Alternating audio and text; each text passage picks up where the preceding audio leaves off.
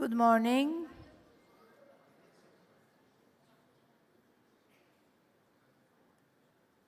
Welcome. I think we can close the door and lock it and don't take anyone in if they are late. Dear guests, I'm honored to welcome you to the 17th edition of Istanbul International Insurance Conference, hosted by Insurance Practitioners Association, and I'm a proud Deputy Chairman of Insurance Practitioners Association, and IUC is also a humbled organizer of this valuable event for last 17 years, and I'm greeting all of you on behalf of my team, and I would like to say welcome to Istanbul, to our enchanting city, to all our foreign guests, and also I would like to welcome you on behalf of my association. And there are some empty places in front. If you like, you can move on. And today, we are discussing digitalization as a main topic, but beneath that, all the topics that we will discuss are the ones that we are familiar with, like earthquake, like reinsurance. And as you know, these are the main subjects that we were discussing in our conferences for many years. And thanks God, the faces are most of the time the same people, so we didn't lose that much.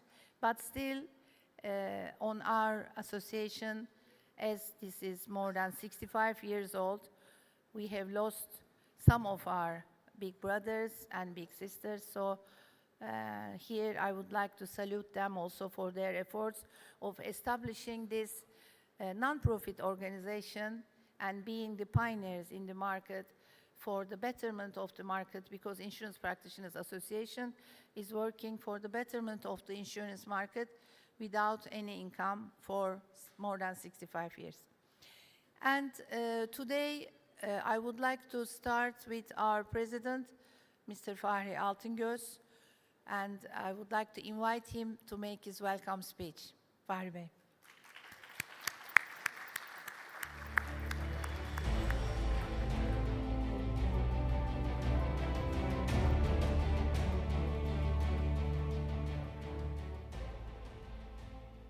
Çok değerli SDK Başkan Yardımcımız, kıymetli meslektaşlarım, değerli katılımcılar, hepinize günaydın diyorum, hoş geldiniz diyorum. Bu bizim Sigorta Tatbikatçıları Derneği olarak yaptığımız 17. Uluslararası Konferans. Öyle ki pandemi dönemlerinde dahi ara vermedik. Yani 17 yıl aralıksız bu uluslararası konferansı gerçekleştirdik. 17 yıldır birçok panel, birçok oturum ve birçok konuşmacı katıldı, destek verdi organizasyona. Bu vesileyle ben gerek dünkü enerjisi çok yüksek 4. sigorta buluşması için tüm katılımcılara, destek veren tüm konuşmacılara teşekkür etmek istiyorum. Gerekse bugünkü oturumlarda destek verecek tüm konuşmacılara teşekkürlerimi iletmek istiyorum. Bu organizasyon 17 yıldır gerçekleşiyor söylediğim gibi ve bu organizasyonun gerçekleşmesinde gerçekten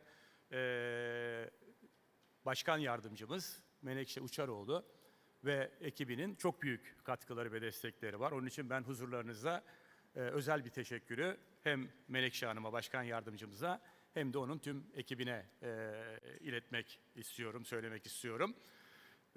Diğer taraftan bu organizasyonu uluslararası bir konuma getiren Türkiye Sigorta Birliği'ne teşekkür etmek istiyorum. Tüm yöneticilerine, başkan ve tüm yönetim kuruluna, HDYK, HYK üyelerine teşekkür etmek istiyorum ve tüm birlik çalışanlarına ve destek veren tüm arkadaşlarıma da özel teşekkürlerimi iletmek istiyorum.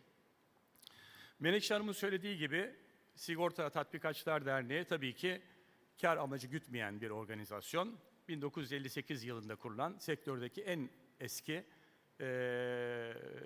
meslek kuruluşu diyebileceğim bir organizasyon. Bu organizasyonun içerisinde üye olmaya da tüm meslektaşlarımı davet ediyorum. Bizler uluslararası bir organizasyonu yılda bir kez yapıyoruz. Geleneksel hale geldi artık. Bunun dışında yine konu ve gündeme bağlı olarak yurt içinde bazı toplantılar, paneller, buluşmalar gerçekleştiriyoruz. Bu giriş konuşmasını Türkçe gerçekleştirdim. Müsaade ederseniz bugün aramızda birçok yabancı meslektaşımız var. Onlar için de bir İngilizce konuşma metni hazırladım. Müsaade ederseniz ben İngilizce olarak da bir hem teşekkür etmek hem de gerek dünkü toplantıyla ilgili gerekse bugünkü toplantılarımızla ilgili kısa bir bilgilendirme yapmak istiyorum. Dear guests, distinguished speakers, valued sponsors, dear colleagues. Welcome to second day of the 4th International Insurance Summit and 7th International Istanbul Insurance Conference, organized by the Turkish Insurance Companies Association and the Insurance Practitioners Association. This is both an honor and a great pleasure for us to see leading representatives of the industry from both national and global markets gathered here in Istanbul. On behalf of our Turkish Practitioners Association, I would like to express my special thanks to all participants, speakers, and sponsors for their interest and support in shaping the future of insurance.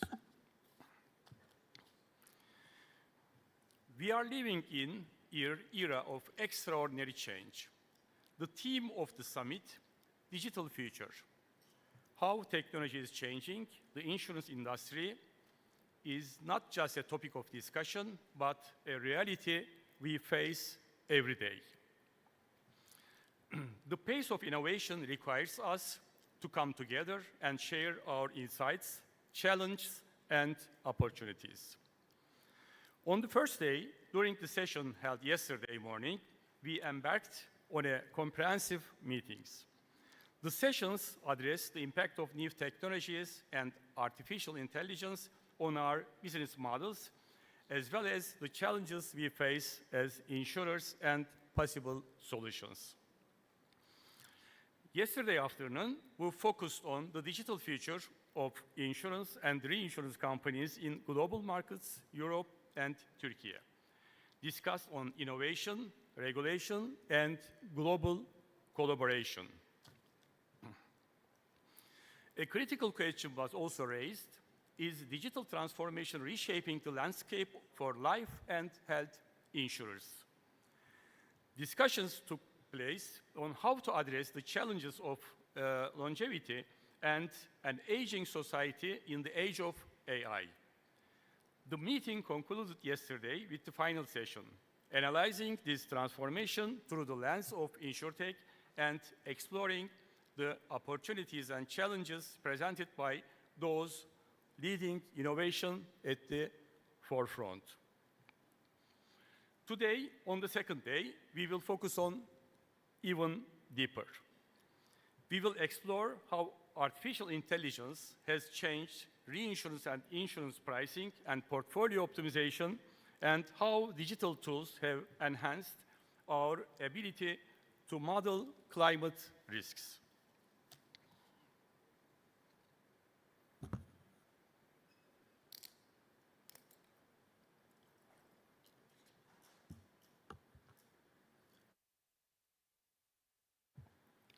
We will also discuss the trend of customization, identifying the role of artificial intelligence, machine learning, and predictive analytics in insurance underwriting. Finally, we will look at the improvement of embedded insurance and how new technologies integrate insurance coverage into our daily lives. Such an organization would not be possible without the valuable support of our sponsors. I especially thank to our sponsors and all our friends who support this conference. I also extend my thanks to our gala dinner organization and media sponsors. This summit is more than just a conference. It is also a network and collaboration platform. I invite you all to actively participate in the sessions and bilateral meetings to establish relationships that will advance our industry. I believe that the second day will also be inspiring and productive. The discussions we have started here will certainly contribute to a stronger, more resilient, and innovative insurance sector. Thank you once again for being here.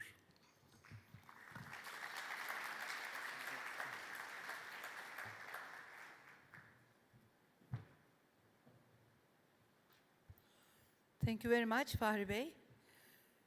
And now I want to move on fast without making too much use of your time. I would like to invite Mr. Ahmet Yaşar, the Deputy Chairman of Insurance Companies Association, to make his introductory speech.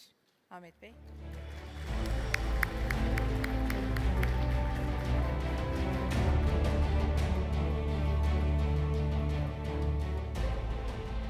Günaydınlar.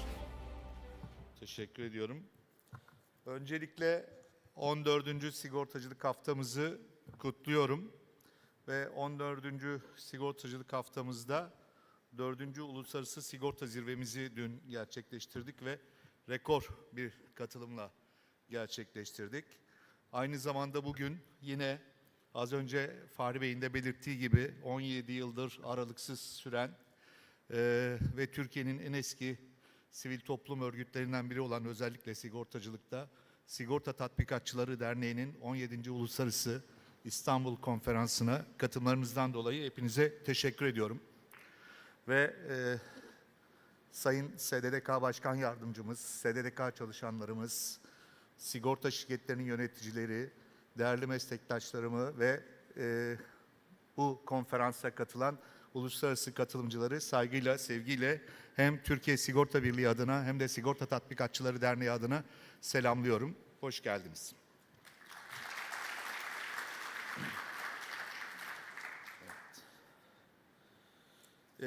Bugün yalnızca sektörümüzün değil, aslında toplumlarımızın geleceğini de yakından ilgilendiren bir konuyu tartışıyoruz. Dün başladık bunu tartışmaya.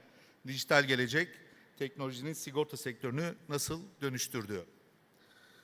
Türkiye bugün dünyanın 18. büyük ekonomisi ama maalesef sigortacılıkta 33. sıradayız. Aslında hayat dışı tarafında baktığımızda 20. sıralara gelmiş durumdayız ve ülkemizin ekonomide bulunduğu yeri yakalamamız için çok az bir zaman kaldı. Sanıyorum bu yıl sonunda Belçika'yı geçmiş olacağız ve hayat dışında aslında ülkemizin bulunduğu yere gelmiş olacağız. Ama hayat tarafında gideceğimiz çok yol var. Hayat tarafında 40. sırada ülkemiz ve orada hakikaten gidecek çok yolumuz var. Ama özellikle 2025 yılındaki büyüme rakamlarına baktığımızda hayat dışının önünde %70'lerde 80'lerde büyümeler gösterdiğini ve sanıyorum o arayı kapatmak üzere hızlandığını görüyoruz.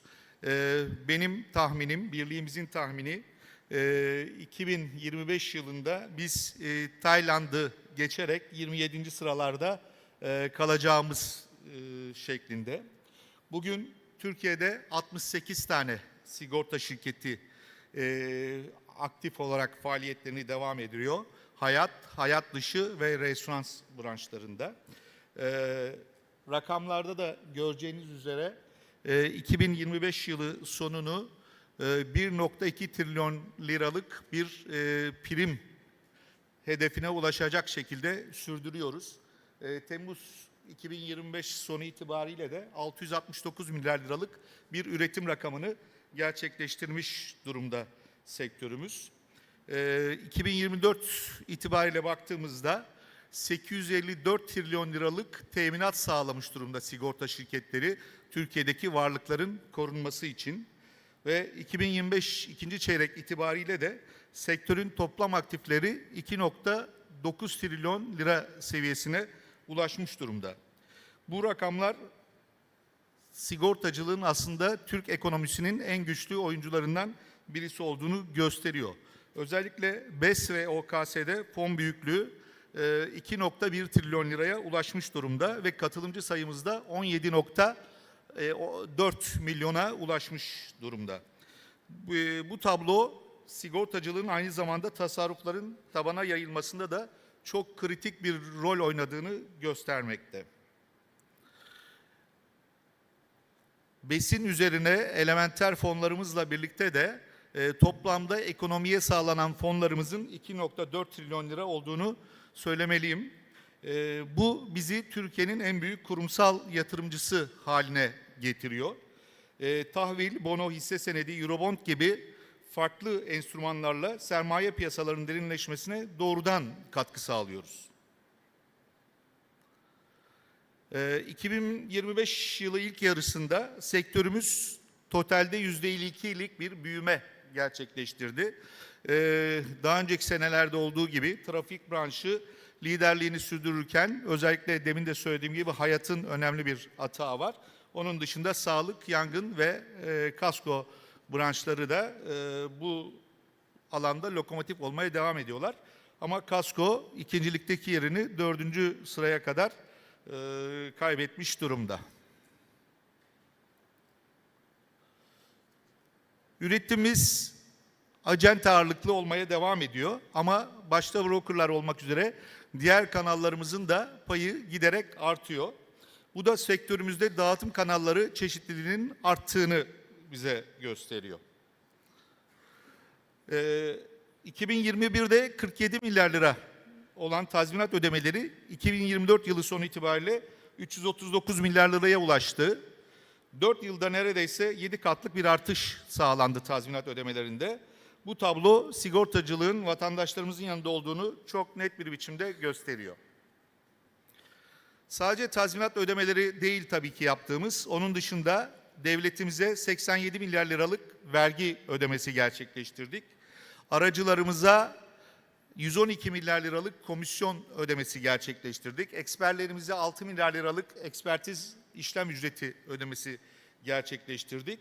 Ve rakamlardan da göreceğiniz gibi 18.898 acente, 216 broker, 2007 eksper ve çok sayıda sektör çalışanımızla ki gurur duyduğumuz bir şey var orada. Diğer birçok sektörden farklı olarak sektörümüzün çalışanlarının %56'sı kadın çalışandır. Bu da bizim sektörümüzün gurur verici yanlarından bir tanesidir. Teşekkürler.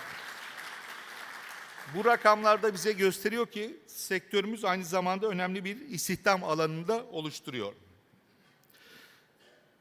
2024'te penetrasyon oranımızı son 10 yılın en yüksek seviyesine çektik ve %2,48'e ulaştırdık. Ama hedefimiz %4,17, yani daha gidecek çok yolumuz var. Sigortacılık sadece bildiğiniz gibi finansal bir araç değil. Sigortacılık aynı zamanda toplumsal duyarlılık. Afetlerde, krizlerde, hayatın en zor anlarında sigortanın toplumun görünmez güvenlik ağı olduğunu hep birlikte görüyoruz, deneyimliyoruz acı şekillerde. 6 Şubat 2023 depremleri hepimize bu gerçeği bir kez daha hatırlattı. Bina tamamlama sigortası ile kentsel dönüşüm sürecinde vatandaşlarımızı korumaya çalışıyoruz. Zorunlu afet sigortası modeliyle yalnızca depreme değil, sele, yangına, fırtınaya karşı da koruma sağlayacak yeni bir döneme giriyoruz. Bu süreçte geçen yıl başlattığımız arama konferansı serimizle 2030 vizyonumuzu ve stratejik çerçevemizi ortaya koyduk. Vizyonumuz çok açık. Türkiye sigorta sektörünü dünyanın en büyük 10 pazarından biri haline getirmek hedefimiz. Misyonumuz ise hasar ödeyen sigortacılıktan risk önleyen sigortacılığa geçiş yapmak. Geçtiğimiz yıl yaptığımız bu arama konferansında ortaya çıkan en önemli sonuç da buydu. Sigortacılığın yönü artık hasar ödeyen değil, sadece hasar ödeyen değil, risk önleyen bir yapıya doğru evrilmeli.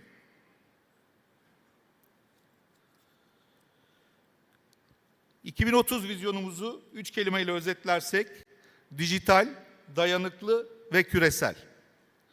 Teknolojiden güç alan, afetlere dirençli, uluslararası işbirliklerine açık bir sigorta sektörü yaratmak. Hedeflerimize 3 temel stratejiyle ulaşacağız. Sigortalılık oranını bir sayfa daha kaydırıyorum. Bir şey oldu galiba. Evet. Hedeflerimize 3 temel stratejiyle ulaşacağız. Sigortalık oranını artırmak, maliyetleri azaltmak ve dijital dönüşümü hızlandırmak.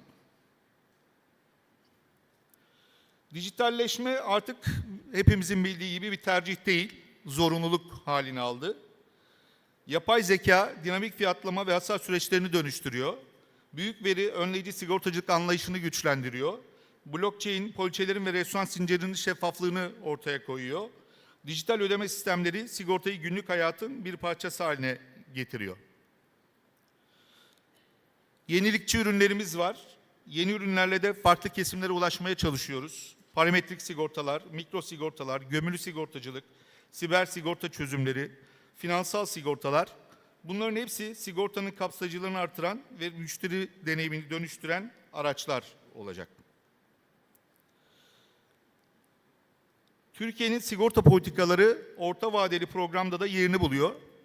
Zorunlu afet sigortası, bina tamamlama sigortası, tamamlayıcı emeklilik sistemi, uzun süreli bakım sigortası, katılım sigortacılığı gibi adımlar sektörün kamu politikalarıyla uyumlu geliştiğini gösteriyor. Son yayınlanan orta vadeli programda da bunları net bir şekilde gördük. Evet. Sizi ortak geleceğe davet ediyorum. Ama bu yolculuğu tek başımıza yürüyemeyeceğiz çünkü. Türkiye genç nüfusu, büyüyen ekonomisi ve stratejik coğrafyasıyla yatırımcılar ve reinsurörler için büyük fırsatlar sunuyor. İstanbul'u birlikte bölgesel bir sigorta ve reinsurance merkezi yapabiliriz. Değerli dostlar, sigorta sektörü yalnızca risk transferi değil, toplumların direnç kapasitesini artıran bir güven mekanizmasıdır. Bugün burada ortak bir vizyonu paylaşıyoruz. Daha dijital, daha sürdürülebilir, daha dayanıklı bir sigorta sektörü. Hepinizi bu vizyonu birlikte inşa etmeye davet ediyorum. Teşekkür ederim.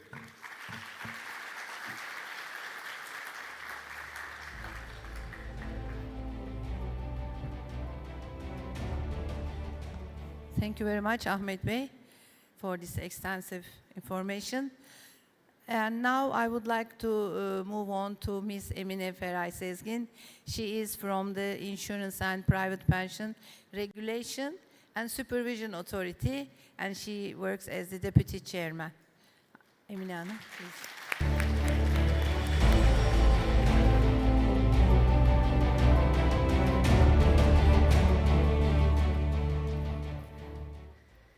Saygıdeğer katılımcılar ve sevgili meslektaşlarım, 4. Uluslararası Sigortacılık Zirvesi'nin 2. gününde sizlerle bir arada olmaktan büyük bir memnuniyet duyuyorum. Hepinizi kurumum ve şahsım adıma saygıyla selamlıyorum.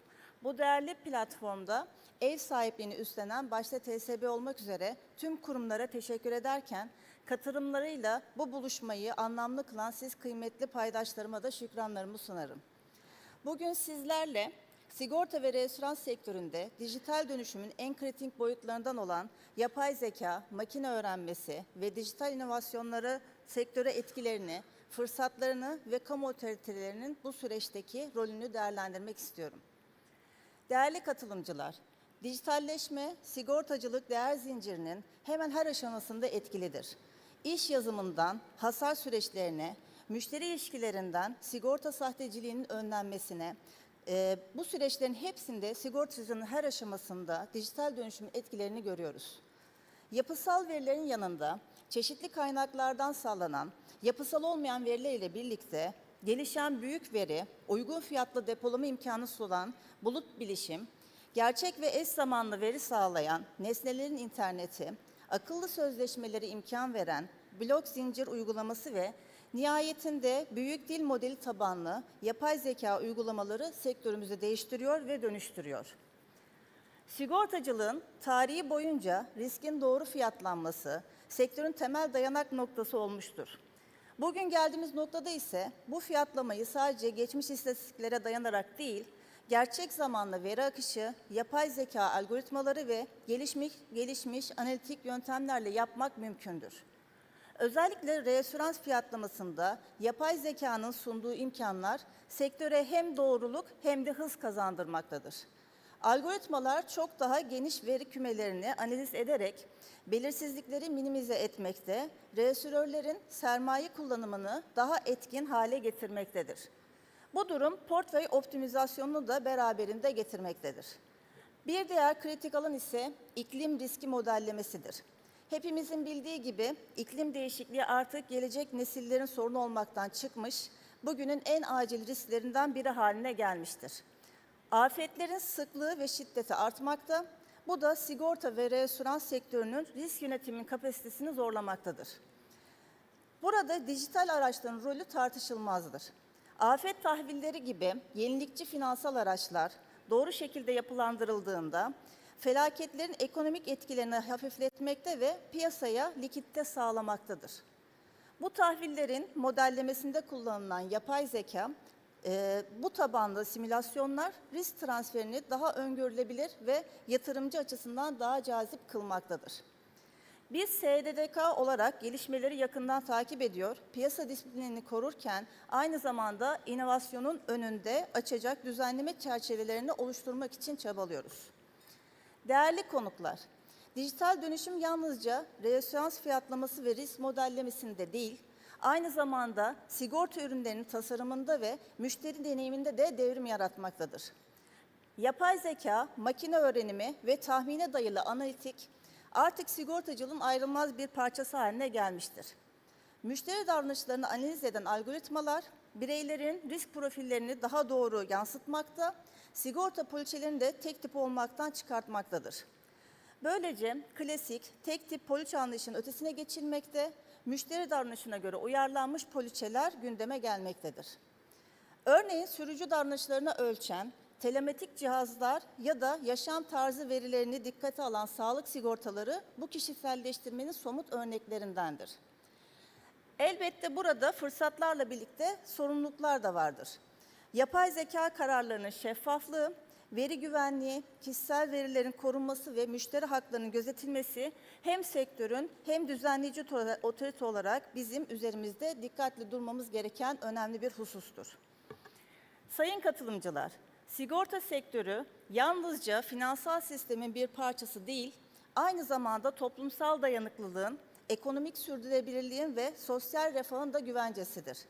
Bizler SDDK olarak bu bilinçle hareket ediyor, sektörümüzün dijital dönüşümüne sadece teknolojik bir ilerleme olarak değil, aynı zamanda sigortalıların haklarını güçlendiren, risklerin daha adil dağıtılmasını sağlayan ve küresel dayanıklılığı arttıran bir süreç olarak görüyoruz. Vizyonumuz, dijitalleşmenin getirdiği tüm yenilikleri güvenli, şeffaf ve kapsayıcı bir çerçeveye oturtturmaktır.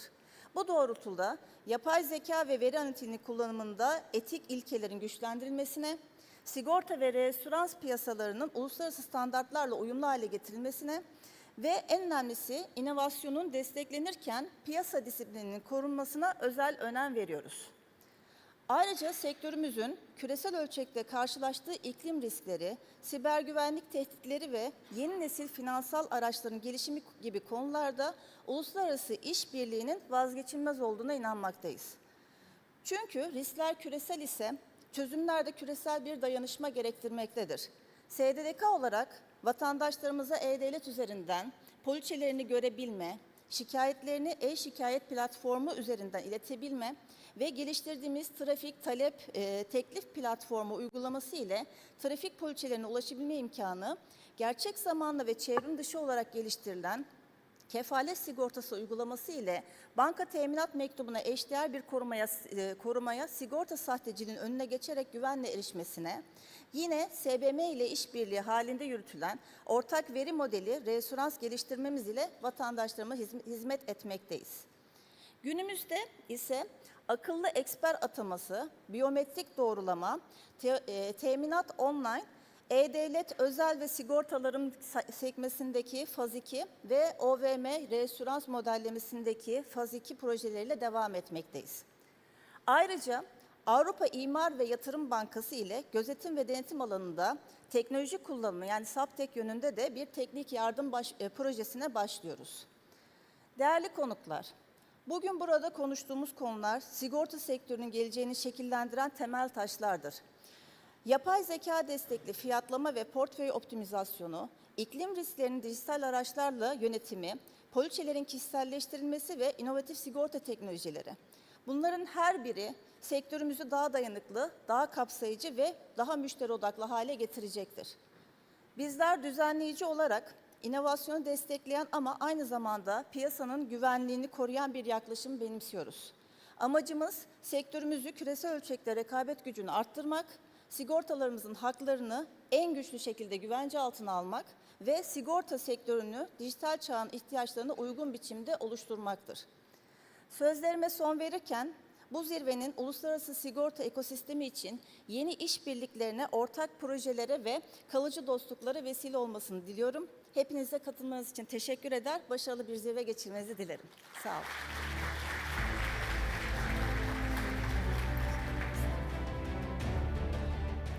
Emine Hanım, thank you very much.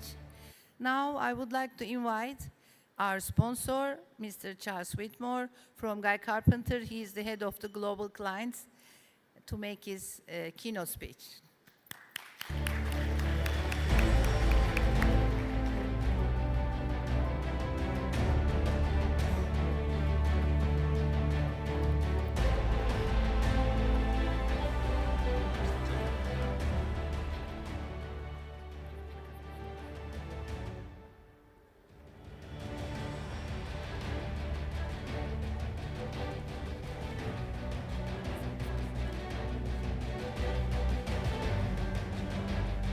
Okay.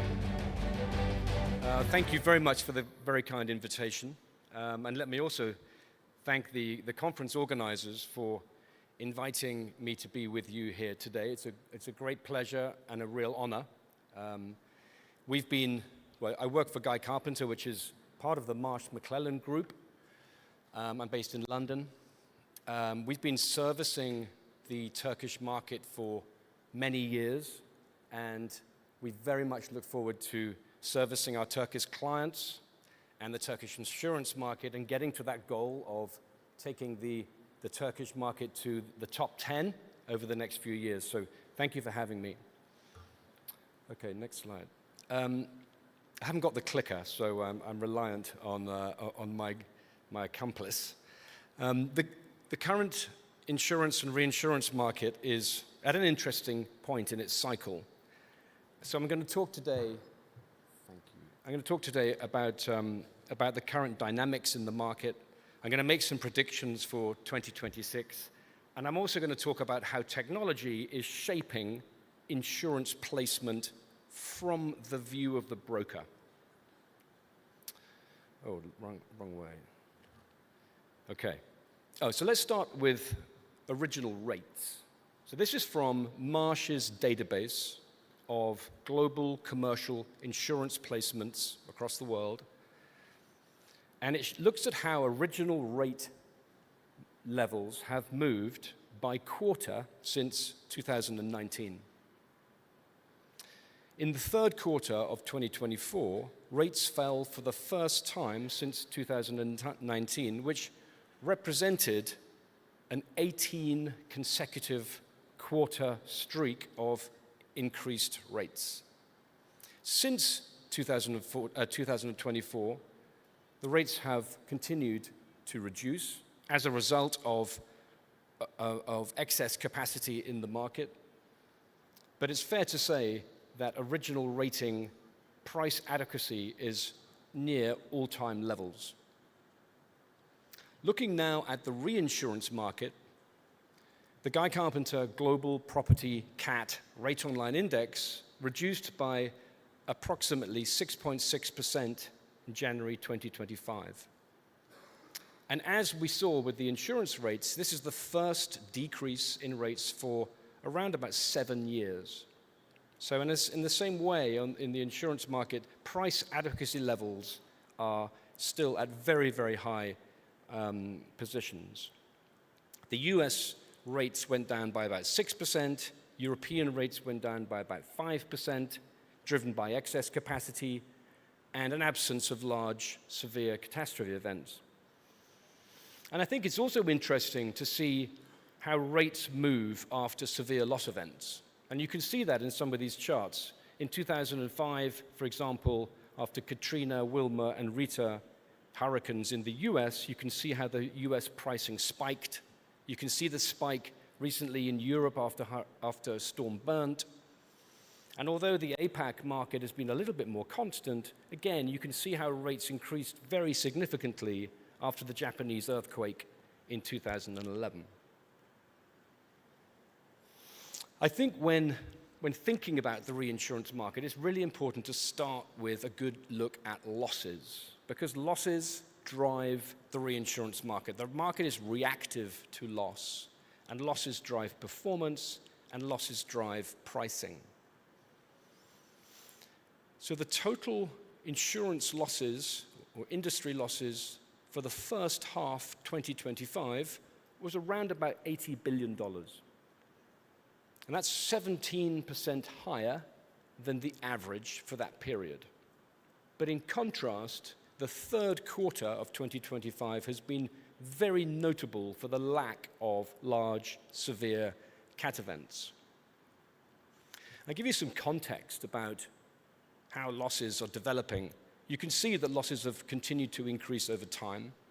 And one of the areas, and one of the reasons for that, is that much of this loss activity has been caused by what we call secondary perils. What are secondary perils? Well, they are the losses that typically haven't caused insurers and reinsurers trouble over the years and have begun to recently. So losses such as flood, wildfire, severe convective storms, hail, drought. And these secondary perils are problematic because the models for these perils are still underdeveloped.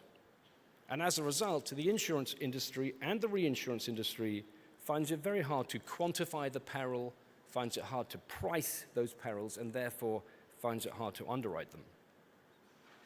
This chart shows losses by color, and the light blue losses at the lower end of the bars represent severe convective storms, or SCS, as we call them in the industry. And this has grown significantly, particularly in the US in recent years, fueled by climate change on the one hand, but also by growth in exposure accumulation in the Midwest of the US, and also by growth in asset values themselves. The other major loss source is hurricane, and you can see the hurricane contributions in dark green, and it makes up substantial amounts of loss in nearly all of the years since, well, pretty much since 2013, but particularly since 2017, apart from in 2025, where we have had really no losses, and we have our fingers crossed that this continues. The Karen Manmoras loss, your loss in 2023, is shown in dark blue at the bottom of the 2023 bar.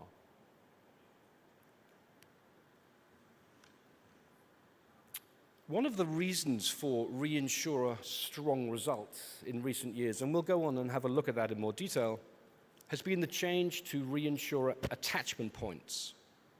In 2023, property cat attachment points, or retentions, increased in many territories to an average of 1 in 10 return period years for all perils, which was driven largely by the very significant losses that reinsurers were incurring due to the impact of secondary perils, which we saw on the previous slide.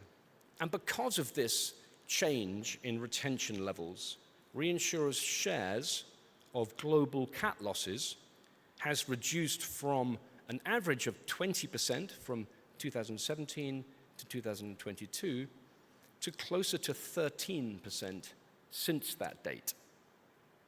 The dark blue areas in this chart represent loss which is held by the insurers, and the light blue represents loss which has been ceded to reinsurance.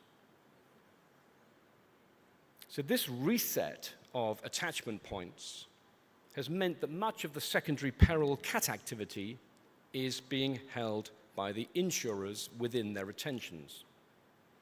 And there is a growing demand from insurers for products to help them manage this net retained volatility. When considering the health of the reinsurance market, it's obviously important to think about profitability levels. This chart highlights reinsurer cost of equity in light blue against reinsurer return on equity in dark blue since 2005. And it's clear to see that during the period 2017 to 2022, coinciding with those bad loss years that we saw earlier, reinsurers only exceeded their cost of equity twice, which for an investor is clearly a poor return. In contrast, since the market hardened in 2023, we see the reinsurers returned a return on equity of 22% in 23, 16% in 24, and they're set to deliver another 15 or 16% in 2025. It's also interesting to look at the market cycles in this chart. The pink background represents periods of value dilution, and the green background shows years when reinsurer value is being created. And these have followed each other over the cycle as the market has moved from hard into soft and back into hard again over the last 20 years. And meanwhile, how are the insurers doing, I hear you ask? On the left-hand side, we see the respective combined operating ratios of insurers in light blue and the reinsurers in dark blue. And so over the recent years, reinsurers have enabled their combined operating ratios to reduce to a level below 100%, and that's forecast to remain below 100, or in fact below 90 over time. And when we look at the relative performance in return on equity terms on the right-hand side, again, reinsurers are outperforming the insurance companies, but this time the differential is smaller. Further insights into reinsurer performance over the last few years. And I think it's useful to understand the contribution of underwriting and investment income when looking at overall reinsurer results. This chart shows that since the market hardening of 2023, underwriting income, and that's shown in the dark blue areas of the chart, has contributed a material amount to the overall profitability of our reinsurance composite. Prior to 2023, underwriting income was very patchy, and in some cases flat to negative. Meanwhile, income derived from investment portfolios has been remarkably consistent, and in recent years has been driven by strong returns from reinsurer fixed income portfolios due to positive movements in the bond markets.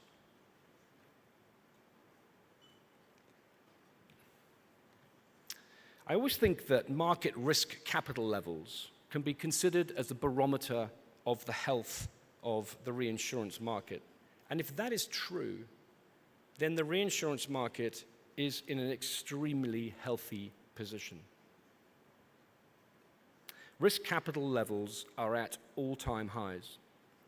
And the increases we are seeing in 2024 and 2025 are as a result of reinsurers deciding to reinvest their retained earnings from the previous year into what is a very positive trading environment, rather than giving the money back to shareholders by way of special dividends or share buybacks. And we anticipate that the same dynamics will remain going into 2026. The other key dynamic has to do with alternative capital. And here we see capital market investor appetite for reinsurance risk increasing significantly over the last few years. This underlines its attractiveness as a diversifying asset class to third-party capital. Not only are we seeing the continued rise in popularity and scope of the cat bond product, but we're also seeing alternative investors entering the reinsurance market by way of third-party capital sidecars, capital quota shares, and in some cases, structured products on a multi-year basis.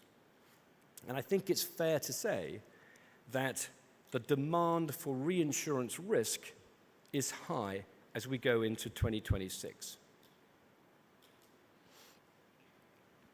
I mentioned the growth in alternative capital. So let's take a closer look at the dynamics in the cat bond market right now.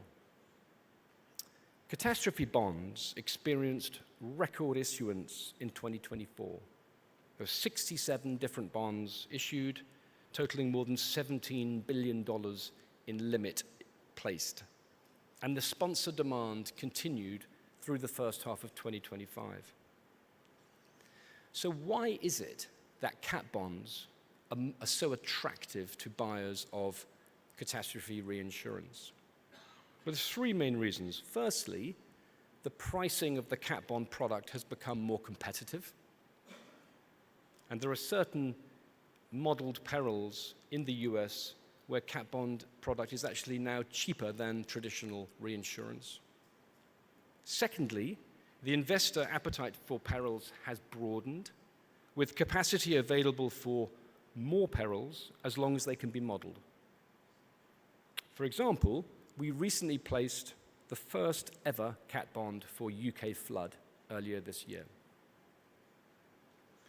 And thirdly, the cat bond product provides typically a 3-year duration of cover, which provides buyers with a very valuable hedge against the traditional marketplace and also enables them to diversify their risk capital sources.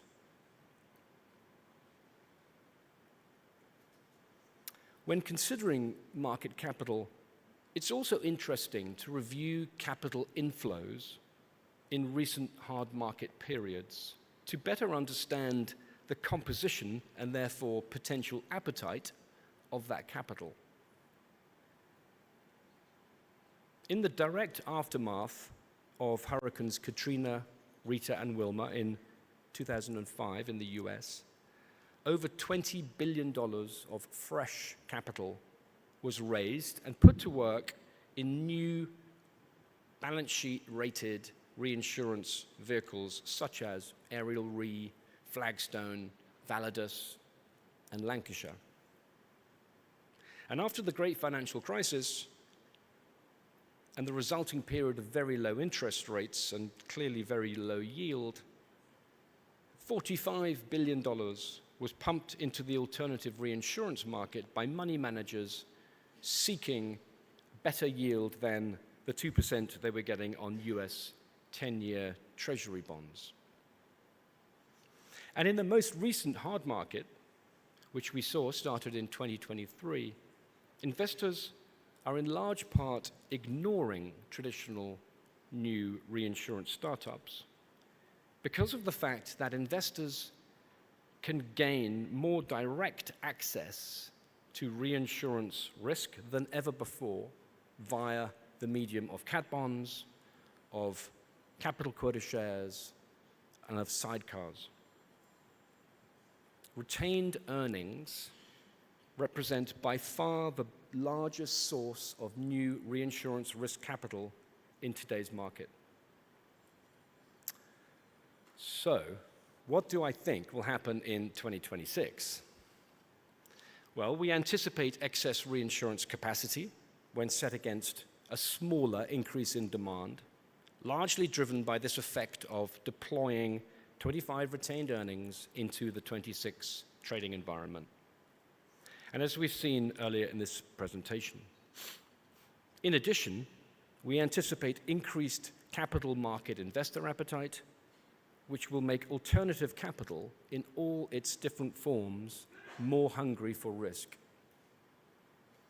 We also expect reinsurers to be more willing to trade rate rather than attachment point. So we think that CAT structures will remain similar, but there will be greater pressure on reinsurance pricing levels.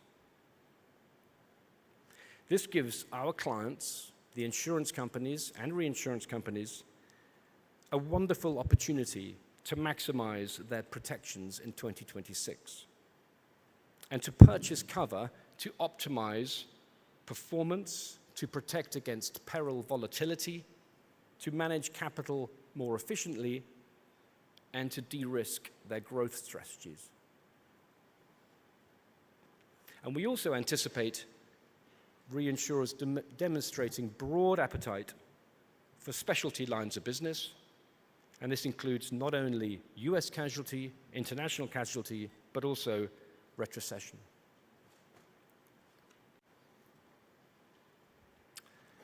And now a word on how technology is shaping placement from the insurance broker perspective. In the London market, the emergence of capacity that is bound automatically is a growing trend.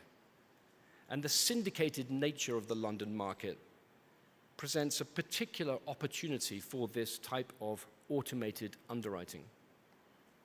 And the shift has been driven by technology. In the past few years, smart follow capacity has increased significantly, both via algorithmic underwriting, which means all underwriting decisions are made systematically by an algorithm rather than by a human underwriter, but also via what we call smart trackers. And these are often syndicates that follow specific lead underwriters systematically on a portfolio basis.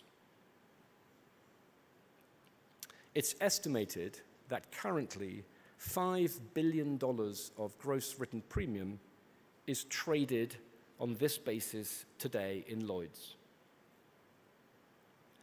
So not only does automated underwriting have a clear advantage via its much lower cost base, which incidentally has been a long-term problem for Lloyd's,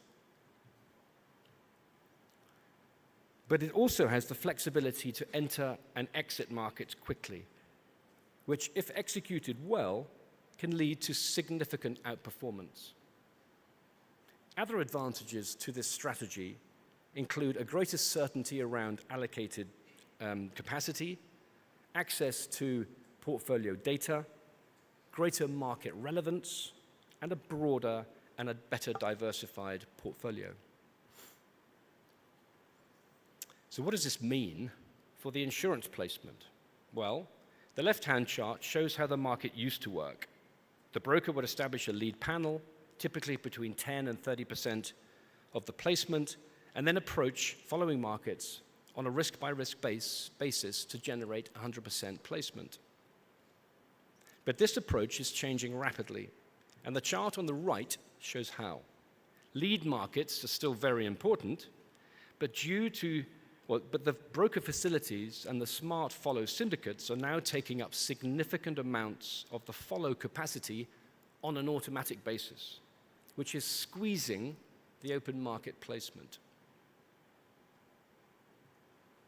Insurers that neither have the underwriting expertise and reputation to lead, nor the efficiency to purely follow, will get squeezed out.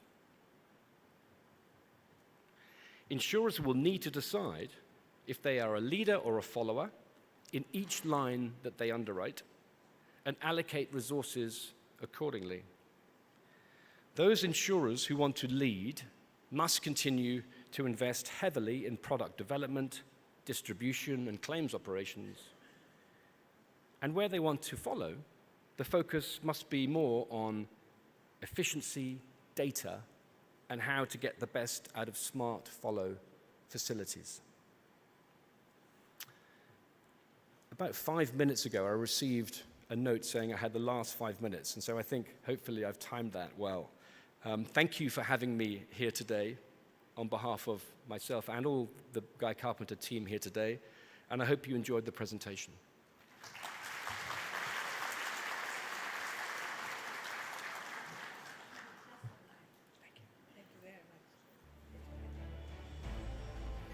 Thank you very much, Charles. You were very on time. Thank you for your presentation. Now the coffee and the cookies are ready, and we will be here for our first session at 11:15 sharp. Please. Bon appétit.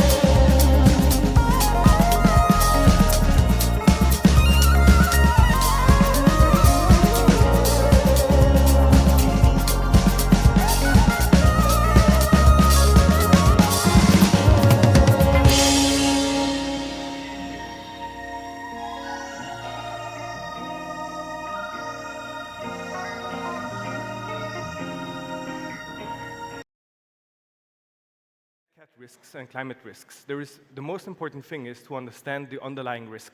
And secondly, to create a product that corresponds to that risk. And I think from the parametric perspective, that's always the most important thing, to look at single perils or then combine them and make sure that the products work.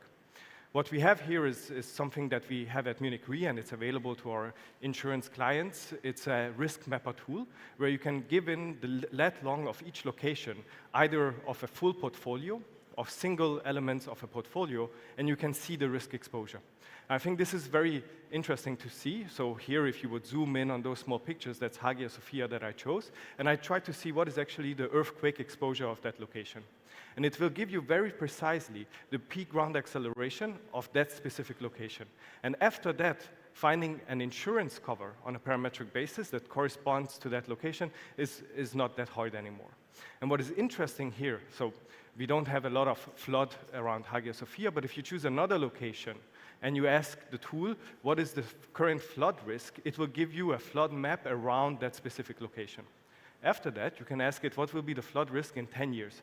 In 20 years, in 50 years. And you can also ask the tool what will be the flood exposure on the different climate scenarios. So you see, with the different, we can add layers and make it more and more complex. So the questions we ask become more complex and difficult, and also the answers that we can get out of the tool and out of the tools that we use become more and more complex. And many of these tools and underlying data sorting and so on are AI-driven. So what I show you here is a combination of different kind of AI applications that we use to then create one output.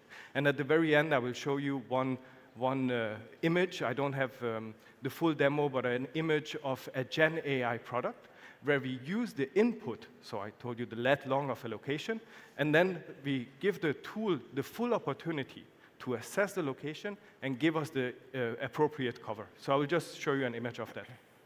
So I think most importantly, understand, and then we have to measure what is the economic impact on that specific location, and then we have to manage the risk, and of course there are different ways to manage risks. One element is insurance. Maybe I shouldn't say that. I should say most important is insurance, but one element is insurance, and finding the right cover from our perspective is important. And if you scan that QR code, you will be able to see how that tool works. And of course, when we talk about these type of covers, we talk about single risks. So single perils, single risks. And for that, very appropriate is also something that's called parametric insurance. And I think we heard a little bit about cat bonds and the financial markets confidence in cat bonds. And what we also see more and more, that if cat bonds are structured on a parametric basis, or the underlying structure is parametric, then also the financial investors' confidence in these products are higher and higher, because it's very transparent. So the underlying idea is that we have a triggering event. When that event occurs, there is a payout. And you can see that if the product is simple, and I make it more simple than it is, of course, all these steps are complex and take a little bit of time. But in essence, it's a simple product. And if you want to have that, it also means that it's transparent. And with the transparency, it provides the confidence, I think, both for clients, very end clients, but also insurance clients purchasing these products.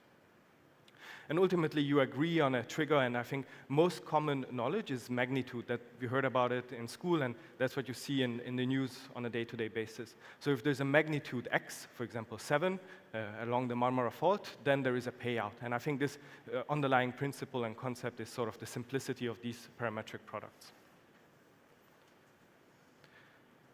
I think, and I think here I make the argument again that there are a few drivers behind these products. So first of all, there is the simplicity. Again, you only need the location of the client, and with the existing clients, you can existing models and existing tools, you can already model the exposure and find the appropriate cover. Secondly, it closes the gap of existing covers, so we don't really differentiate between deductibles and whether it sits in an aggregate part of the treaty program even. It doesn't really matter, because it's closing exactly the gaps that are caused by single perils. And it's very interesting, we have the conversation with some insurers, and we look at the full portfolio, and they tell us that, well, actually, when I look at my losses at the end of the year, X percentage is coming from flood.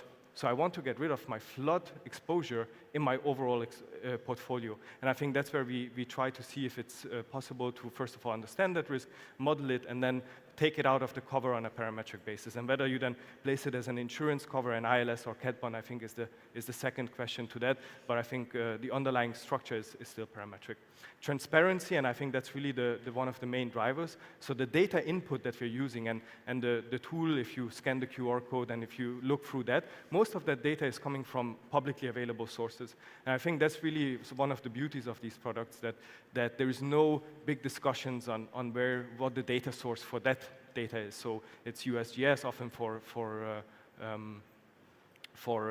earthquake covers or different kinds of satellite sources, so GPM data coming from NASA, so we have different grids, different granularity of these data sources depending on the cover, but overall they're always public sources. With that, everyone can see what the input of the data is, and I very much agree with data input, so the data quality has to be good, and we have to understand what the underlying data is, because if we put data into the tool which is not worth a lot, then the output will also not be worth a lot.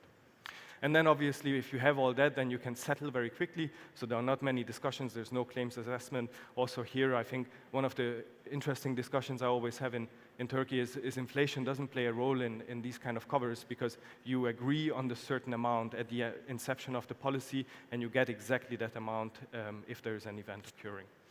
And I think liquidity and using this as an additional financial instrument is becoming more and more relevant, not just in Turkey, but around the world we see these covers.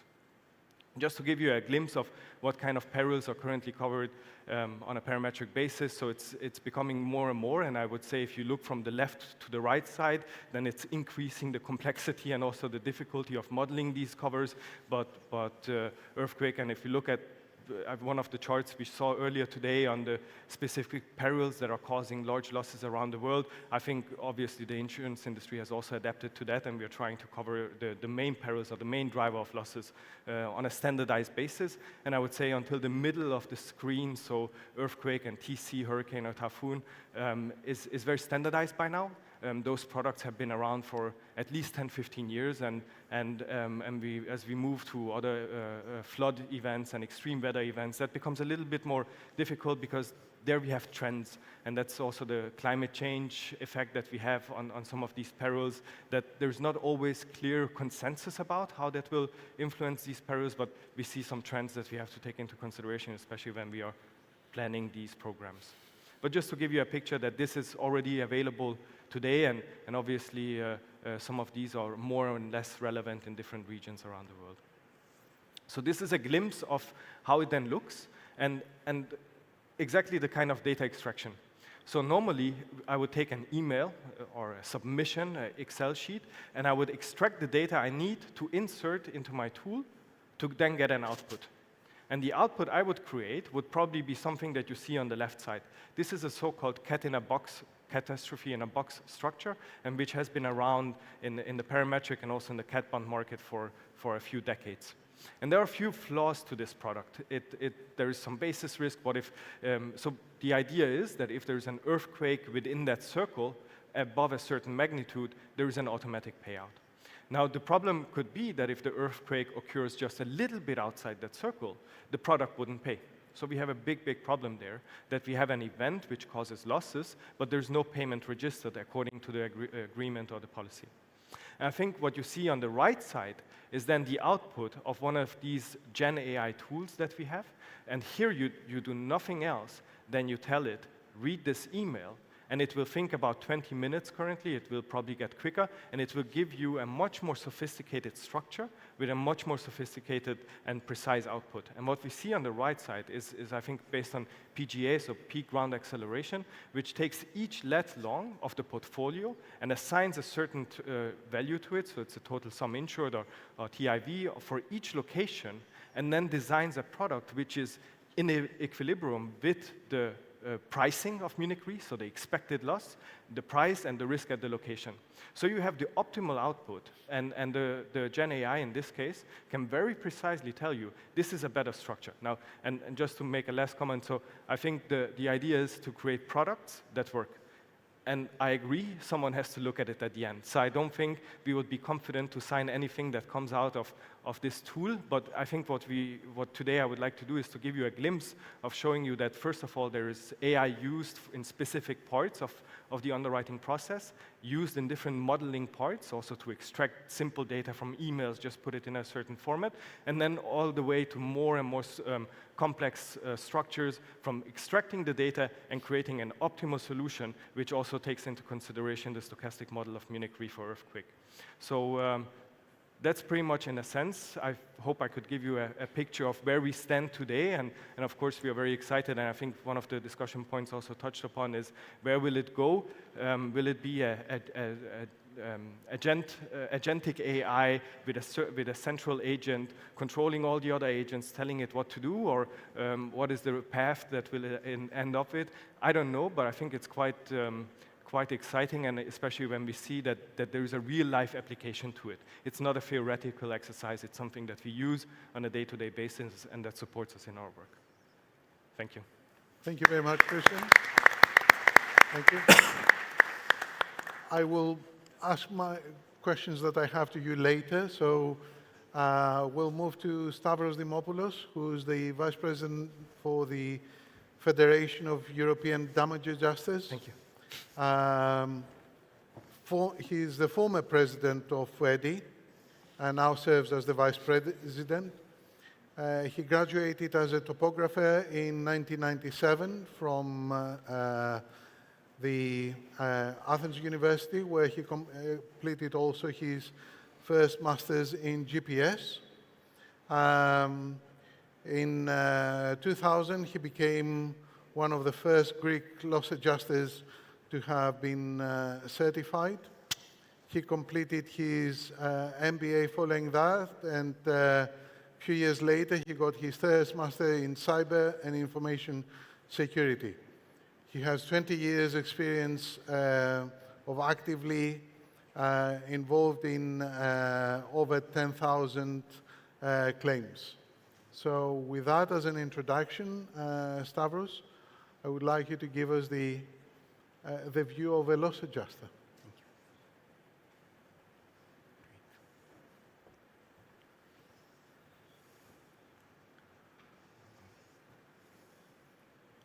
Once upon a time, there was a little boy named Stavros.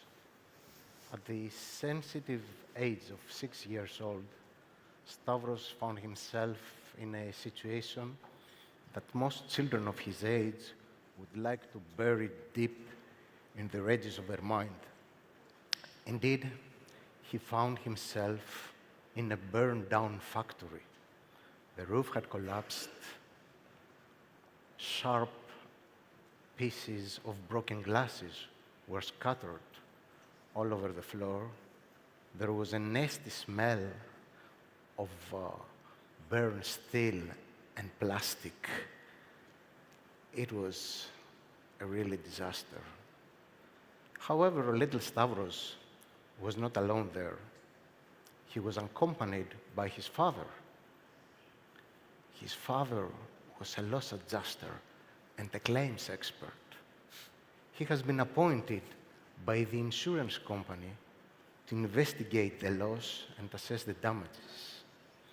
Stavros' images are quite vague, but he can clearly remember his father digging behind the debris of a shoe machine and picking up something that looked like his laces. He was scratching his chin, really problematic. Later on, Stavros understood that these laces are called wiring or cables. Anyway, that was the moment where the seed had planted. Later on, when Stavros had fulfilled his university and was exploring his career prospects, his heart spoke. He wanted to become a loss adjuster. Today, Stavros is in his 50s, and we asked him how he feels about being a loss adjuster. His response came without the slightest hesitation. I am the luckiest person on earth. And why is that, please? I'll tell you why. We assist people and households recover after a loss. We assist businesses continue their activity after the loss. We save jobs. We manage to recover businesses and people.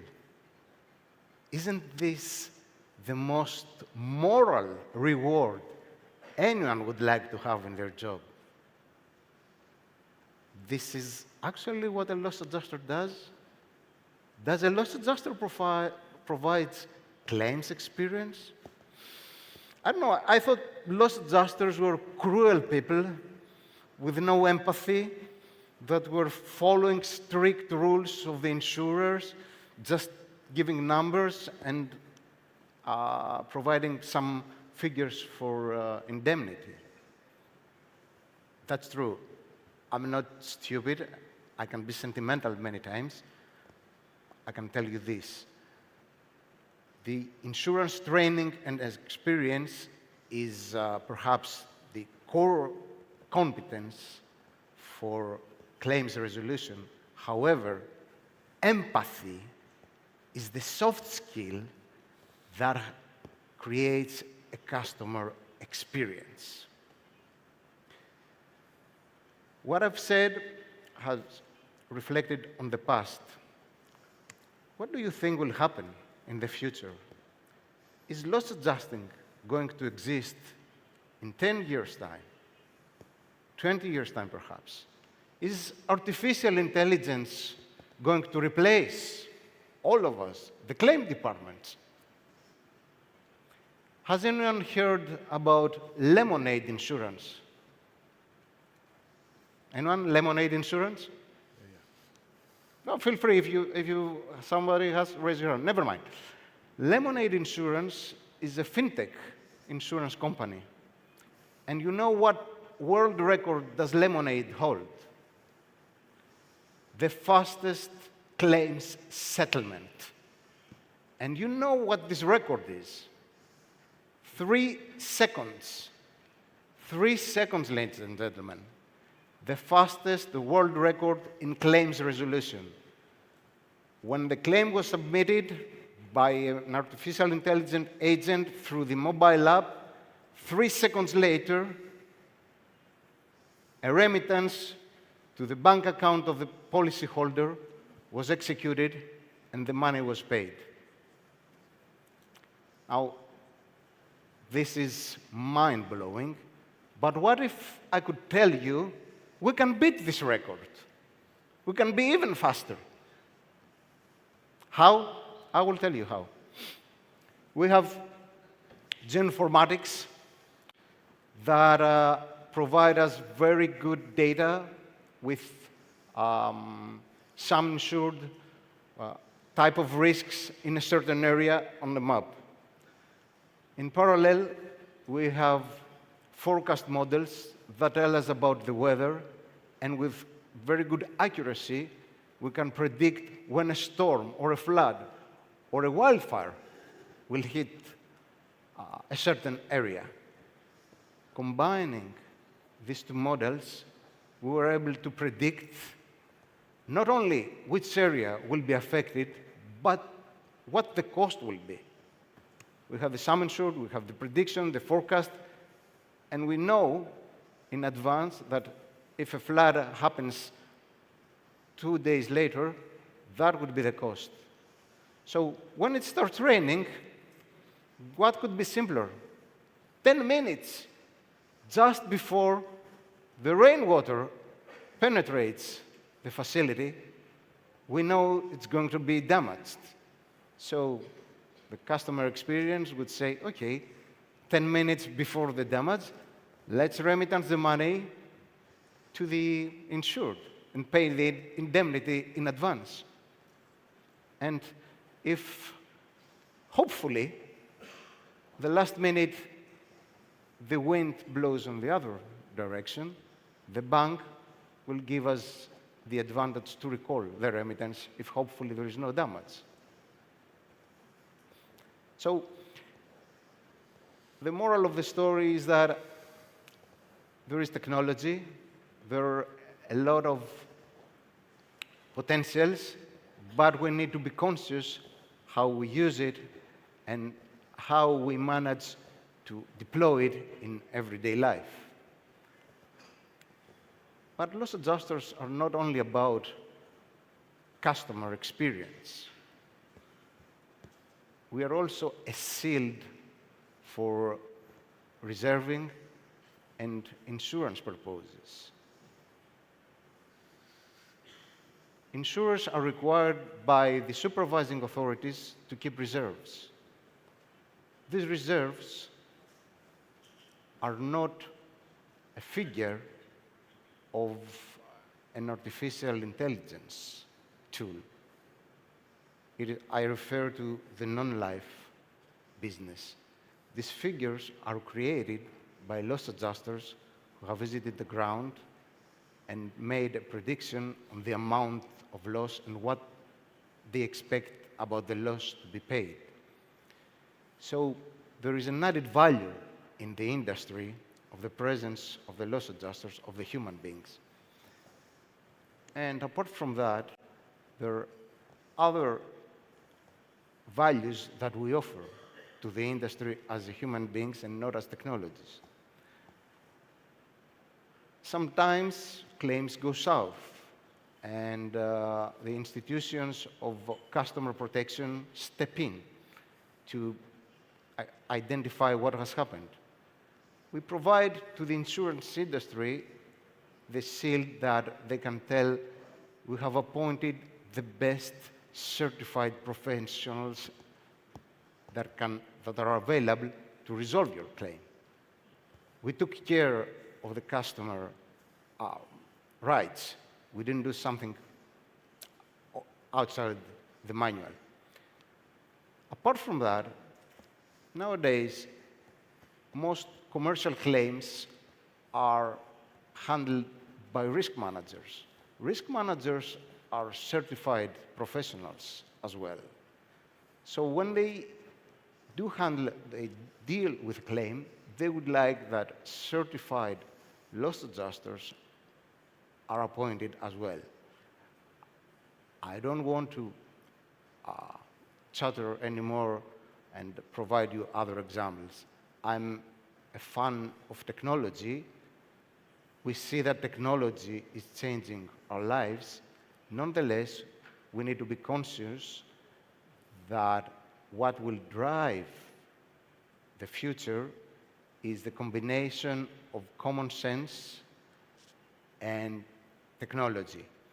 Loss adjusters are in a position that can become strategic partners of the insurance industry and assist in choosing the best way for deploying technology and the best way that technology will assist and provide the results we want. Thank you very much for your attention. Thank you. Thank you, Stavros. The last but not least member of our panel is Neslihan Nesiboğlu, who's the CEO of Neova SİGORTA. She's been heading the company since 2022, and she's also a board member of the Insurance Association of Turkey. She started her professional career at Kuwait Turk Participation Bank in 2005, where she held various senior positions. She's a graduate of Middle East Technical University's Faculty of Business Administration and brings 20 years of experience in banking, risk management, finance, and insurance to her current position. Yeah. So, Neslihan, Thank you. please lead us through the activities of your company in digitalization and cyber risk. Thank you. Thank you.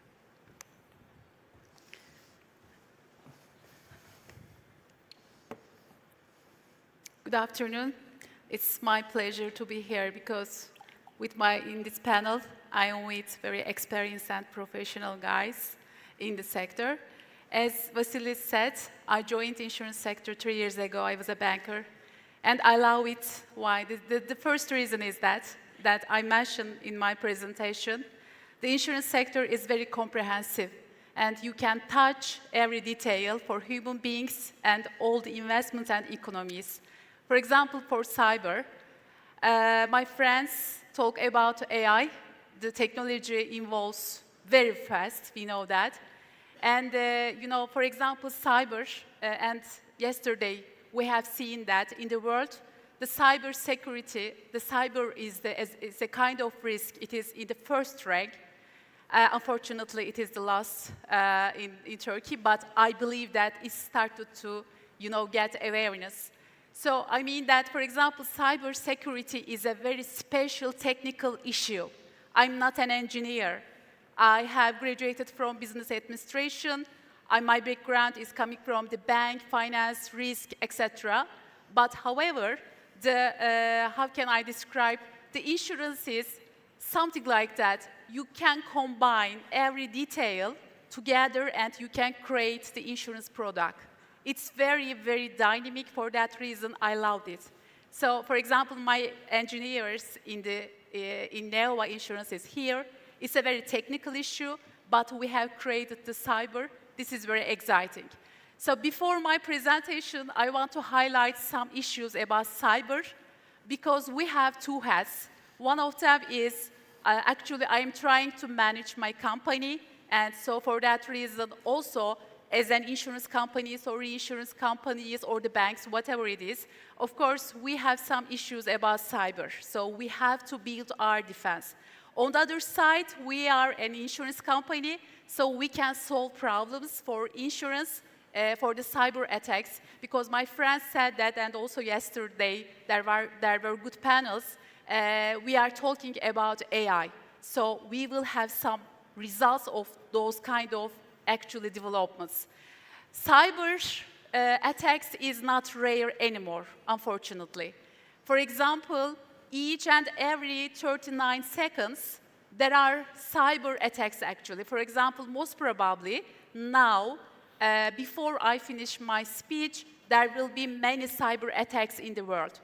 Fortunately, most of them are not successful. It's good, but we have to build our defense systems as if it will be successful. The second one is that it doesn't matter the cyber attackers are creative or not. For example, if we don't build our defense system, if they are weak, unfortunately, if the cyber attack is not based on AI, it doesn't matter. If it is not, uncreative, we will have huge damage as our companies. So the third one is that cyber security is not just the responsibility of the top managers or the shareholders. All the middle managers, all the staff should be responsible about cyber security. It is very, very important. And the last one is that because of AI, it is very difficult to differentiate whether this is real or not. For example, if I send an email to my staff in Neova, for example, it is very, very difficult to differentiate whether this mail is coming from Neslihan or not. So for that reason, all the companies should increase the awareness of the staff. This is very important for deepfakes and phishing techniques, etc. And the last one is, this was the last one, but I want to mention another thing, that the cryptocurrencies. You see, in the past, especially, the ransomware, especially the attackers were getting payments by bank transfer or in cash. But these were very, it was very easy to trace those kind of things.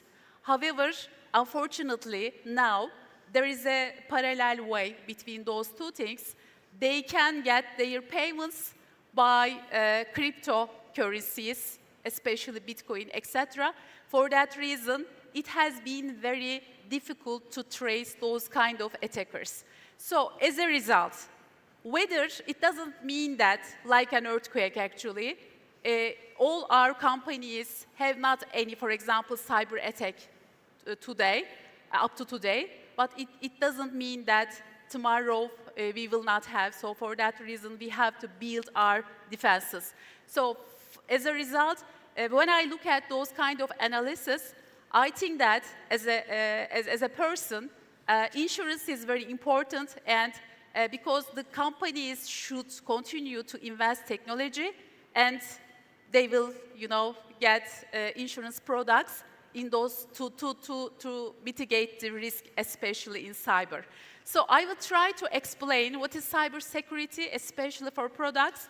I know that in the world, it evolves very fast.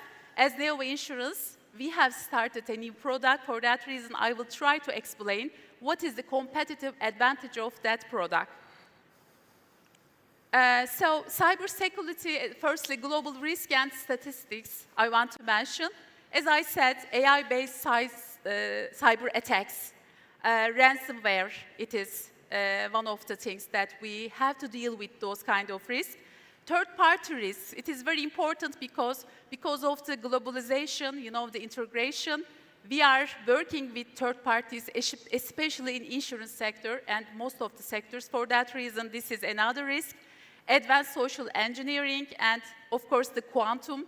For example, last month, I tried to understand what that quantum is. Thanks to my friends, they worked and we discussed the issue. And after one day, actually, I was very tired, to get those details. I don't say that I understand very clearly. I try to understand more because it is very strange. If, for example, in countries, just quantum computers are being invested, but I cannot imagine whether if it is, diversified in the world, we will see what will happen. So, as a result, cybersecurity is one of the top challenge and top risk in the world. For example, 85% of all the organizations are planned to increase their budget about the investment of cyber. This is important. And also, the total cost by the end of 2025 most probably will reach more than $10 trillion. It is very huge comparing to the budgets of the companies. And the ransomware, each payment has reached $2 million at least from the attackers. And unfortunately, this is the worst result of cyber attack. 33% of the businesses lose their customers. Maybe you can compensate the other cost, but it is very difficult to compensate the lost customers to gain again, actually. And 66% of the organizations expect AI to impact cybersecurity. So at the end, I try to explain that this is very interesting and very generic, For example, we are investing cyber, but the attackers also investing cyber.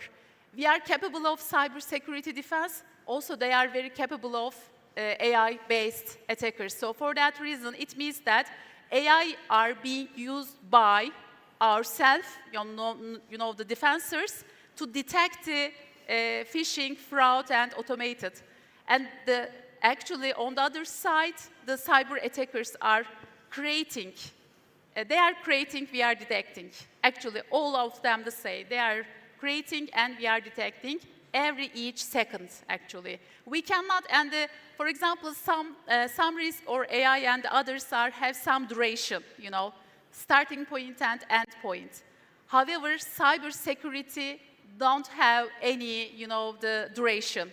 It goes every time because you cannot stop each second in a day because we don't know the exact time.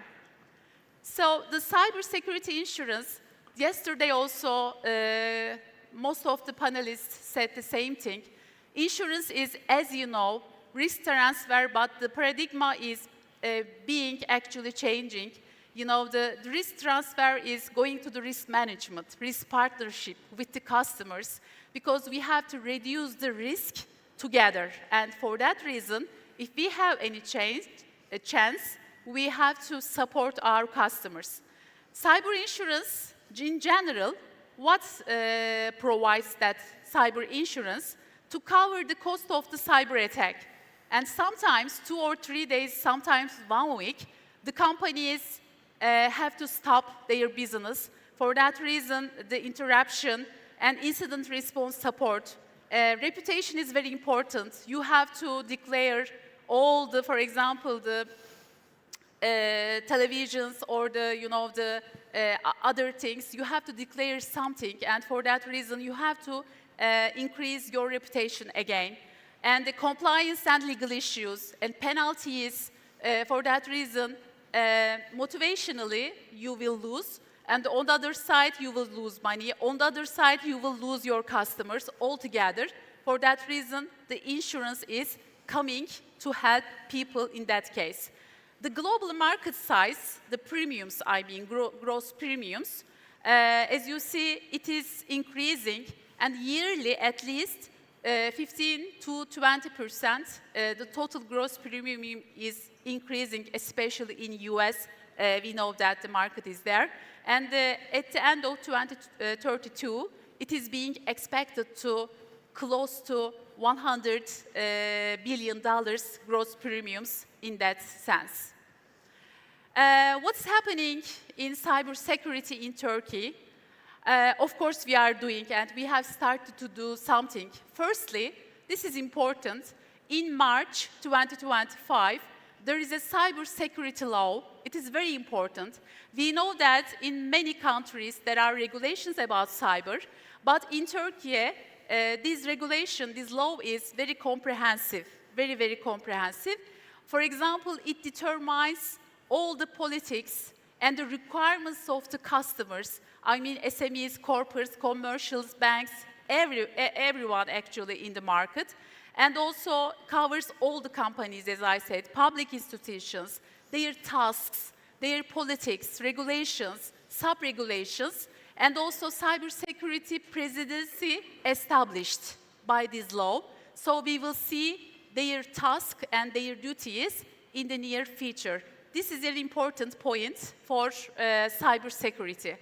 And when I heard about that, I have been very happy because my friends actually informed me about the education side. This is very important, we know that.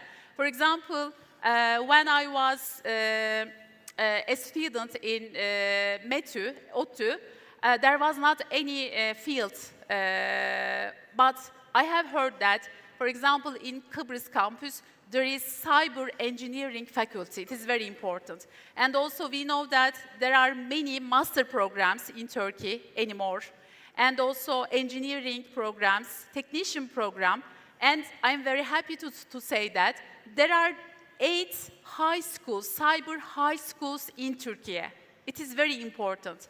When you are, imagine that you are a high school student, and the school is cyber security school. It is very important for Turkey, I mean.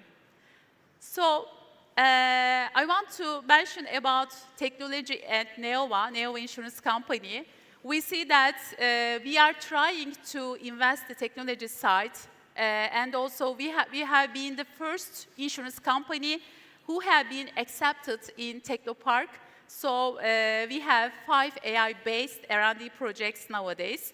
But when we come to especially the cyber side, AI-based cybersecurity product is very important, and we are nowadays coding that. And we have special cybersecurity engineers. They are working with us. And also approximately 100 high-skilled engineers in Technopark. And cybersecurity awareness is very important. Internally and externally, we actually feel our responsibility on our shoulders. For that reason, we try to make training to our staff and also to our agencies, our partners in Technopark office, for example, especially in cybersecurity education. And also, this is I'm very happy to share it with you. As I said, there are cyber high schools in Turkey. One of them, and the first one is in Technopark High School, Cyber High School. And we have constructed a mentorship with Cyber Security High School together. And these teenagers are coming to our offices, and they are our interns, especially in cyber.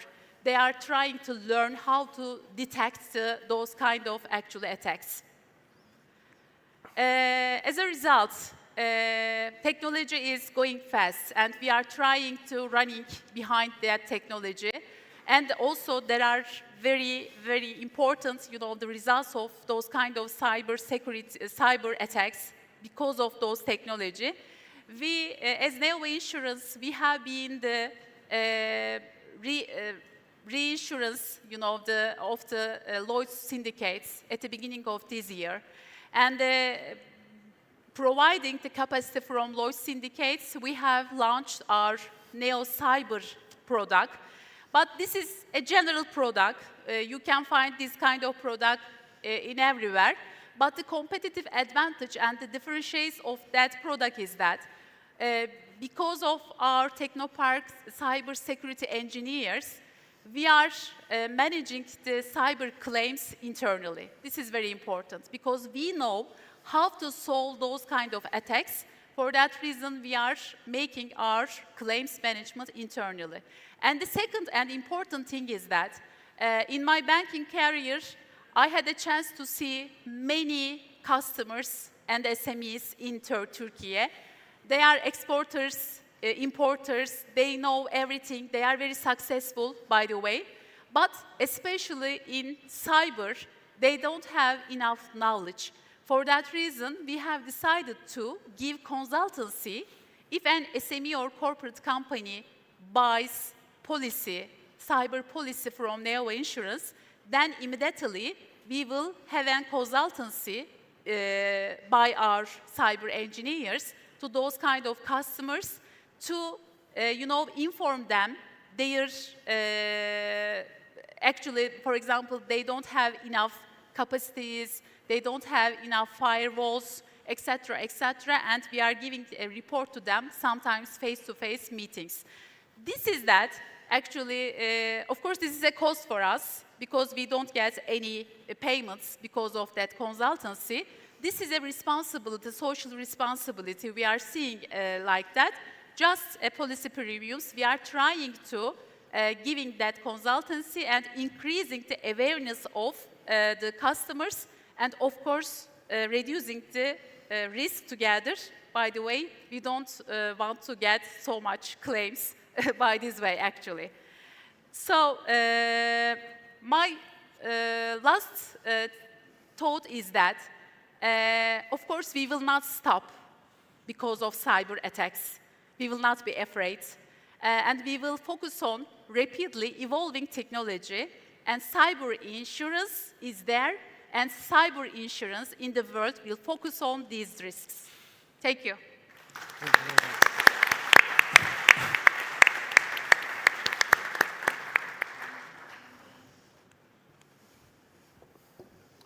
So I'm sure there will be a QR code that you can scan and submit your questions soon coming up on the screen. While we are waiting for that, we'll go back to Christian. Christian, parametric modeling. I mean, that was always based on models and scenarios and so on. Sorry. How has it moved with AI? So I think what I try to highlight is that there is no AI solution to everything. I think there are smaller and bigger parts where AI comes into play. And certainly, so first of all, for everywhere, whether that it's an Excel sheet input, we need to structure the data in a certain format. So just having unstructured data, putting it into a structured format, that's one of the very basic tools that we use, and I think that shows that those kind of tasks, I think, have, you mentioned 90% accuracy, yes. I think even higher in some of those cases, really extracting data from submission data and from wordings and putting them into a structured data set, I think that's really where we are quite confident already. And then, of course, it becomes more complex. And as we add more complexity to it, there's also higher risk of failure, higher risk of making some choices in the process that are not human, that you cannot explain. You were asked, how do you explain the faults in the AI? And I think that's where we have to be cautious. And certainly, I think as long as it's compartments, and we use AI in those compartments and then combine them in a bigger picture, without just having a central agent controlling all those elements, I think there we still have quite good control. And I think that's where we see where it adds a lot of value in terms of efficiency, in terms of also quality. The output is very good. And then, by the way, so when it comes to even the internal Munich Re, NatCat stochastic model, so our modelers, they use AI to help them in the coding. They don't use the whole coding, but certainly parts of their work is AI supported and driven. So I think to your short question, in pieces and bits, and then putting it into a bigger picture. Which I think is the same point you were making, Stavros, that there are certain things that will have to continue being dependent on human rather than AI solutions, correct? Absolutely, yes. Inevitably, technology will be a big part of our everyday business and everyday life. However, let's keep in mind that insurance is about trust and about assisting people. As long as there is no artificial trust, there is always going to be the need of human intervention. So what we need to think is in what areas we want to move with technology and how fast we want to deploy this technology.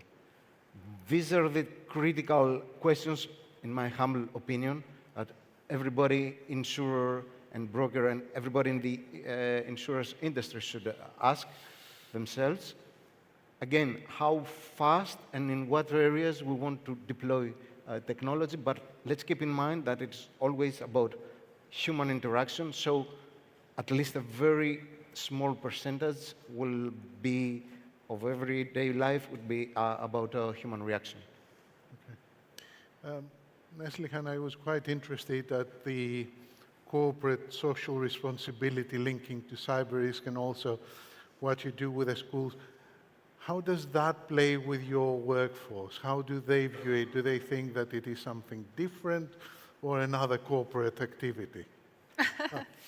Actually, this is the very difficult point for us because in my career, actually, it is in many times we try to, with my colleagues, launch different things and awareness, you know.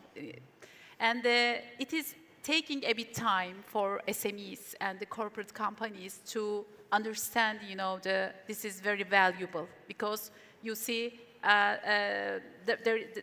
you are a boss of a company and you will get a report and also face-to-face meeting, whether like a risk, you know, report. It is very important and valuable. They have started to understand what it means. And we believe that product so much with my colleagues for that reason. We will continue to, you know, persuade them to get those kind of reports from us. Okay, thank you. We actually have quite a few questions from the audience, and I would like to cover them. Sorry, screen went dark. I do remember one, though, that is something I wanted, and it goes directly to Arnaud. On your first slide with the interaction of different departments, what was the red circle? Who is the one who doesn't speak to others? It's HR. It's HR. Because from data protection, there's really sensitive data, and so therefore HR has to be isolated for a certain part of the data set because we have quite sensitive information. But I've had exactly the same questions the first time the slides were presented to me. I suppose trying to see where we can AI-powered dynamic insurance models reshape the role of insurers and reinsurers from risk carriers to active risk managers? And also, are we on the verge of AI turning underwriters into mere tool operators? Who would like to pick that up?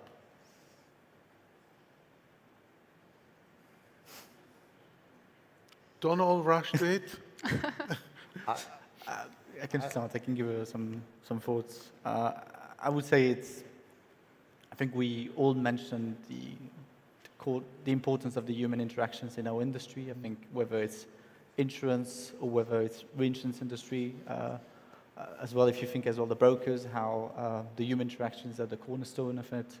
So, if you think from a technological perspective, trading algorithm is there for quite a long time, and it has revolutionized the banking sector. The fact that it's not applicable now, there are some good reasons about it and some limitations in terms of data transparency, but as well about this human factor around it. Doesn't mean that we are not going to go in that direction and we cannot get more efficient the way we are doing things, but the way we are interacting, the human interactions really remains at the cornerstone. So I think what an underwriter will be able to do in a day or in a year in terms of output is going to be quite massive now versus before. And I really see that. I mean, what Christian mentioned in terms of how much AI is saving times and work hours in preparing the data, especially for us as reinsurers who work with so many large files, is quite material. So it doesn't change the role and what we are doing, but really how we are doing it and what an underwriter will be able to do, and as well how much information an underwriter will have to integrate in this or her decision making. Okay. Anybody else? If not,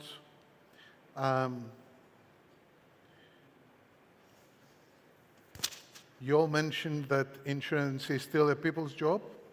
Human touch is important. Will we see a time when companies will replace risk assessors or claims handler with AI to a very large extent, with more than 75 to 80%? At the end, it will be cheaper. Will it cause loss of jobs? Oh, absolutely, yes. I took the initiative. I understand this is addressed to myself, but absolutely makes sense. This will happen. This is happening. The point is that having the interaction with the insured, loss adjusters and claim experts hold the knowledge about how to treat customers.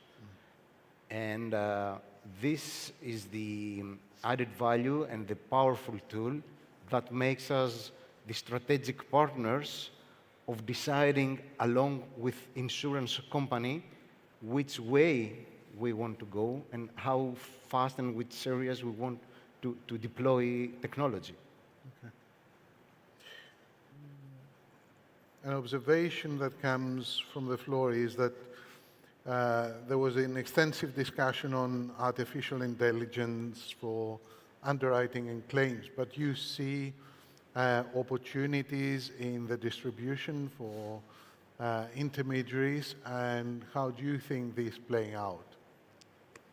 If you allow me to comment on that, I hope I was able to show a little bit, a glimpse of the way I look at AI. I think it's tools that we place in our colleagues' hands, in our underwriters' hands, and certainly also in our clients' hands, in agents' hands, in brokers' hands. And those tools, we try to develop them first to assist us in our work, in our day-to-day work, but then also to assist our partners in distributing the products that we believe are right in the market and that work. So I think it's along the whole value chain. And some products, some AI-driven tools you can then use everywhere, and others are maybe very restricted to HR or whatever. But just to show you that those tools, I think we would like to give them out. So we are here to develop those tools.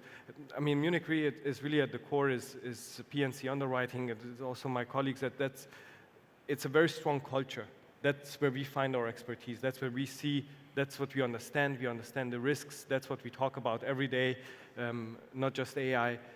and that's why we are confident that what we develop is also applicable to our clients. So yes, we are trying to give those tools out and see where it works. So distribution and I think product understanding.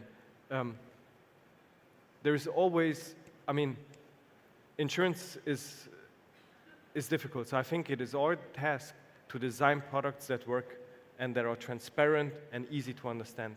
If I actually have, and I recently was traveling and my luggage got lost, and I actually had a claim. It took me 6 weeks to get my claim paid out, and I was quite angry. And I realized when you are on that side of claims assessment, the product just has to work. And I think that's really the thinking that we have. It has to work, and I talked about natural catastrophes. In those scenarios, there is an immense amount also of human suffering after those events, and I think that's when the products just have to work, and working means they have to deliver what they promise. Okay. I suppose this goes to the first two presenters, Arnaud and Mark. You talked about the importance of AI in capturing and manipulating data, especially for treaty. Do you see this impacting how you interact and the work that is done by intermediaries for reinsurance brokers, of course, for treaty placement? Thank you.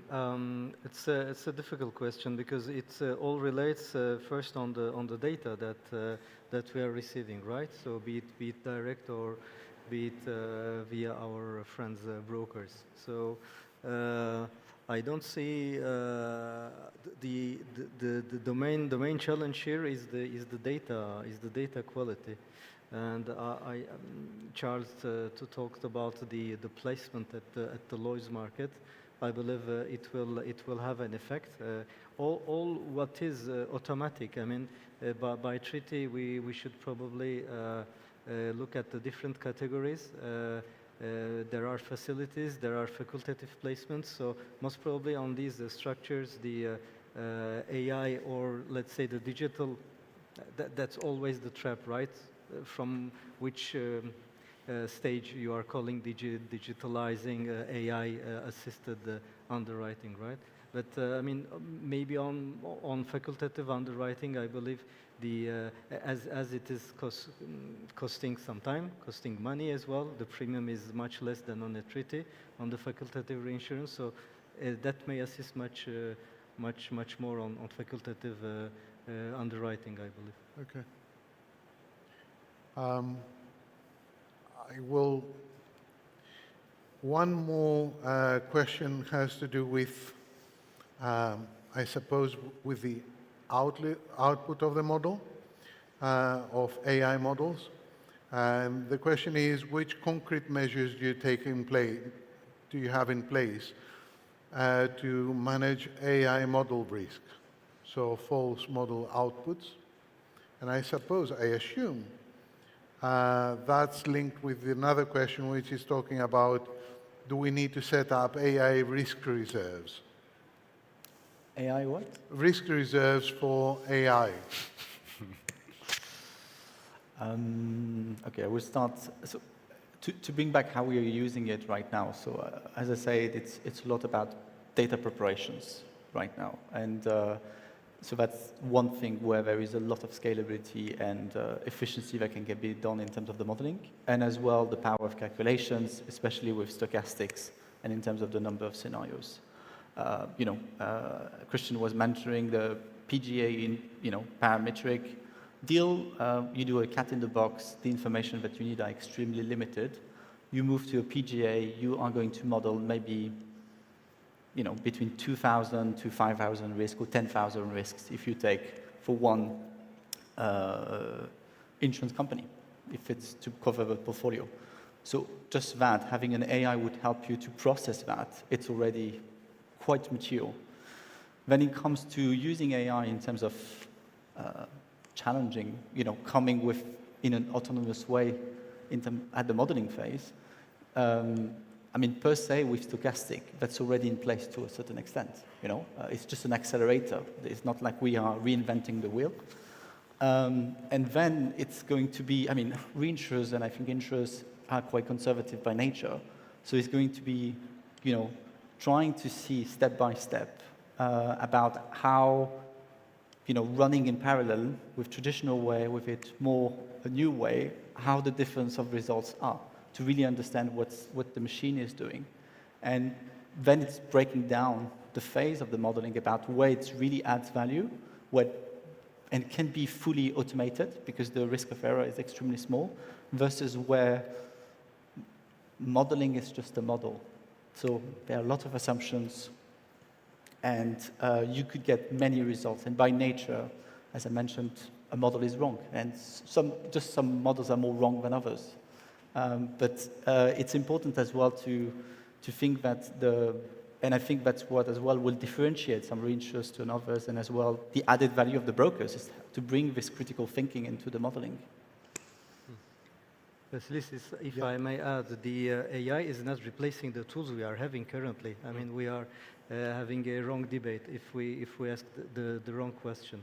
The AI, especially the agentic AI, is proactively going and circulating among all our tools. And I completely agree with Arno says, and trying to give the underwriter the synthesis. But that will be much faster than done by another actuary or so. But then reinsurers or insurers will, at a certain stage, will have to make an arbitration between the risks and the cost of gain and time. So that will be an arbitration we'll have to make. So we'll start by taking a risk on a small bulk of business, which is somehow predictable. And so we put our AI engines on that one, and we see what the outcome is. And so there is no much risk, let's say, but there is a cost of efficiency, a gain of time as well. Well, because we are in a competitive market, right? So, and then it will, with the years, improve and increase this bulk of business.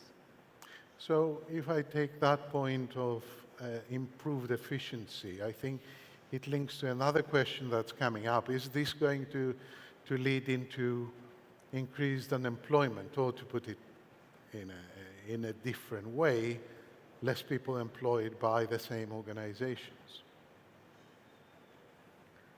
It's one of the big questions of this of this technology coming. I mean, it's been the case in the humankind's history for 2-3 times, where the engine came when the steam came as well, and that will be also the case. But well, please, let's be optimistic. I mean, we are very pessimistic, and we are living in a very pessimistic world, and we have bad news.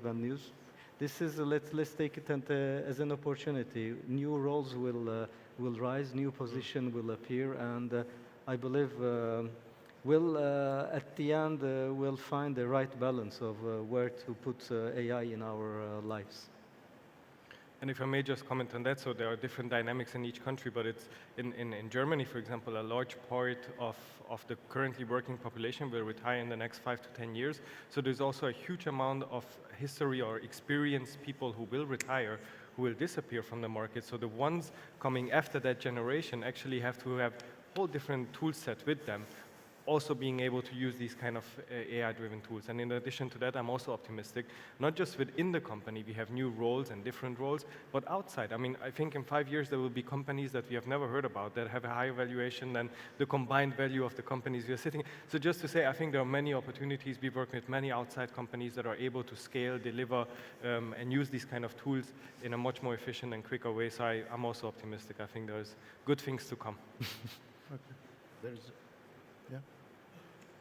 Neslihan, a couple of questions for you. The questions have to do with what you do to protect yourself and your network, if you wish, from cyber attack and leak of data.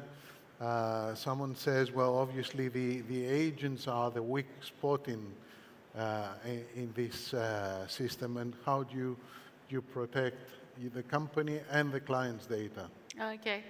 Actually, the precautions about protecting data and the system solutions are generally the same in Turkey. Most of the companies are investing.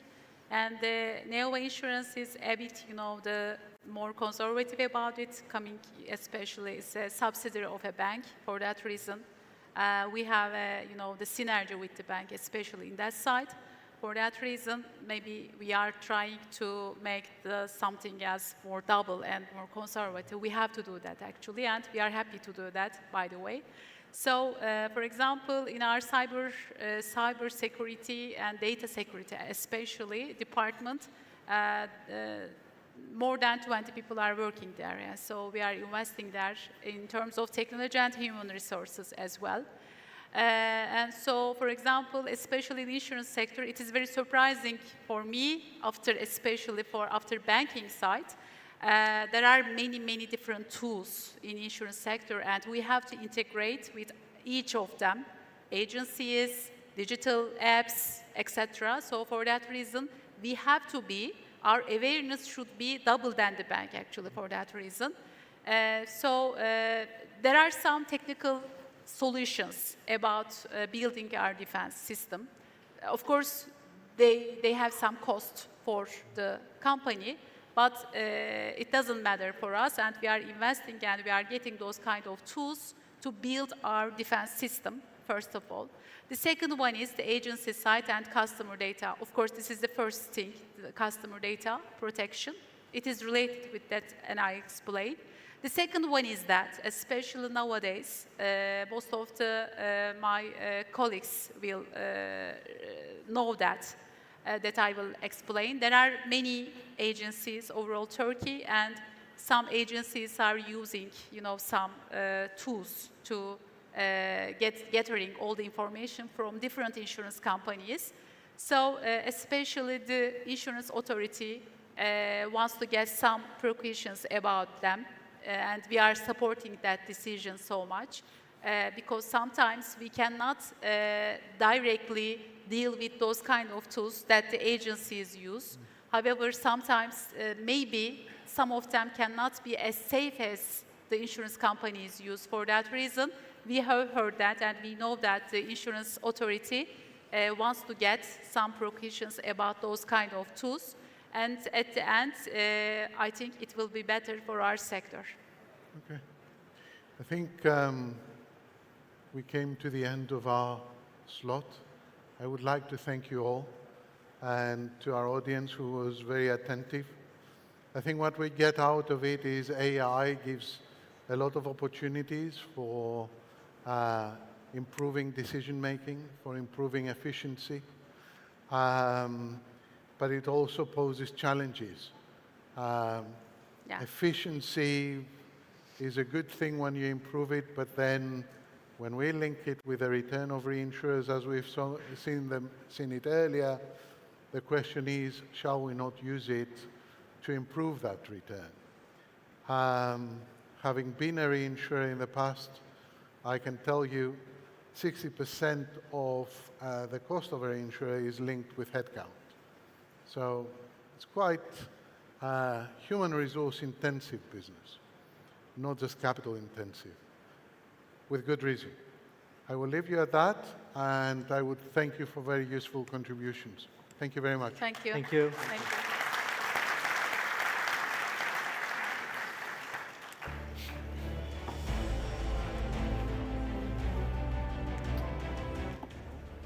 Thank you very much, dear Vasilis and all distinguished Since you're speakers. the only woman, I suggest Thank you. Okay, get thank in the you. middle.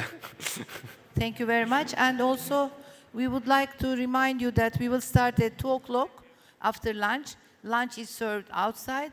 And also, you can visit the InsurTech tables on the left of the room. They are waiting to meet you and to discuss with you about the new changes in the insurance life. Thank you very much.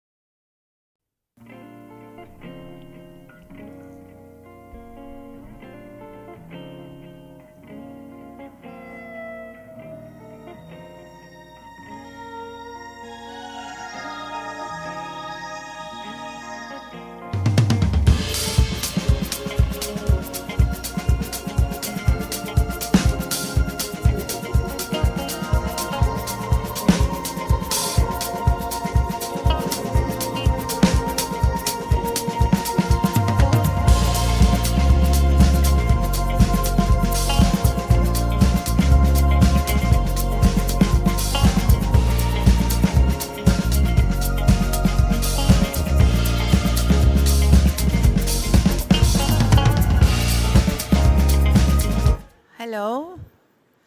Welcome back. I would like to encourage you to move towards in front because now we have some seats, empty seats, so you will be more comfortable if you sit in front. Now, first of all, we thank the speakers of the first session and the moderators, Vasilis. Now, I'm very much happy to be able to present you a very valuable speaker, a friend. Unfortunately, she couldn't come today, so she will make her speech online. Miss Maria Luisa Alvarez Barbie, she is the head of sustainability at the Solvency II Subdirectorate at the General Directorate of Insurance and Pensions Funds of Spain. I had the chance to listen to her presentation in Georgia 2-3 months ago at a conference. It was very impressive and full of information. I believe you will find it very interesting. Now I invite my dear friend Daniela Ghetu from Media Exprime to present Maria Alvarez for you because her CV is quite important to listen. Thank you very much.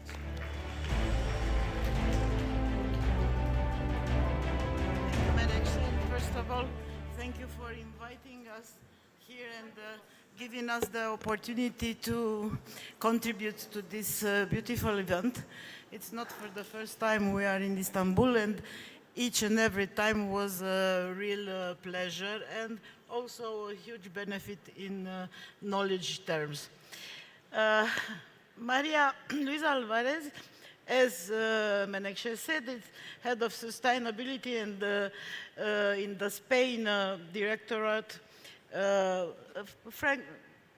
More easily to understand, it's the Market Authority of Spain, Insurance Market Authority of Spain. And she's an expert in supervising life insurers and financial conglomerates, has over 25 years of experience across the private sector and regulation, very active in international groups such as EIOPA, IAIS or ASAL, and of course a frequent speaker in Europe, in Latin America events. Today, together with Maria Luisa, we will talk about several issues related to ECG. In this time when nature is challenging us with lots of disastrous events, probably in a large part because of our own behavior towards nature, ECG-related issues are more and more important, and they become also important for insurers who may contribute not only by their core experience in underwriting risks and helping improving the society resilience towards natural risks, but also by wise investments, supporting development of green entities, etc., etc. So at this point, I think it is best to let the microphone to Maria Luisa. Please.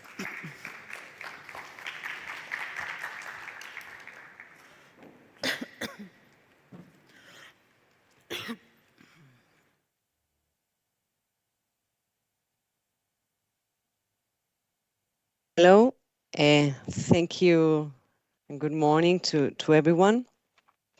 I cannot hear you, but hopefully you can hear me properly.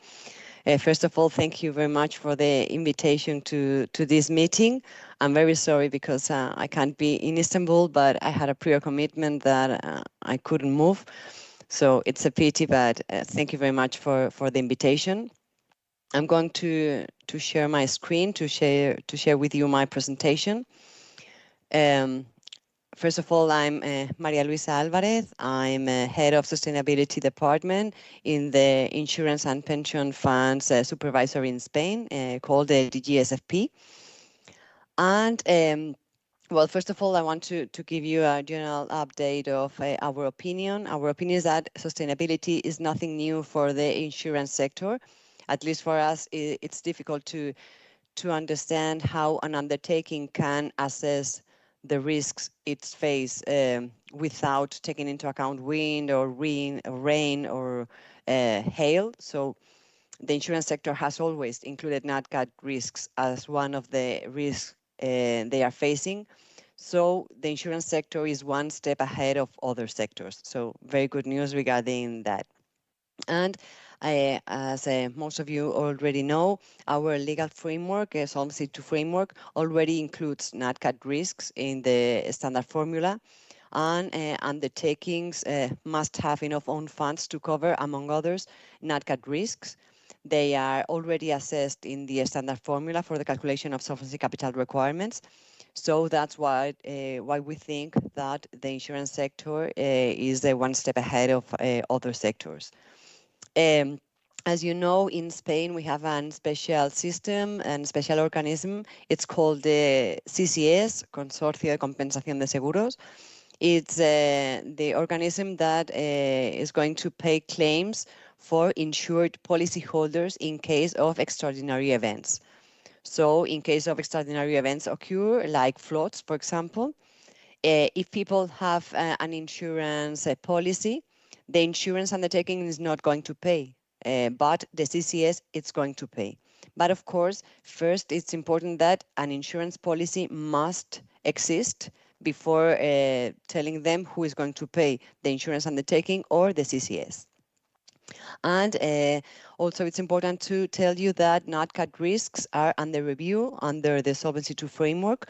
We are assessing and recalibrating these NatCat risks under the standard formula because of course things have changed, and every 5 years, at least every 5 years, we need to reassess that risk. In our insurance and pension fund supervisor, we have decided to create this new department for sustainability topics regarding insurance and pension funds. And we are in charge of Solvency II regulation, CSRD, CSDDD, taxonomy, SFDR, so everything regarding or related to sustainability is going to be covered by our department. And of course, we have included this sustainability as one of our supervisory priorities, not because it's a very common topic or not because whatever, because it's important to understand the risks that undertakings are facing. And as we will see later, sustainability, climate change, or whatever we call it, it's important for our undertakings. Why? Because we have assessed the impact of claims and different NatCat risks in our undertakings. During last years, we saw that claims paid due to extraordinary events in goods have increased, but some insured has a clear upward trend too. So very good news, because although claims are increasing, the sum insured is also increasing. So very good news, because we are trying to increase the penetration of the insurance undertakings within the sector, because we think it's very important that most of people must be insured. Regarding personal damage, the increase is not so relevant. You can see here this huge line. It was when we suffered the terrorism attacks in March. So that's the explanation of that line. But in personal damage, we did not see yet an increase in claims or in sum insured. Regarding the different types of risks and assessing the impact in our market, we saw that wind and rain have increased their cost over the last 2 years, and you can see there then huge increases, 59% in 2 years increasing cost in wind and 28% in rain. But not only the cost, but also the frequency have increased. In wind and rain also the highest increases, 48% of increase in 2 years in wind and more than 20% in rain. And of course, the average cost is also increasing. Hail continues with the highest average cost, and it's increasing. because of course, we can have, for example, wind and rain with a higher cost, but the average cost is the biggest one is in hail. So just looking at this slide, you can understand the relevance of these sustainability topics in our Spanish insurance market. We have also analyze or assess the physical risks, taking into account different lines of business of insurance undertakings. As you can see, all the lines of business have suffered cost increases within the last 2 years. Household multi-risk and industrial ones are the ones with higher cost during last years, and also increasing 9% household multi-risk and 38% for industrial multi-risk. So huge increases also in the cost of these lines of business. Also, the frequency from all line of business have suffered an increase in the frequency, and the average cost, of course, also increasing, but mainly in the industrial multi-risk. It's the second highest with a small frequency, high cost, so very, very high average cost. So just with that 2 slides, you can understand the problem for these Nat Cat risks. We are also assessing and trying to geolocate the different risks and different policies.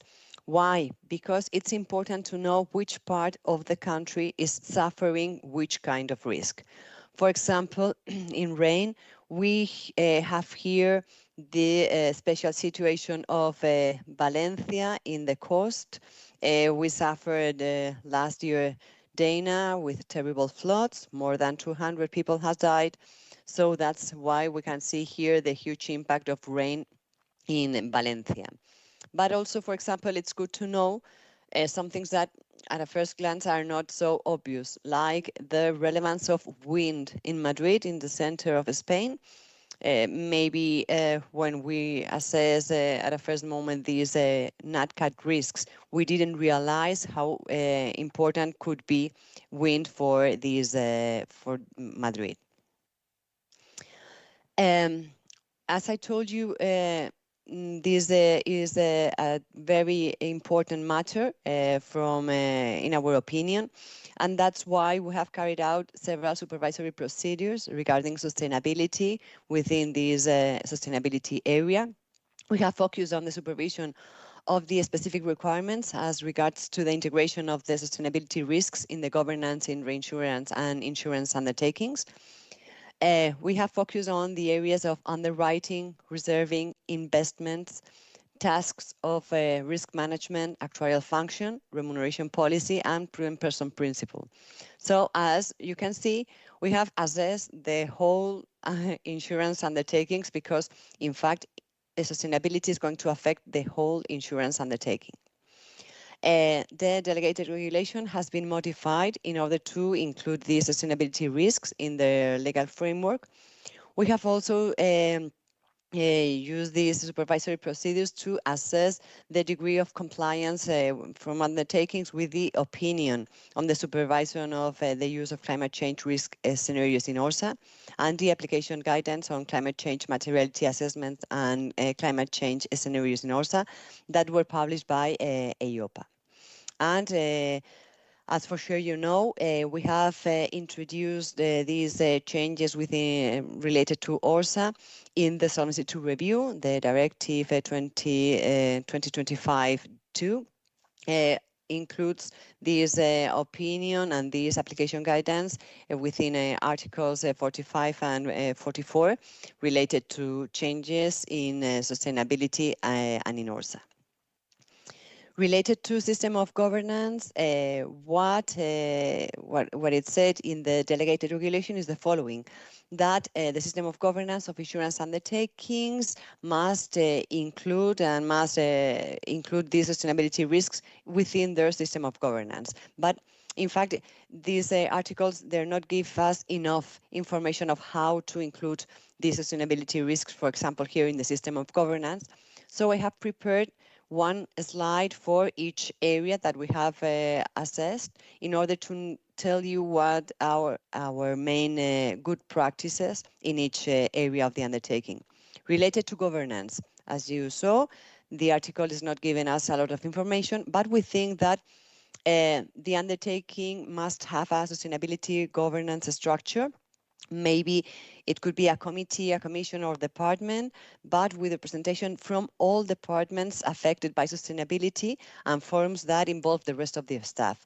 For sure, investment department should be included here, underwriting department, actuarial function should be here. Just at least one person from each department should be included here under these committees or departments.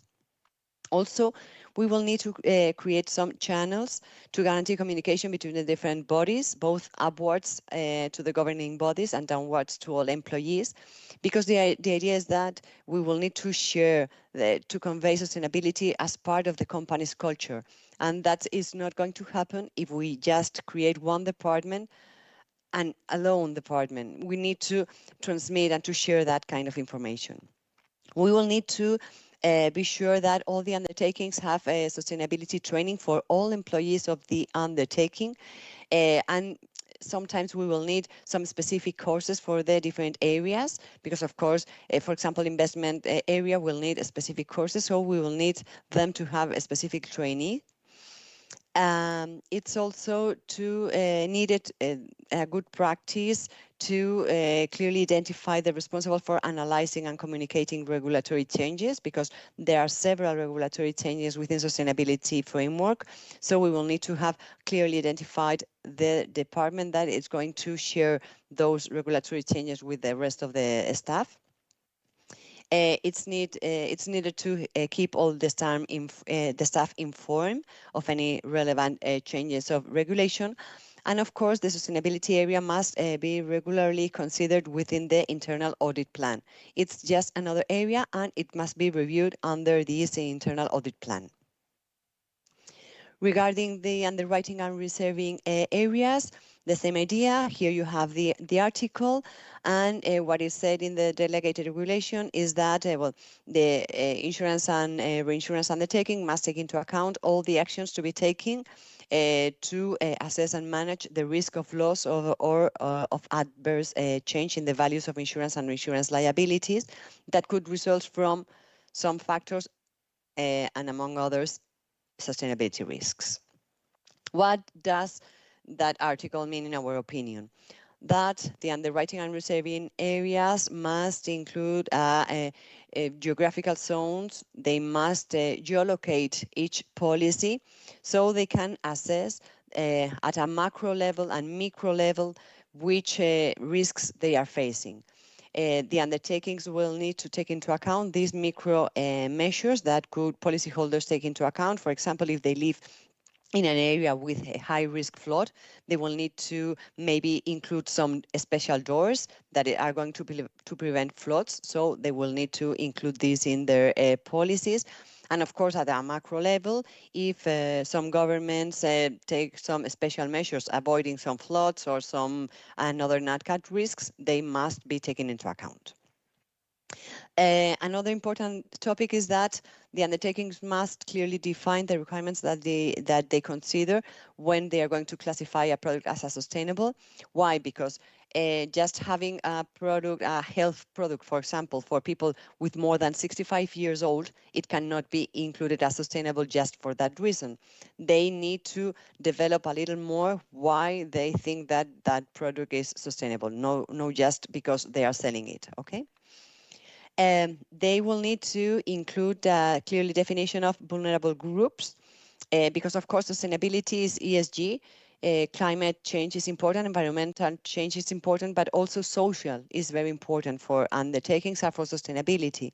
So that's why we think it's important to define clearly vulnerable groups and to specifically create some products for those kind of people. We will need to include sustainable guarantees among products already sold, like including the charging point and charging cables in the insurance for electric cars, for example. And in claims management, promote sustainable management and services. And of course, it's important to properly done a reserving assessment just in case it's needed. Regarding investments, again, what is included in the delegated regulation is that undertakings must take into account the sustainability risks as one of the risks they are facing related to the investment portfolio. And they will need to identify, assess, and manage those risks. The idea here is that they will need to align their portfolios to with international agreements like net zero or Paris Agreement. They will need to have the knowledge, even though sometimes third parts or third providers will give them the information. The undertaking must have a high level of knowledge of the sustainability degree of the assets held in its portfolio. Also for investment funds, so look-through approach shall also be applied here. The undertaking must have an asset classification, maybe with an ACE code, but also with such another elements such as transition plans or ratings. They will need to have an asset classification regarding their portfolio, just to know if they are green, if they are brown, or if they are neutral. Here we have the Baddiston classification that clearly states which kind of assets are browns, what are greens, and neutral. Exclusions. It's important that undertakings have a list of exclusions covering highly polluting sectors and activities, for example, like controversial activities, or also excluding some countries that violate human rights or something like that. So there's not a fixed list of exclusions that undertakings must have, but it could be good for them to develop those kind of exclusion list. Also, it's important to have an ESG investment objective. Why? Because it's not only important to exclude those sectors that you think are not aligned with sustainability, but it's also important to increase the degree of alignment with your investment, with the objectives for investments. Also, you will need to define the criteria to be followed by the entity in its voting decisions. And the undertaking must adopt measures aimed to ensure its stakeholders' commitment to sustainability. Regarding prudent person principle, again, the Commission delegated regulation states that when identifying, measuring, monitoring, managing, controlling, reporting, and assessing risks arising from investments, insurance and reinsurance undertakings shall take into account sustainability risks. And of course, they shall also take into account potential long-term impact of their investment strategy and decisions on sustainability factors. And insurance undertakings shall also take into account the sustainability preference of its customers. So, of course, as you can see, prudent person principle, as always, is very linked with investment. That's why the good practices, in our opinion, could be designed in that sense. The implementation and monitoring of an engagement policy could be considered as good practice. Insurance undertakings must take sustainability risks into account when identifying, measuring, monitoring, managing, controlling, reporting, and assessing investment-related risks. They will need to assess their potential long-term impact. And also they will need to take into account consumer preferences. This is always also related to SFDR. They will need to take into account consumer preferences regarding sustainability. About actuarial function, the idea is that the calculation of the technical provisions must take into account a lot of risks. One of them is going to be sustainability risks. And this article is going to give us some ideas of what is intended to, telling us that maybe some bonus-malus systems or something like that could be included to properly identify these sustainability risks in their actuarial function. So the idea here, of course, is that it's needed that the actuarial function shall participate in this sustainability policy. And the head of the actuarial function must be a member of the sustainability body. They must review and express their opinion on the data quality. Data quality and data availability is one of the most difficult topics to face talking about sustainability, because it's not easy to obtain that data and to review the data quality, but the actuarial function must review and express their opinion on that. And they will need to assess whether the technical provisions adequately capture these risks. Of course, they will need to include all that information in the actuarial function report, and they must also conduct a review of the adequacy of reinsurance. Why? Because sometimes reinsurance is a leading indicator of what's going to happen in the insurance market. Sometimes we can see some increases in prices of reinsurance, or maybe some reinsurance undertakings are not going to reinsure some NatCat risks. So it's going to be useful for us as a leading indicator of what could happen in the insurance market. Also, in the remuneration policy, we will need to include sustainability risks. It's included here in the delegated regulation of Solvency II framework, and it's also included in SFDR regarding life products. So remuneration policy will need to include these sustainability risks. How? In our opinion, sustainability factors must represent a specific percentage of remuneration for the company. The company will need to include specific objectives for different departments. These objectives must affect the whole undertaking, not only the management body, but also the whole undertaking. The degree of achievement of the objectives must be based on detailed KPIs. Okay, it's important to know exactly what indicators are going to be followed and to have a follow-up of those indicators. And the remuneration policy must include short, medium, and long-term objectives. To be true, this is one of the most difficult things, because of course we are asking undertakings to change the remuneration policy, but it's important, and it's one of the most important things if we want to convey the culture of sustainability. One of the most important things is to change the remuneration policy, because honestly, all of us, sometimes we just hear a lot of things, but if it affects our remuneration, we are going to take them into account. So that's why it's important to properly define these indicators for the remuneration policy. And another changes that are going to be included are in ORSA. Of course, the own risk and solvency assessment must include sustainability risks as one of the risks undertaking is facing. It's going to It's going to be included not only in the ORSA, but also in the risk management system. The undertaking must assess climate change risk in the short term and in the long term, taking into account that at the moment we are going to assess in the ORSA only climate change, no social or non-governance. Of course, we are going to move towards including those risks also in ORSA, but the first step is include climate change. Is the easiest one to assess and to evaluate. That's why we have started with climate change. And we're going to take into account in ORSA both transition risks and physical risks. As you know, the main transition risk is the one that derives from possible reduction of the value of assets, that have the undertakings, because, for example, maybe investors can think that the economy is not going to transition to a low carbon economy, and maybe they don't want those kind of assets. Maybe they are going to sell that assets, and their prices are going to fall. If insurance undertakings have those assets, the balance sheet is going to suffer. That's why it's important to assess transition risk and to know which kind of assets each undertaking has in their portfolio. But also physical risks, of course.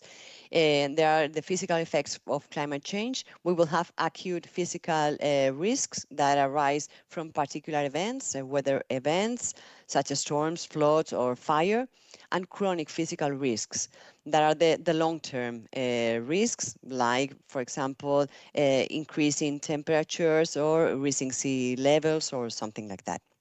Both type of risks shall be included in ORSA. The undertakings, they must assess the materiality impact of climate change within their balance sheet. They will need to tell the supervisors in the ORSA which risks are material for them. And if climate change is material for undertakings, they will need to develop at least 2 long-term scenarios. The first one, where the global temperature increase remains below 2 Celsius degrees, and the second one in which global temperature increase exceeds those 2 Celsius degrees. So, first of all, materiality assessment. If it's material, they will need to develop those scenarios. If it's not material, there's no need to develop those scenarios, but the undertaking must include in the ORSA the explanation why they think it's not material for them. Regarding protection gap, because now we saw all the main changes that we have included in the delegated regulation, but of course, we perform those supervisory actions, but it's also to go more steps ahead and to understand the problem. What we did in Spain is to assess the protection gap. Why? Because it's one of the most important indicators to be followed. It's necessary to convey the culture of the importance of insurance within all the economies. It's necessary to facilitate the access to insurance, because it's important to understand that without insurance, there's not going to be coverage, it's not going to be claims of ordinary risks or extraordinary risks. So it's important that common people understand that it's important to have an insurance, because these type of events, as we saw previously, are increasing, and they are going to increase.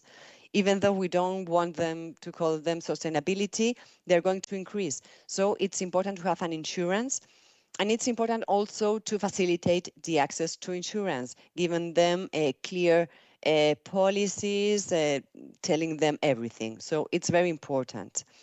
In Spain, we have a national coverage property of near 83%. So near 83% of all our properties are insured. That's thanks to a law that we have that all properties with mortgage must have an insurance. That's why, for example, we have high penetration in cities like Madrid, in the center, or in Catalonia, in Barcelona, or in País Vasco, or even in Valencia, where you can see that only 10% of the people don't have this insurance coverage. Just imagine that the recent situation with floods in Valencia, suffering another part of Spain with just 20% of people having insurance. It could be terrible. So we have some towns near Valencia with more than 90% of their properties damaged by those floods. So that's why we always want to share with in all the meetings the relevance of the protection gap.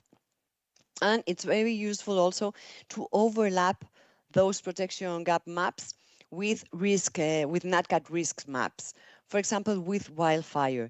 Here, well, we have a study with the protection gap in the whole in the whole country. And when we have some zoom within that map, we can see the relevance of a protection gap and overlapping that with wildfire. Why? Because, for example, we have some towns like this one that is reflected in the left side that suffer 51 wildfires in the last 10 years. So there's an important risk of wildfire in that town, and we overlap that map with the protection gap map. And as you can see here, only 18% of that population, of the population of that town, is not insured. So very good news, because, for example, here we have very high wildfire risk, but very high insurance penetration. So in our opinion, there's a low risk in that town to have a problem related to some NatCat risks without insurance. we are performing the same overlapping maps with another NatCat risks as floods, for example, and we see that the same town with just 18% of the population without insured, they can suffer a flood in the next 10 years with a probability of 57%. So it's important to assess the risk not only at a global level, but also at a local level. We are assessing the physical risks not only in our country, because of course we have some insurance groups that are they have business in some in another countries. So we are using, for example, these kind of tools in order to assess the physical risks in other countries. For example, as you can see here, we have the physical risks in Turkey, and we can see here which level of risks these kind of platforms are assigning you for earthquakes, for tsunamis, for floods, for drought, and nearly all the NatCat risks. You can combine here these scenarios. You can use baseline scenarios, RCP 4.5, RCP 8.5. As you know, RCPs combine some different scenarios, and we have the 4.5, it's the second worst, and the 8.5 is the worst one. So you can see, depending on each scenario, which risks are going to increase or decrease. Here you can see, for example, for RCP 8.5, that NatCat risks have increased, and the risk in your country is going to increase. So these kind of tools are very useful, not only for insurance undertakings, but also for supervisors to assess physical risks for the different insurance undertakings.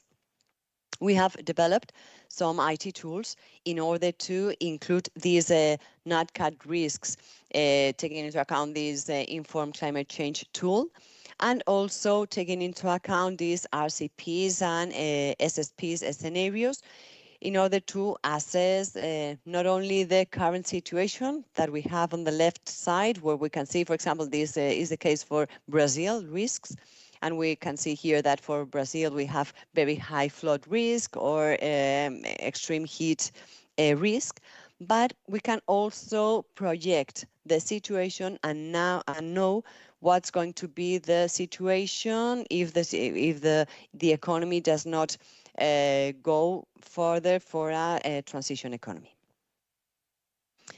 That was for a non-life business. For life business, we need to assess also the impact of climate change in mortality and in different illness.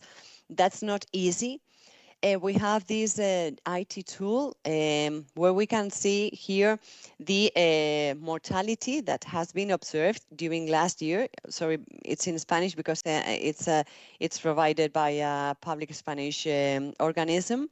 But this here you have the mortality that has been observed in last year. This was the mortality that this application estimated, and this is the mortality due to temperature. So we can see, thanks to this IT tool, the mortality, the past mortality due to heat in each town of Spain, and depending on different ages and different sex. So it's very useful for undertakings to have these kind of IT tools to clearly understand the relevance of increase in temperatures in their life, in their business life. And it's not easy because, of course, we will have some direct death due to heat, but some indirect heat death. Why? Because sometimes the cause of death is not heat, but death would not have occurred if there had not been such high temperatures. It's important to know the relationship between the increase in temperatures and the increase in mortality from the disease.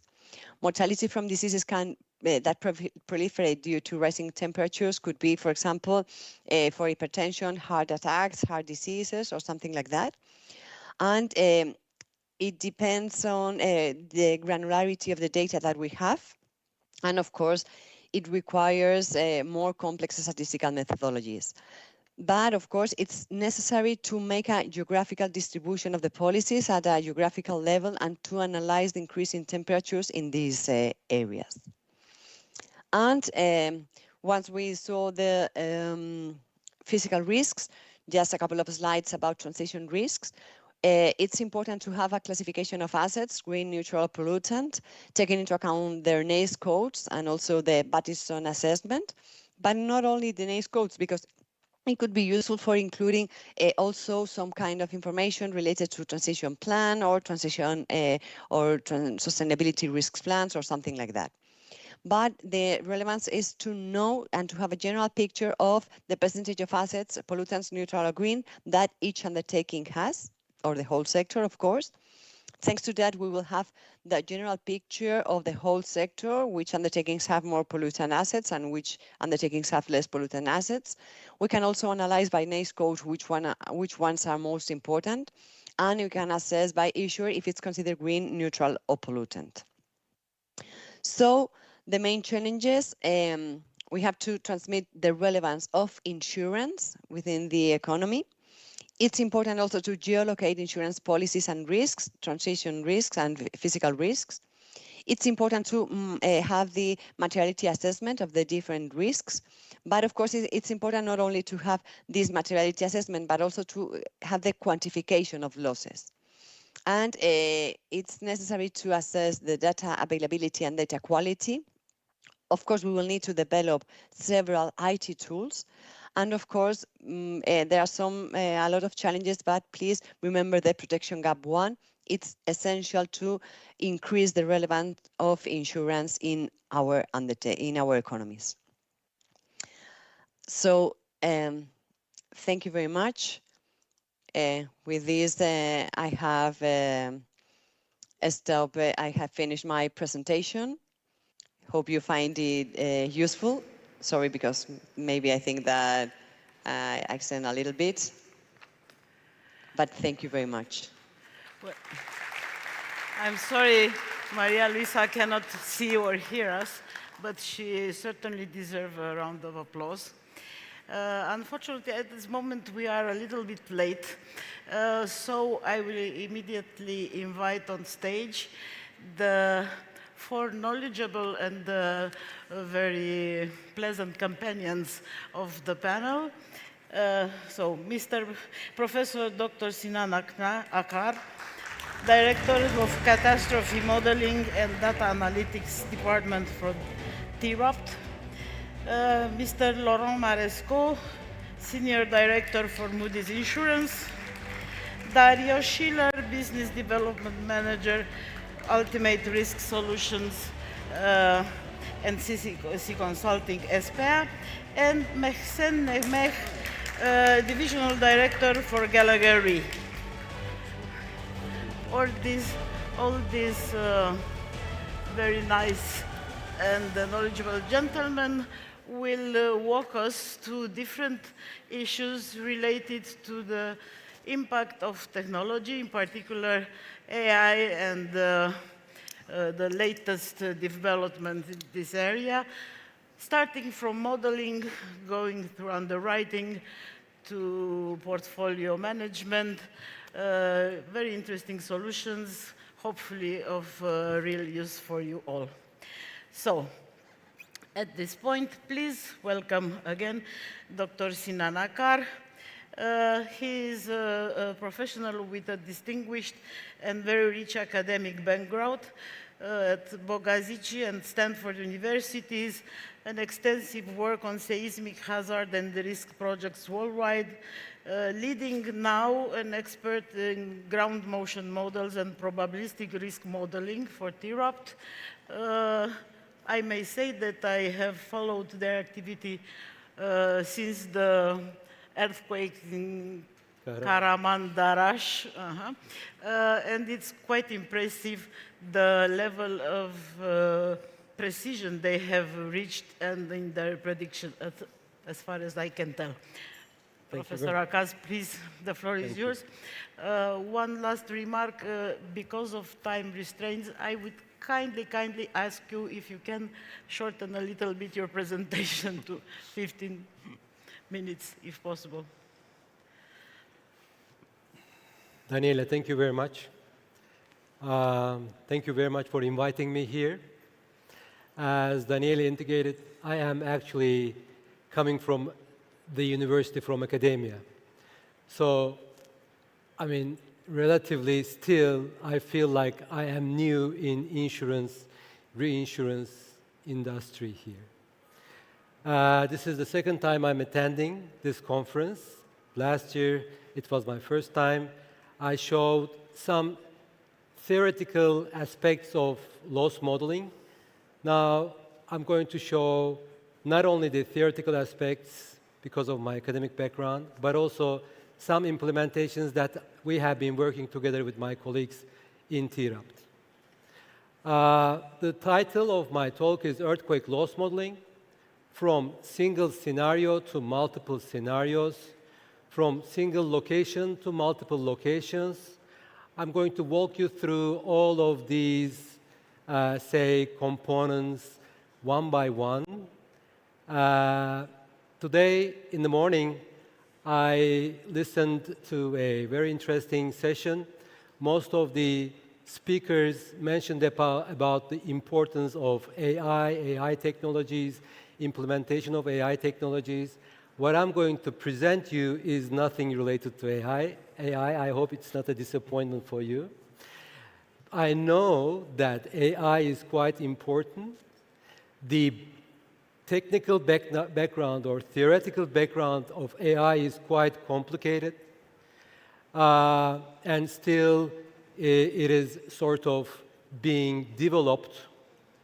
And most of the time, the AI applications for comparison or for evaluation are compared with traditional approaches, and I'm going to present you some traditional approaches in loss modeling. All right, this much of background is good enough.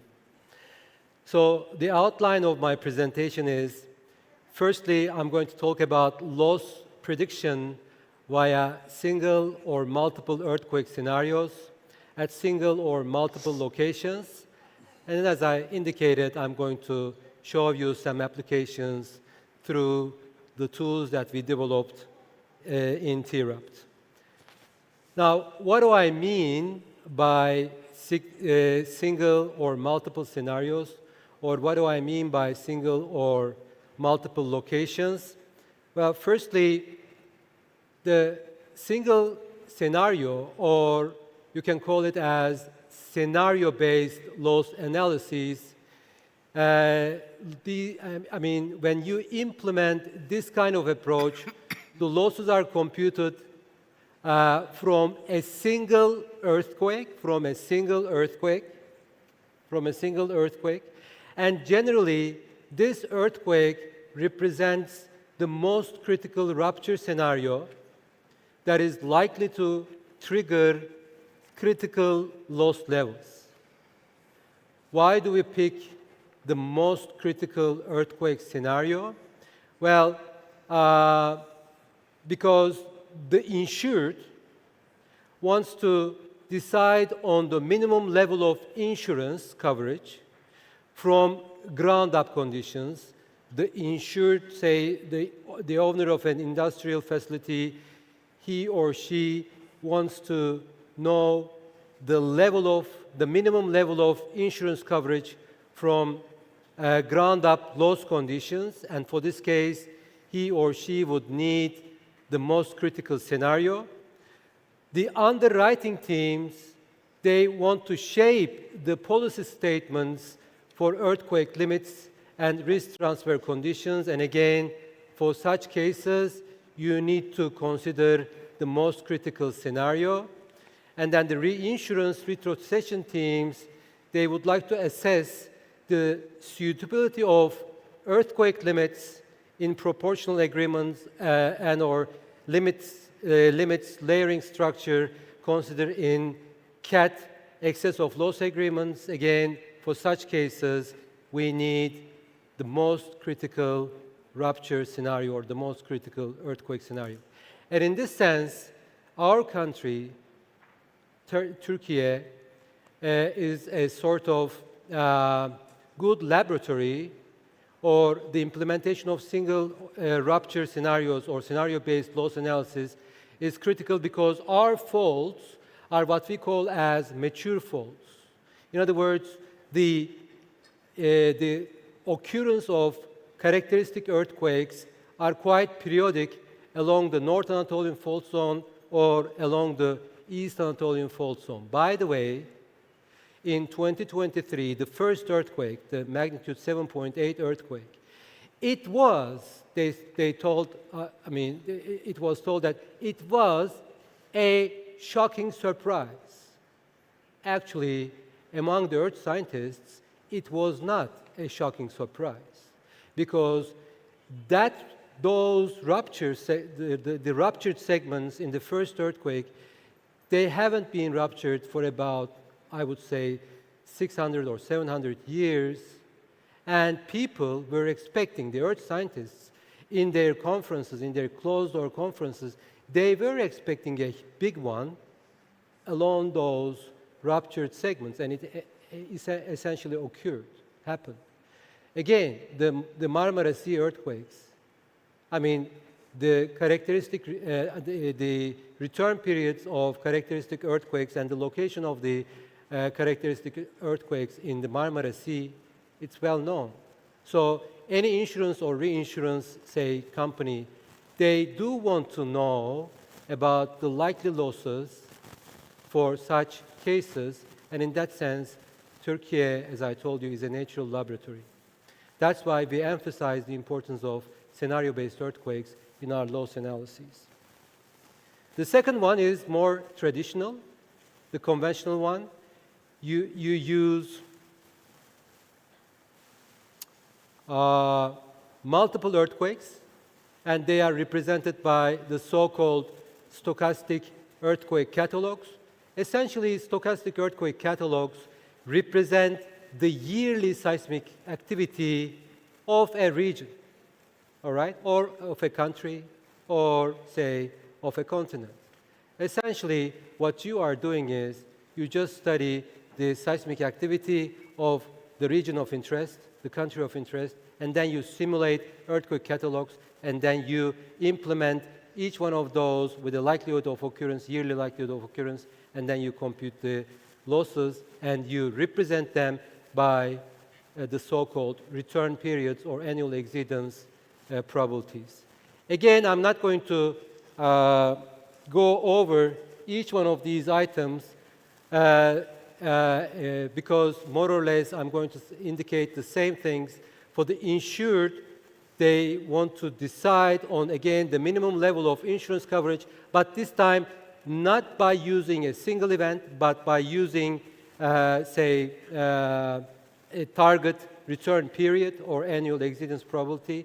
And again, also for underwriting teams or reinsurance and retrocession teams, they again use the stochastic loss results for assessing the policy premiums, the so-called average annual loss ratios or average annual losses.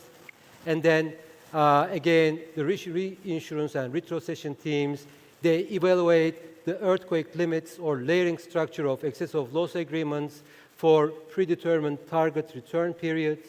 And also, again, the same teams evaluate the net post-cat losses after applying the catastrophic excess of loss losses for predetermined periods to decide on the likely net burden on their company after a given excess of loss agreement. Now, what I am going to do is I'm going to walk you through each one of these methodologies one by one because I want you to see the background calculations a bit. Not the whole thing, but a bit. Because I want you to understand how the things are getting more and more complicated when you start deeping dive into the problem. Now, the simplest one is a single asset and a single site, all right? So say that I I have a rupture, a risk, and then this fault is rupturing for a specific length, all right? And what I do is I directly start calculating the likely loss for each likely ground motion intensity, and then I am multiplying it with the probability of that intensity metric, all right? So this is a simple summation. So the first component here is the so-called vulnerability functions. And the second component here is the ground motion itself, all right?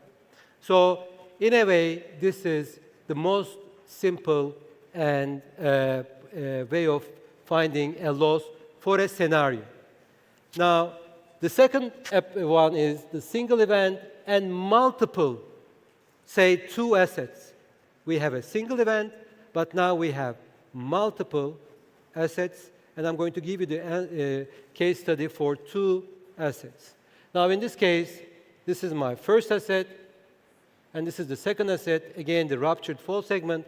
And now you see different ground motion intensity metrics are affecting, or different ground motions, because the sites are different, are affecting the risks, these 2 risks.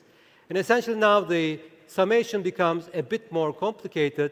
Now, I'm going to, again, calculate the likelihood of exceedance of losses, not only for the first site, but also for the second site at the same time.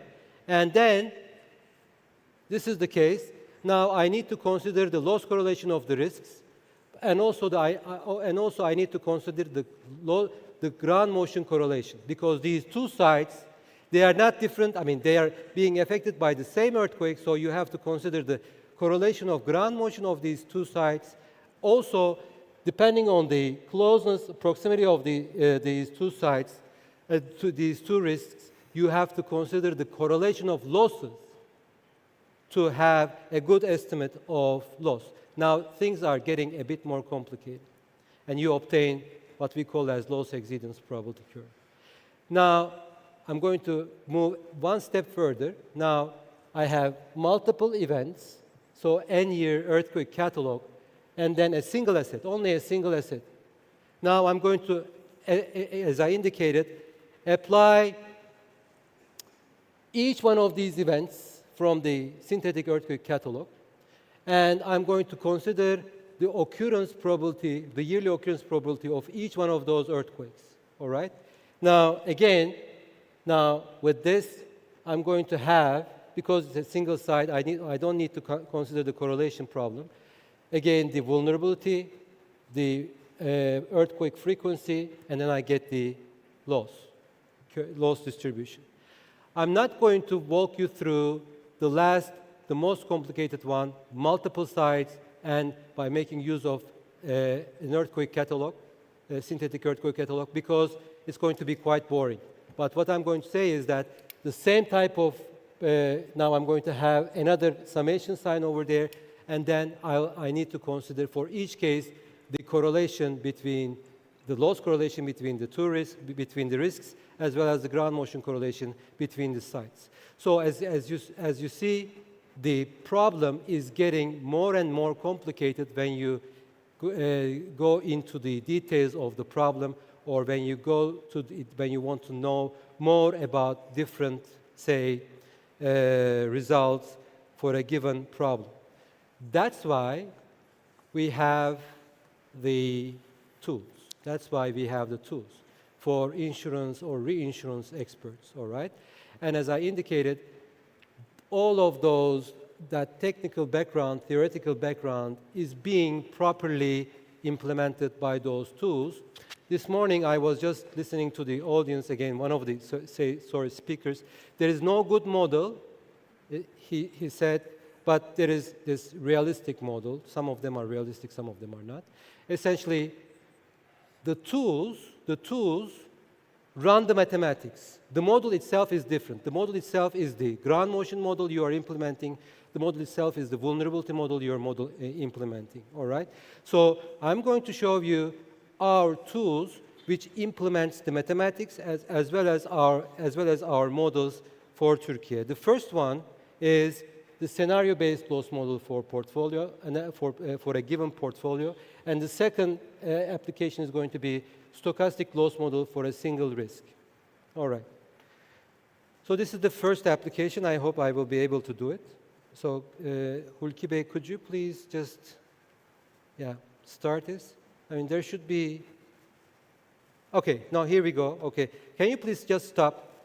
So essentially, this application, essentially, we buried multiple scenarios that are likely to occur in this country, in Turkey. These scenarios, if you can move a bit more. No, the previous slide. Yeah. Now, yeah, just over there. Yeah, great. Now you see the scenarios. You see, yeah, multiple scenarios. Each one of those are there. So some of them are in the Marmara region. Some of them are. Move ahead, please. Yeah, some of them are in the Marmara region. Some of them are in the other regions, and so forth. All right. So we have. So, no. Go back, please. Can I do it from there?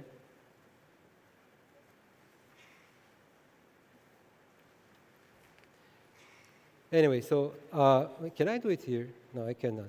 Can I do it here? No, I cannot. You just move on. I'm going to continue. So each one of these scenarios have, each one of these. Can I move? Can I get my mouse? Your mouse? Oh, great. This is great. Oh, great. Thank you very much. All right. 4 minutes. All right. Maybe. Okay. I'll be quick. So essentially, now, each one of those scenarios are run by our team, and for each case, we develop the ground motion distribution as given here. Essentially, you can picture the ground motion distribution, or you can picture the corresponding intensity scale for a given rupture.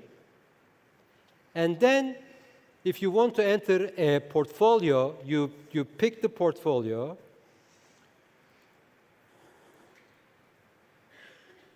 You choose the file for the portfolio, and then in the second window, you input the relevant information for the specific portfolio.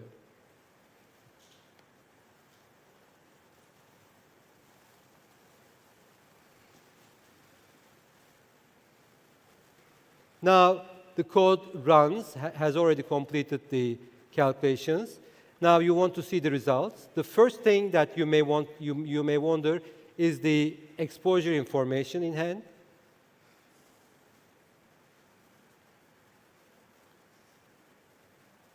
So different breakdowns. And now, for example, here, what I'm showing the distribution of total exposure for each cresta along in the Marmara region. So for cresta 3, these are the exposure, the total exposure. And now we have also, we tabulate the exposure for different breakdowns by city, by provinces.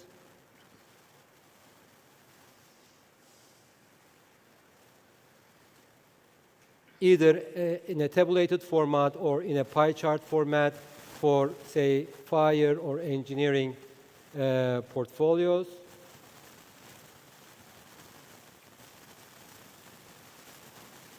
And then, essentially, you may want to find, you may want to see the losses. So in terms of that, you can look at the ground-up losses, gross losses for different breakdowns.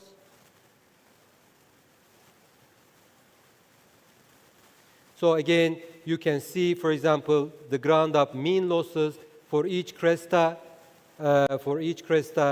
from the map. as given here on the upper left corner. Or, again, you can tabulate the loss results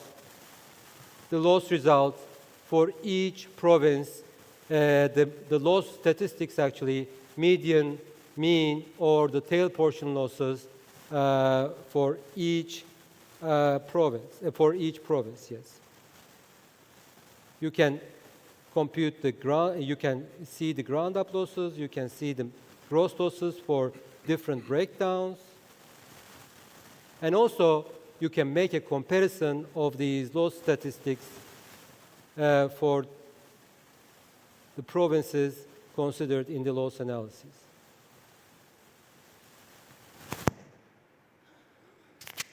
And if you are sort of a more, say, analytical person, and if you want to repopulate the loss distribution for your own purposes, we also provide you the loss distribution for a specific breakdown.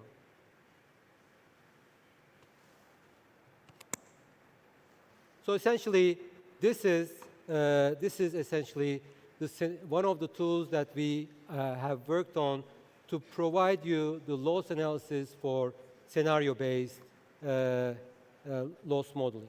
Now, what I'm going to show you is now the stochastic loss analysis. Now, this time, I'm going to give you input relevant information for a single risk at a single site. Now, you see, it's going to be a ground-up loss analysis again. I'm entering the province, the district, the currency, type of, say, line of business, all of this information.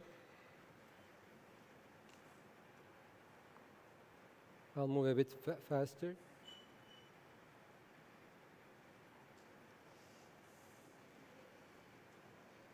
And after inputting the entire, say, relevant information, I run the code, and then essentially I got first. Sorry, I'm going to. Yeah. I got first the loss results in terms of return periods, and also I have the average annual loss value, which can be used for premium calculations by underwriting teams.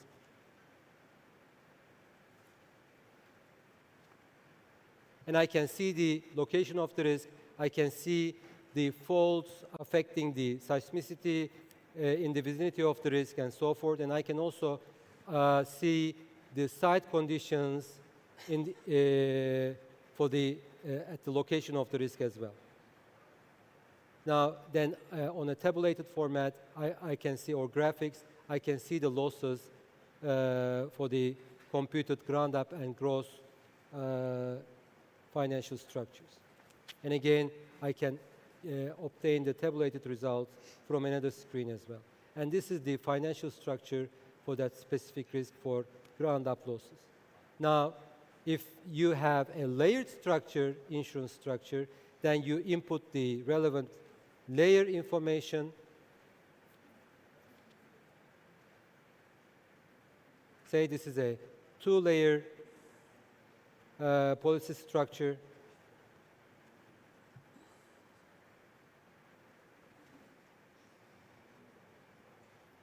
And then after defining the earthquake loss limit and everything, you just again start running the code. And now this time you will have the net pre-cat loss for the given layered structure agreement. Again, the most critical information, the loss distributions graphically presented, and also for different return periods. We calculate up to 10,000 year return period, and also the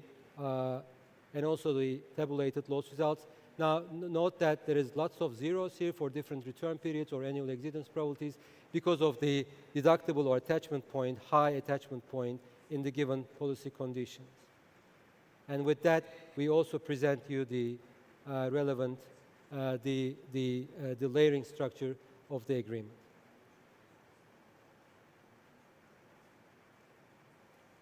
Okay.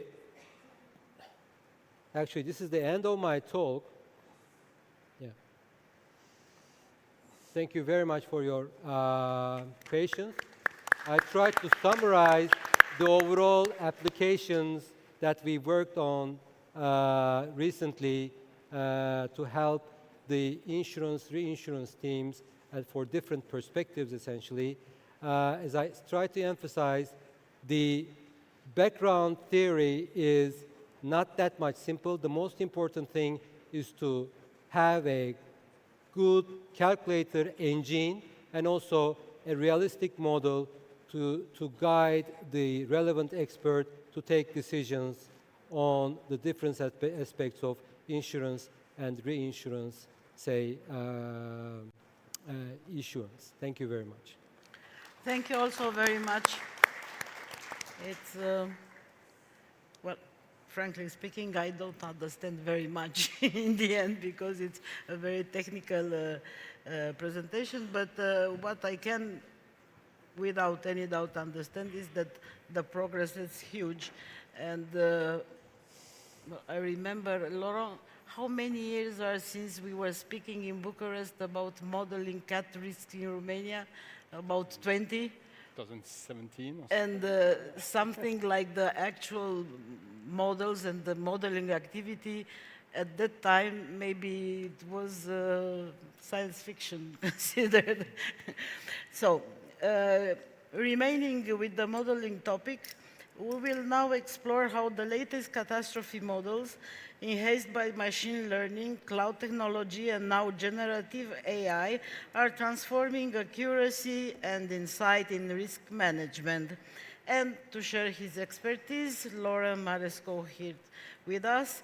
To speak about his professional background, it's enough to say that he has a very long and successful career within RMS and now Moody's, and he acts as advisor for lots of companies, national bodies, regulators, etc., in what regards catastrophe, agriculture, cyber, terrorism risks.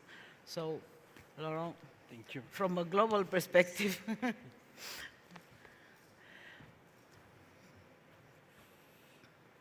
Thank you, Daniela, for this nice introduction, and thank you for inviting me to speak about how the latest advances in machine learning and generative AI are transforming the way we work with catastrophe models. So I will give you this perspective from the Moody's, previously RMS, Risk Management Solution. Maybe you know better RMS than Moody's in this world of catastrophe modeling, but we belong now to Moody's as a family. So you may ask why AI now in catastrophe modeling and why now? Just briefly to introduce this, I think probably one of the first reasons why we need now to use machine learning and AI in catastrophe modeling is basically because of the data explosion, as we call it. Basically, we have a high volume, high variety of data. Some of the data are images, some are text, some are just measurements. So we need to federate that data and basically make sense of that. And this is where traditional statistical techniques start to fail and where machine learning can unfold the potential. Another reason is, of course, as you are aware, we have a rising complexity of our risk, either geophysical earthquake risk or climate risk, flood risk, and so on. So we need more high-resolution, advanced model where machine learning can bring, of course, the potential as well to improve. And finally, you as a user, you know that you need speed, accuracy, and this is also, I will show you a little bit how you can now navigate through those catastrophe models using generative AI and large language model, actually. So I try to articulate this talk, actually, into three different pathways. The first, as you can see, this is talking about how machine learning can enhance catastrophe model. Then touching a little bit about can we create a CAT model using only machine learning? This is a touchy topic, and you will see that it's actually not that easy, but we can still derive some useful simplistic modeling or deterministic model based on machine learning purely. And finally, as you can see about generative AI and intelligent agent, how all this AI story is actually transforming the way you do catastrophe modeling as a user. So let's start with the first, which is this machine learning enhanced probabilistic model. So just before in this call, we have a good presentation about what catastrophe model is actually, right? I think this is something that, of course, the insurance industry has been using as a standard, right? And it provides, as you see, right, expected loss, PML value, and so on. It's a very sound framework. So the core question is actually, can we create this kind of full framework using just machines and not humans? Well, I would say the most pragmatic answer is no, or not yet, I would say. Probably the best practice today is to still have this kind of core backbone based on physics and traditional statistics, but of course enhance different component of catastrophe model with machine learning. And that's basically the best approach I would say we can do today. For many reasons why we are not using machine learning natively for that. I can elaborate on that later on if you want. But that's basically, I would say, the best practice today. So to give you an example about how specific component could be enhanced by machine learning, one of the first elements is probably how to improve digital terrain model or topographical model. You can imagine when you want to model flood risk, tsunami, storm surge, or even geotechnical earthquake modeling, you need to have an accurate representation of the topography. And this is where usually you need high resolution, and those high resolution data, they are very frequently measured using airplane measurements with a LiDAR or laser measurement, and they will pick, for example, the first echo of a tree of a house. And you end up with a topographical model that looks like this. This is not what you want, right, to model flood risk. You have all these artifacts due to different buildings. So if you use typically deep learning algorithms that are trained on high resolution topographical data, ground truth, without artifact, you can see that actually you can retrieve quite a lot of that. You can remove actually quite a lot of those artifacts. You can see, for example, this is a transect in Akita in Japan, where you see actually the blue curve is the original digital terrain model with all the spikes due to the buildings.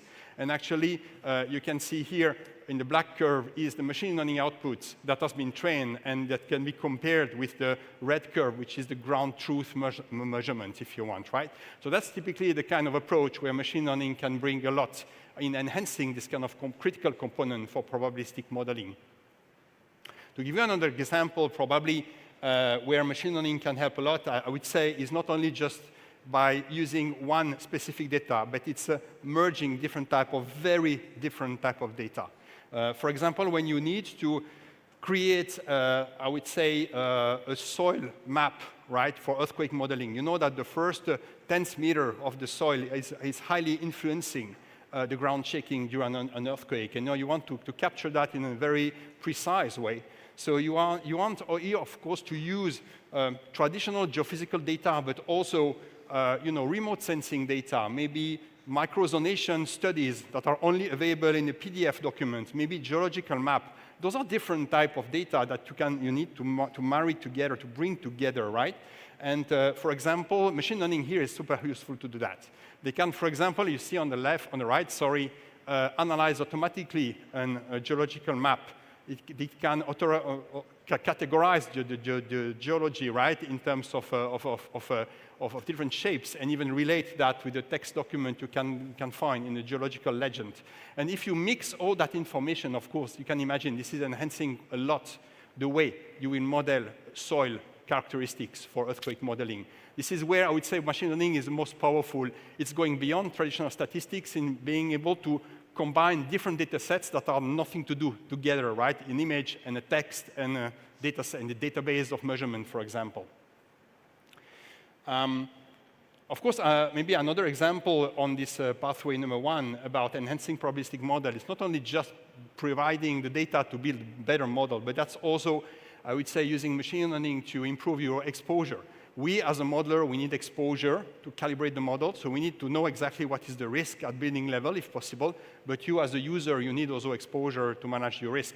And this is typically what this company, Cape Analytics, have been doing for quite some time in the US. Now they try to expand a bit elsewhere around the world. And it has been acquired by Moody's maybe 1 year ago. And now they are expert in processing all this kind of data into scalable machine learning to characterize buildings. So for example, you can see here the capacity to model the geometry of a house, the roof of the roof, the quality of the roof as an example, the number of stories, and so on. So this is super useful to calibrate a model, but also, as you can imagine, you as a user, you can also use that for your underwriting decision in terms of eligibility, pricing, monitoring a risk in time, or even, I would say, optimizing your on-site visit with your underwriters. As an example here, this is, well, you know, in the US, they are really, they need to manage the hurricane risk, so the type of roof is super important. Maybe it's different for earthquake in Turkey, right, of course. But here in this example, you see they were typically monitoring a specific building automatically. And you know, in 2020, the category of the roof was really poor. They decided not to underwrite this risk. Now, they revised the decision in 2022 because the owner renewed the roof. And in 2023, they could even see that he removed actually the trees that were close to the house or the premise. So you see, this kind of information is actually pretty useful because it helps you to avoid claims, to align premium, but also, I would say, which is important, to interact with the owner, your policy holder, they can take action to reduce the risk, which is beneficial to you as well. So that's a few examples about how, you see, we keep the backbone of CAT modeling, and we actually are enhancing some of those components. Now, the core question is, can we completely create a CAT model with machine learning? As I said, it's very difficult to do and maybe not very realistic today. But actually what we can try to do is actually to use machine learning to create some simplistic deterministic scenario or data assets that can help you to manage your risk. So you don't get a probabilistic model that gives you, for example, a PML measurement and so on, but that will give you some idea about the hazard for underwriting the decision and loss accumulation. So to make it a bit more real, you can see here in terms of creating flood maps as an example. So we do have a probabilistic model for flood in the US, in Europe, in Japan, in China. Unfortunately, sorry for that, nothing for Turkey at this point of time. So why not train a machine learning algorithm to reproduce flood maps in regions where we do have a flood model, and then actually use this trained algorithm to reproduce flood map in regions where we do not have flood model, for example, using local climate data, local reality, right, from Turkey.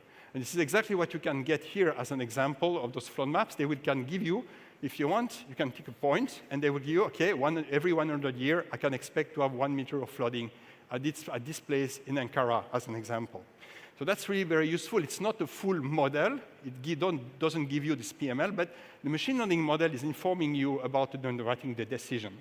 To make it a bit more illustrative, this is a real example that happens for a flood in 2022 in Durban in South Africa, where a large industrial site was flooded, and actually a constructor, or a motor manufacturer was affected.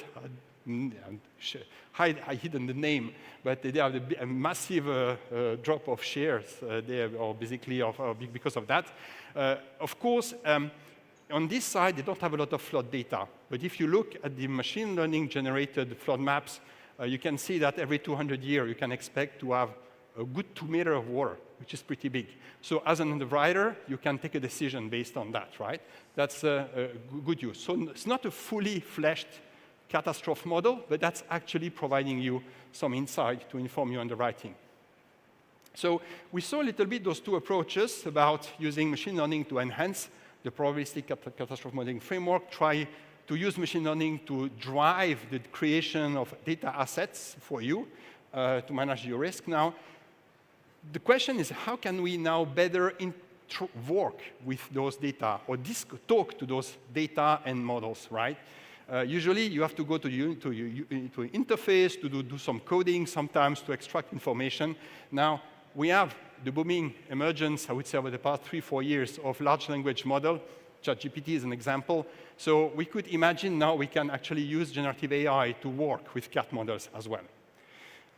One of the first very basic application we can think of, and this is basically what we have already implemented, by the way, is actually take all the modeling documentation that is in the PDF format and train a language model based on that, so that you can interrogate this document in a plain human language. So for example, if you are a CAT modeler, you are running an earthquake model as an example, and you don't know exactly what is the coding code for weak masonry in this Moody's RMS model, usually you have to stop working on the model, you have to go to the PDF, look where it is, oh, this is this code, and then going back and continue to analyze your portfolio. Here you can just click and ask this question in human language. And do we get the answer? Of course, we need to be aware to provide a reference so that it's always possible for you to check if this is accurate or not, to avoid what we call hallucinations. That's one example, right? That's, of course, just a static reading of the existing documentation. We can move a step forward. You can ask the machine. OK, sorry, I forgot about that. You can ask this in English, but also in Turkish. So I wouldn't leave this slide too long, because I'm not sure the Turkish is super good. But actually, I tried to ask how to code house clothes in HD models in Turkish, and this is the answer. Maybe you prefer to talk in your own language. This is, of course, well possible now. What I was about to ask is about the next step, which is actually to not only ask static information from document, but also to ask to produce some analytics based on this generative AI. So, for example, if you ask this question, which region is driving the increase in flood mean damage ratio in Q3 in my portfolio?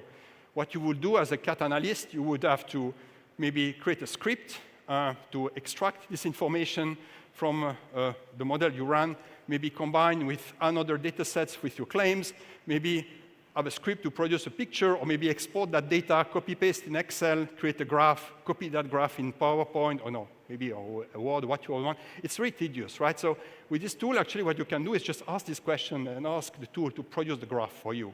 And this is super, of course, helpful, because it's streamlined and make your workflow much more efficient in this case. Even you can do this without any coding kind of knowledge. And I think for me, one of the core message here is that it's helping also to democratize the access of data, because even if you don't know how to code, you can actually question those models in this way. And the last step, which is where we go, and actually this is booming, so I guess we have all to be prepared for the next 15 years. This will be a reality in our business as well, is to work with intelligent agents. We are intelligent humans. We work with a lot of data every day, CAT models, loss data, exposure data. So if you don't know what intelligent agents are, actually, this is like your digital colleagues that are here for you. This is like machine learning or AI entities that have been highly trained on a specific task, like underwriting, pricing, CAT modeling. And they are actually not only working on their specialty, but they talk together, they collaborate, they can even self-improve themselves with time. And this is basically something that you can use to ask a very complex task. For example, there's an earthquake in Turkey. Take this portfolio, run that on that specific event, get that metrics out, create a graph, send me that graph by email. For example, this is a very complex task to cast, and all those agents will do that for you. So again, this is really something that will boost your productivity in the sense that your human brain is no longer used to manipulate data, do copy-paste, and this kind of things. It can be refocused on strategy, growth, where we are good, innovation, right? That's the future. We are not there yet, but I think maybe in a couple of years it will be a reality in the CAT modeling world. So hopefully this gave you a little bit of a background. I don't know, Daniela, if I managed to rush a bit to win a few minutes, but actually I gave you a little bit an overview about how we can enhance probabilistic model with machine learning, how we can try now to derive some natively based, machine learning-based assets like these flood maps, and how we can work in the future with generative AI and intelligent agent in the CAT modeling world.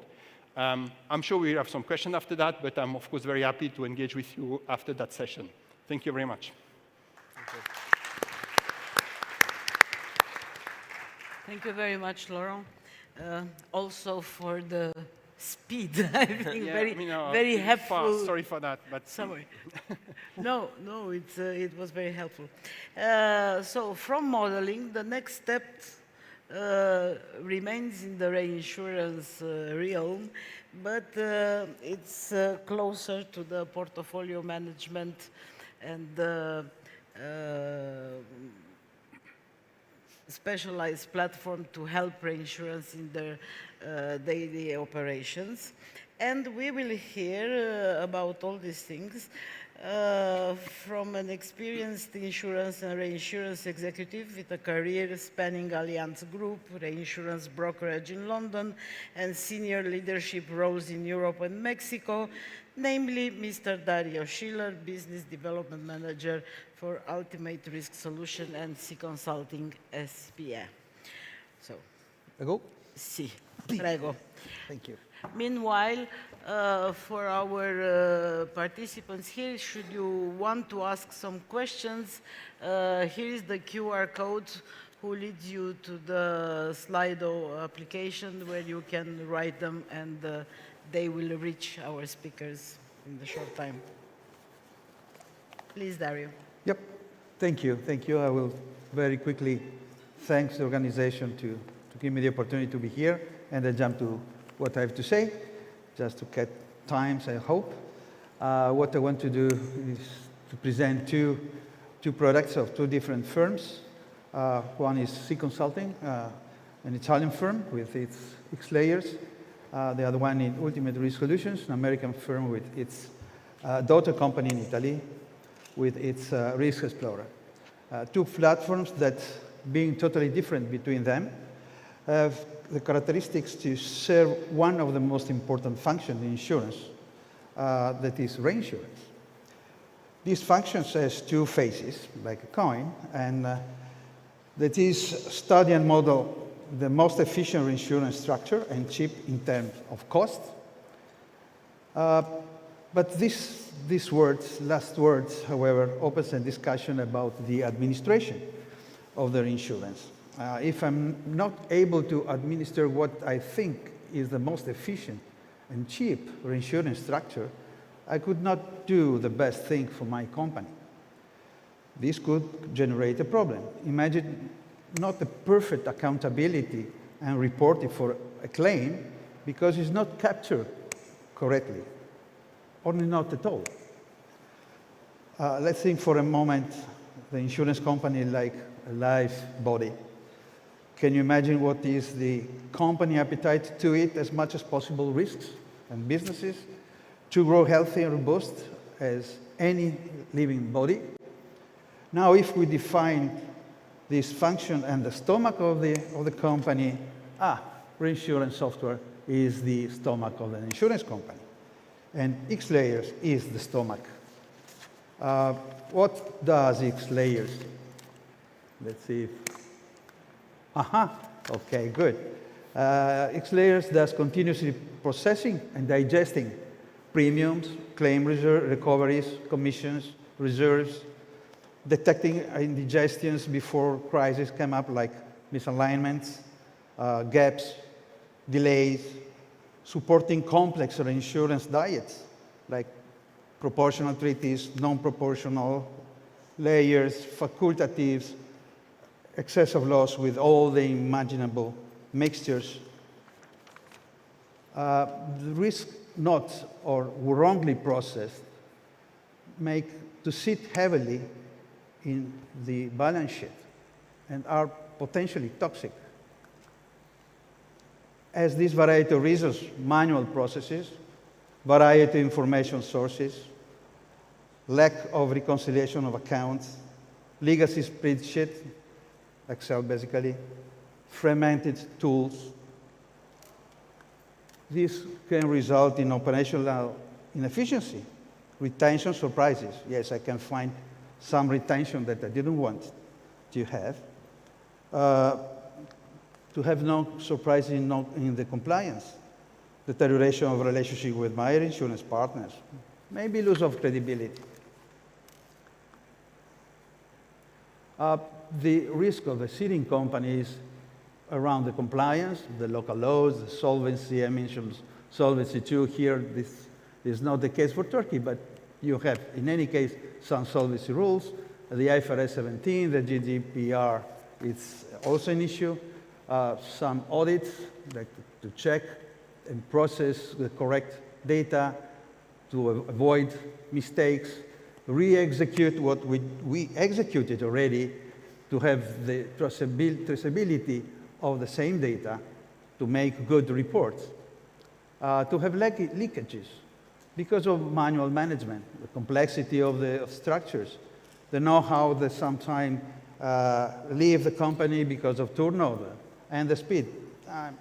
All companies are requested to be quicker and quicker in their accounts. By the way, I have to mention one research of Aon, I think, yes, that was measuring on average the 4% of leakage, 4% of premium, like leakage of claims do not recouped to the form of the insurance. Some unexpected result in the profit and loss. Some financial internal simulation calculations that are very difficult and many times not done because the lack of a tool.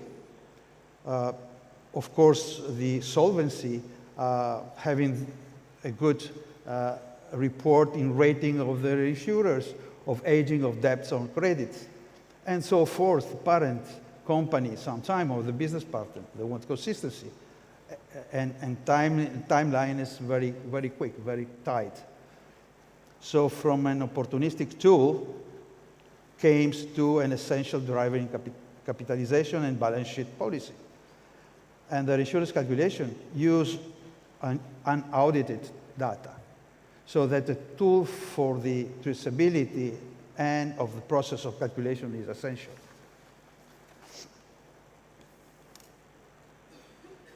I will skip quickly to help my relator, that this is some tools of X layers that make the user able to be the real owner of all the process and helping in a lot of reporting, controlling, and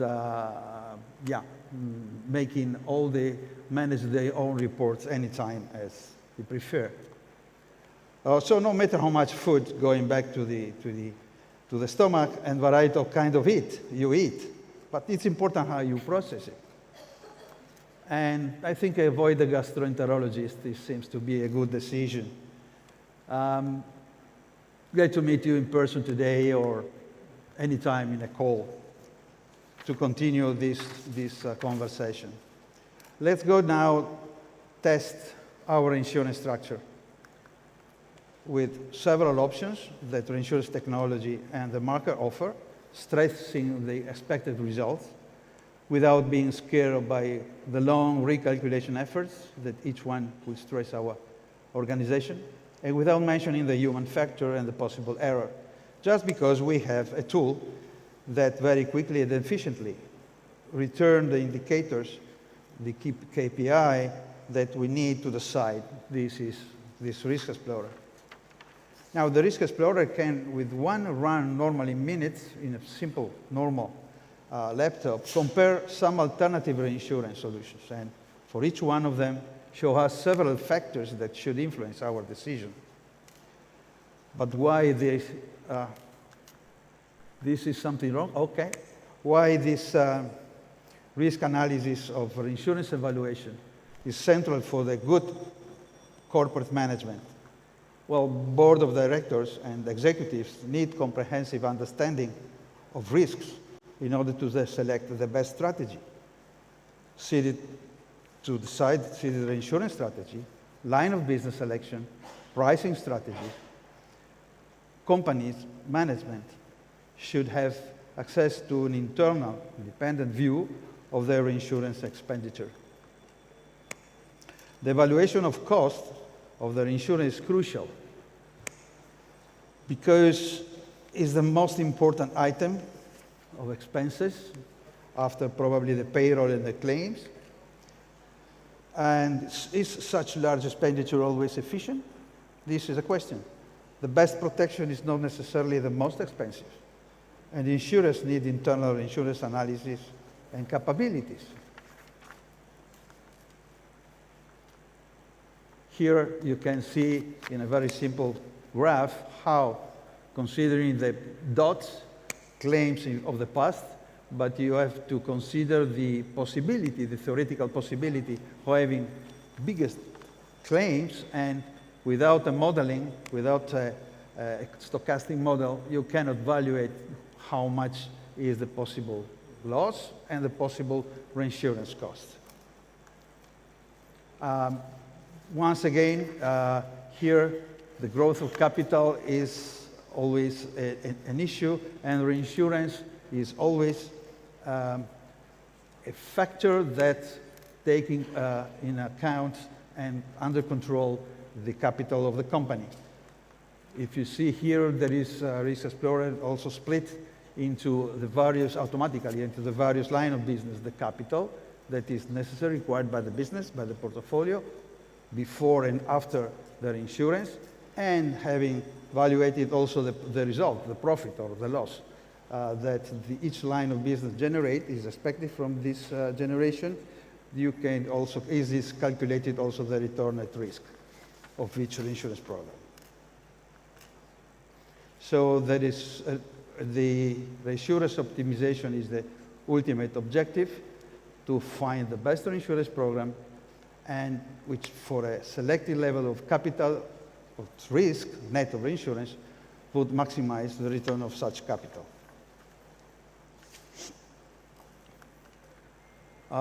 What this does in effect, Risk Explorer offers a complete holistic model solution with property and casualty area. All software can operate independently or feed in for a complete solution, covering risk transfer, design, pricing, optimization, business planning, risk quantification and mitigation, reinsurance evaluation, the economical capital evaluation and distribution throughout the line of business, and financial statement modeling and consolidation. Financial statements that will be on all GAAP standards or IFRS standards, so IFRS 17 standards. More in detail, the users, it works like the user defines a model by making a series of decisions with a model construct take place automatically. Additional keys with Risk Explorer include out-of-the-box functionalities. Each section of project has predefined properties, which allows the user to choose what they need and what they need. Risk Explorer has also inbuilt automatic report functionalities. So you see the financial from various points of view, like full value, calendar year, underwriting year, cash flows, etc. Contains wizards with which calculate and distribute economical capital automatically, and the return on capital, and each part of the model, of course, ensure that nothing is left unintentionally, thus avoiding extensive auditing. I finished here. I put this nice face of this lady. The intention was to use the artificial intelligence for translating in Turkish. Somebody told me that the translation was horrible. So this is a demonstration that artificial intelligence is not working efficiently anytime. Anyway, I'm at your disposal for any continuous chat about these items. Thank you.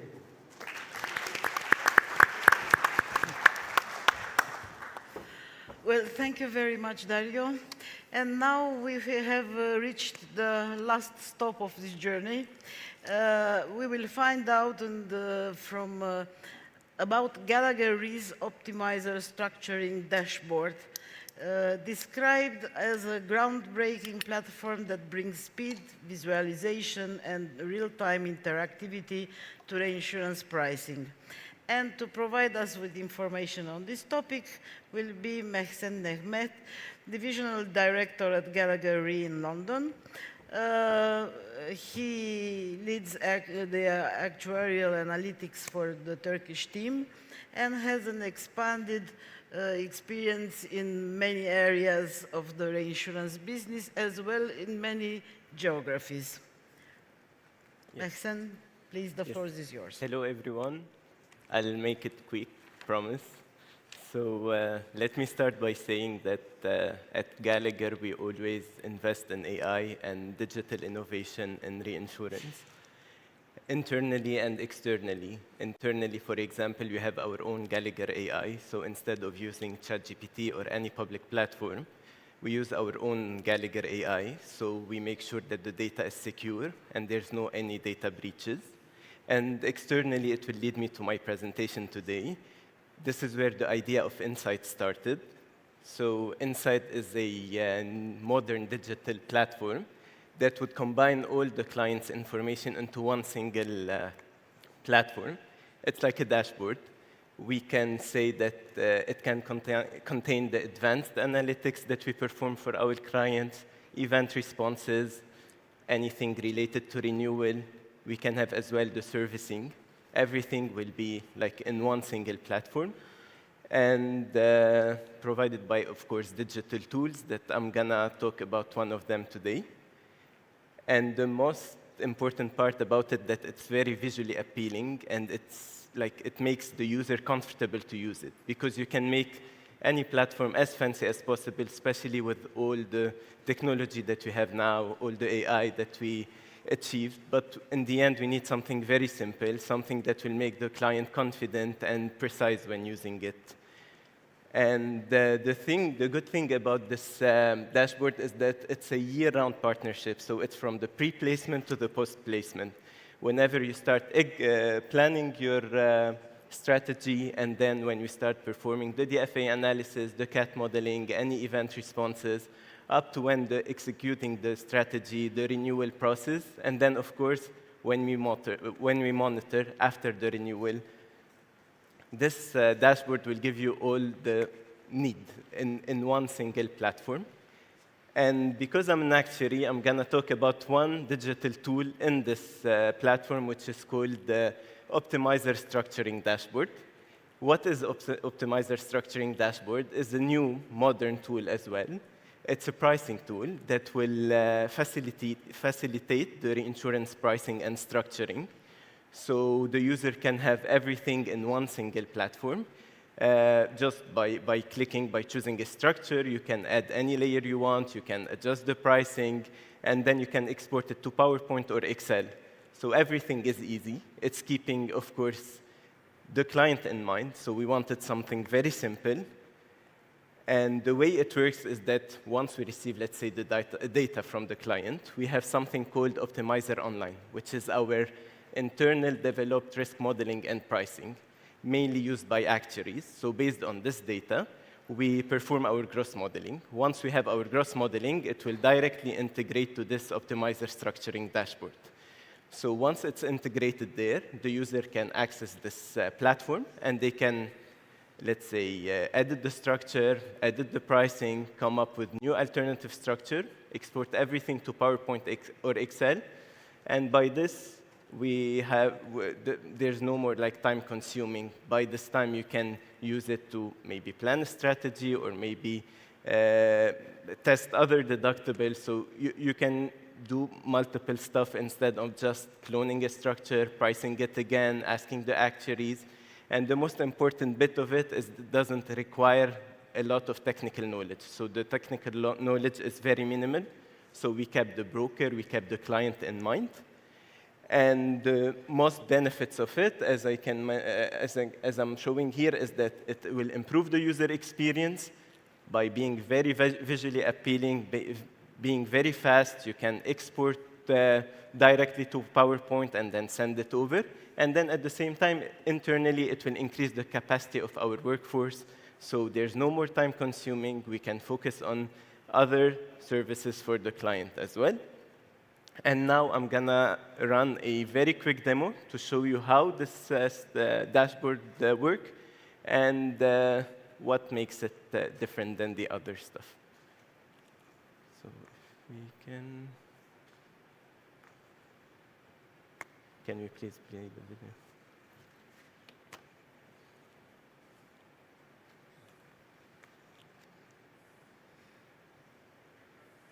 There's another file. There's a video.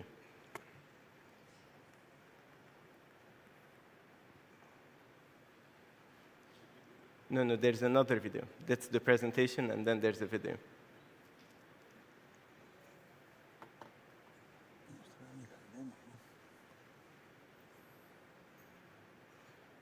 Yes. Yeah, that's.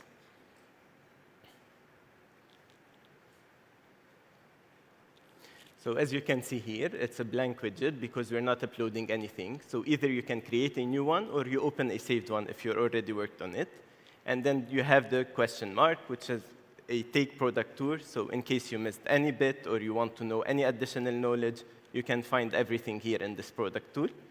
The first bit, it's a blank widget. This is where you choose your structure, and then it will visualize. And then you would have the technical rate. Let's say if you have excess of loss, you can see all your layers. Next to them, you can see all the information needed. And then the KPI matrix. And then you can upload up to 8 structures and compare them next to each other. So once the gross modeling is there, you can choose any structure you want and start testing on it. So in my case, I'm going to start by, let's say I'm going to select the client here. This client is going to be a demo. We choose the dashboard that we want. And let's say this client has a gross Excel structure. You can see here that this gross Excel consists of risk Excel, and then on Cat Excel, it's property and engineering.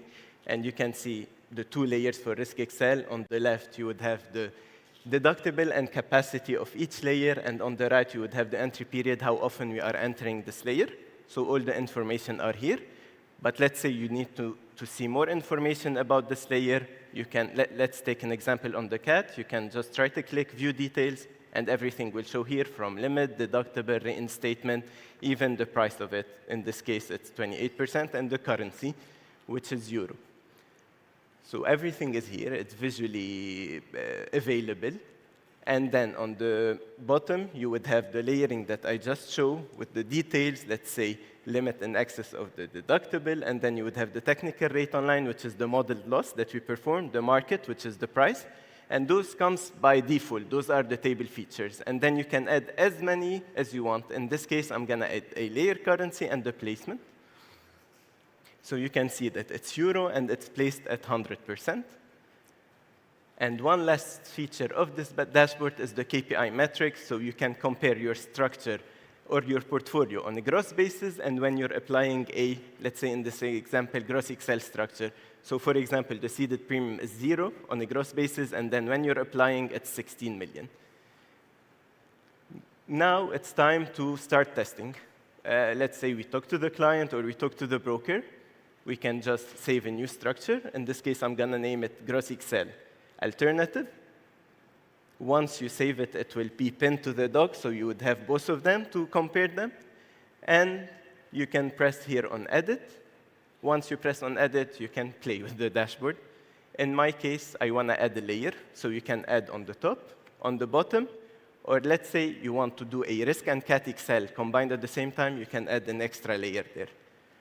Let's say here we're going to add a sub-layer. It will clone from the layer that's directly next to it.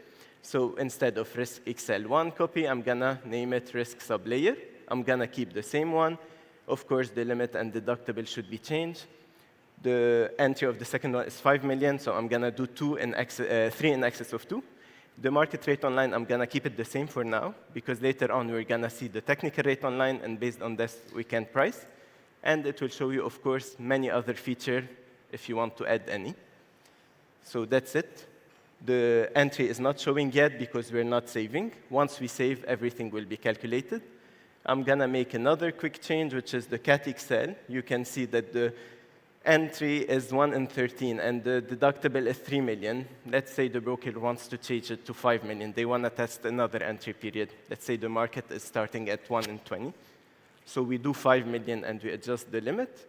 And I'm going to keep the same here for now. Done. So you have everything now. And one last feature I want to add that it's not available here,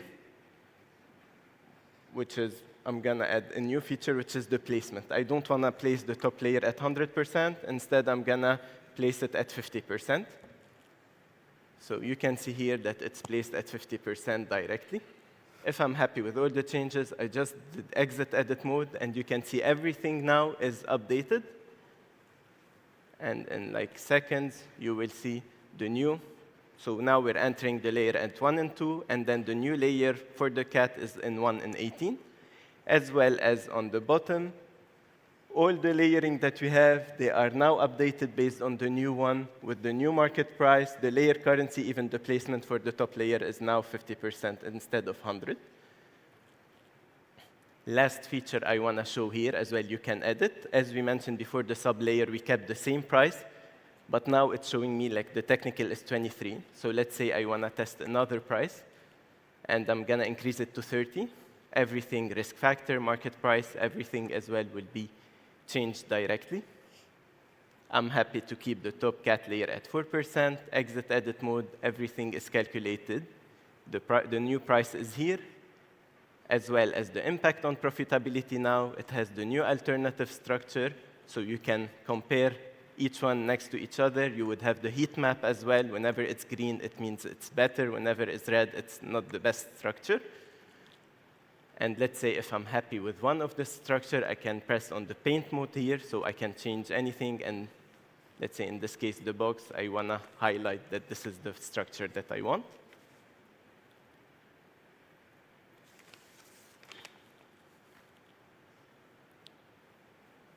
Once everything is set, you can press on the 3 dots, and then you can export it to PowerPoint, and then you would have your new structure with the new pricing and all the details related to it. It's here. And then you would have the new one.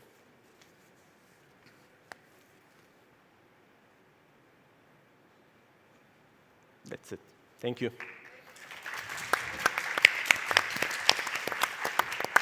Thank you very much.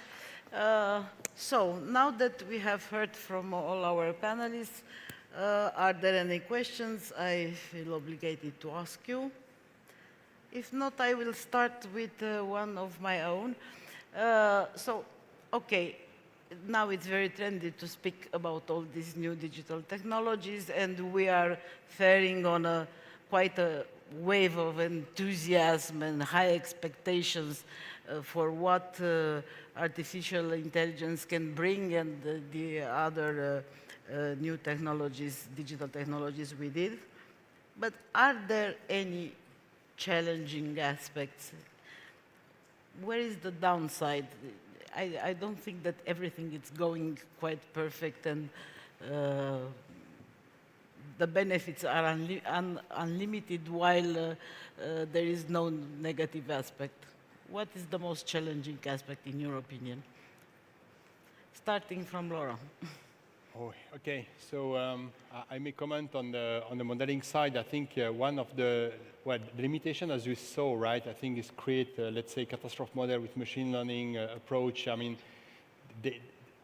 I can cite 2 different aspects, right, of an issue. The first is probably the fact that the machine learning can really learn from the data that exists. So I think it's maybe struggling, for example, to represent extremes, right? Because they have never seen in the training data set. So this is why basically we need to have the traditional statistics and physics behind that. So there's a few technological limitations, I would say, but maybe in the future we may overcome that. But I would say another aspect which is super important for our industry is the transparency of those models as well. Because of course we know insurance is a heavily regulated business, so we need to explain what is beyond the hood of our models, right? So if we use machine learning, sometimes it can be very untransparent. So a lot of work that needs to be done is about how to explain those algorithms. And I would say, maybe to give you just an example, when I was talking about the flood maps as an example, we tried different machine learning algorithm. And for example, we tried between deep learning, this neural network where there is an input and output in the middle. We are not really sure what's happening. And other type of algorithms, such as the decision trees, where it's very simple to categorize things. And if you, the approach typically is if you see the same performance between those two algorithms, choose the second, because you can more explain that, right? So that's basically one approach. But of course, this is always a challenge. This kind of explanatory AI is really something that we need to tackle in our business, because each time we need to produce a model, you need you as a user to understand how this has been done. And this is one of the main challenges we have to overcome, I would say. Anything to add from the modeling I perspective? entirely agree with you, actually. Essentially, in my opinion, AI currently is very good at compiling the readily available data. Very good and fast. You can have a good summary of information from AI easily in a very fast way. The most important thing here is that you have to decide whether that information is obtained from reliable sources. That's very critical. So essentially everything depends on the quality of your data. And if you know how to implement the AI methodologies on a good quality data, then you will have, you will make use of it easily in a beneficial way. I mean, we have been trying to implement AI technologies in our databases in some of our projects. And we see that, for example, if you just throw some data unconsciously, the results of AI might be very biased. So in that sense, you have to know how to feed the AI technology with good quality data, and you have to know what kind of methodology you should be implementing, you will be implementing to solve your problem. So these should be very, carefully studied. I'm sure that after a while, AI will take over the conventional methodologies. But for a long time, the conventional methodologies and AI technologies, they will walk hand in hand for a long time. Dario, do you have something to add? Oh, sure. Your perspective?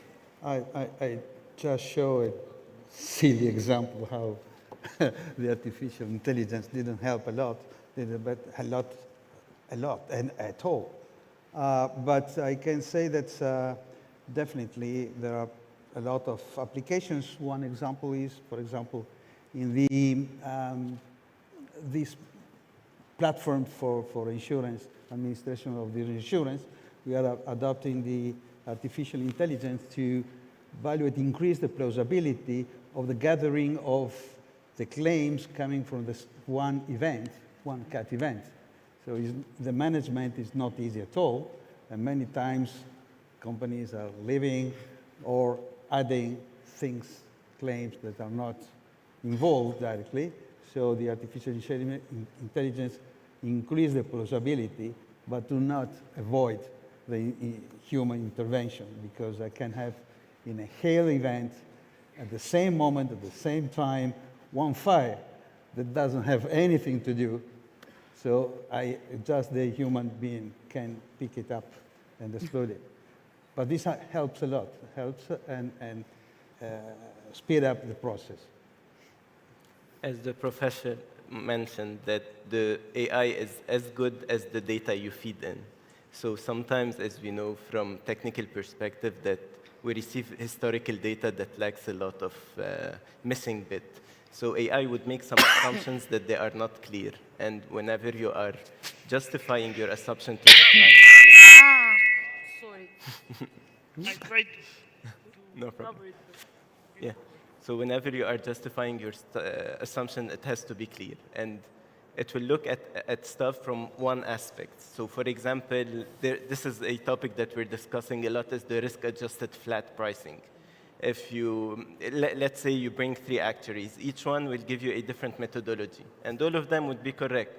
Like one would use the risk factor, another one would use the mid-layer interpolation, another one would use the curve, like the power curve of last year of the debrief. So, and all of them can be justified. While AI would look at it from one aspect only, which can be limited sometimes. So that's the challenge I believe we can face. How long do you think it will take for these systems using machine learning, AI, the machine thinking for us to be completely trustful and reliable? So you can use them without asking yourself if even maybe something is wrong there. I'm asking because previous years, for decades, all these processes were very hands-on. The people working with these things were calculating for themselves, selecting data, taking decisions, etc., etc. And now, slowly, or not so slowly, we are going towards a situation where it's something like a black box system. You put some data required there, and it comes a conclusion on the other end, and you don't know very well what's inside and how it works. How are people looking at this thing? How much do they trust it and are willing to embrace it, let's say, for the time being? Well, I would say maybe everything that touch to AI is highly non-linear. I mean, if you look at the kind of AI tool you are using, probably like ChatGPT or the equivalent, I think each time OpenAI is releasing a new version of it, I mean, this is just improving the performance. I wouldn't say it will be always with some error in it, right? But I think this is difficult to forecast what is basically the level of accuracy that is basically reaching in 1, 2, or 10 years. I would say all the topic of explainable AI is becoming a growing industry in itself, right? I think there are even companies starting just to develop tools to explain other machine learning algorithms, which is like an interesting element. So there's a concern on that. I would say in terms of the time, probably specifically for our industry, one of the limitations is not maybe the evolution of the tool, is basically how are we prepared to implement that in our insurance business, because one of the core, I would say, hinder or maybe something that prevent the adoption of AI very often in the insurance industry and other industries is the fact that you need to have all data in the same place. If you want to draw a correlation between loss, claim, and model, those losses, there needs to be in the same system, right? I think so. If you have different systems, you cannot use AI in this process, right? So this is probably where the limitation will be more in terms of the adoption, rather than the tool being explainable or reliable or evolution. The evolution will be very fast, but now how much can we follow that? That's the next topic, right? So probably the next topic will be how to balance or to align adoption with the actual technical development of the systems. Well, maybe we will talk next year, who knows. That being said, our panel reached its end. Thank you very much. Okay. Please give a hand of applause to our panelists. And hope you found it interesting. And with that, I'm passing the floor Dear to Daniela and the speakers, they will take a photo of you there. In the meantime, I would like to use these moments to give you some information. We are at the end of our panels. First of all, I would like to thank to Insurance Companies Association and all the sponsors, all the delegates for their support to our organization and to our event. We are coming at the last session of 4th Summit and 17th International Istanbul Insurance Conference. Now I would like to make an announcement. There is a present from Gallagher Re, and it is a lottery, and the winner is Milli Re, Miss Hilal Özgündüz. She win an iPad from Gallagher Re. Please, Hilal Hanım, find the Gallagher Re team for your present. And can I have a big applause for all the sponsors, participants, speakers? Başkan Bey, applause.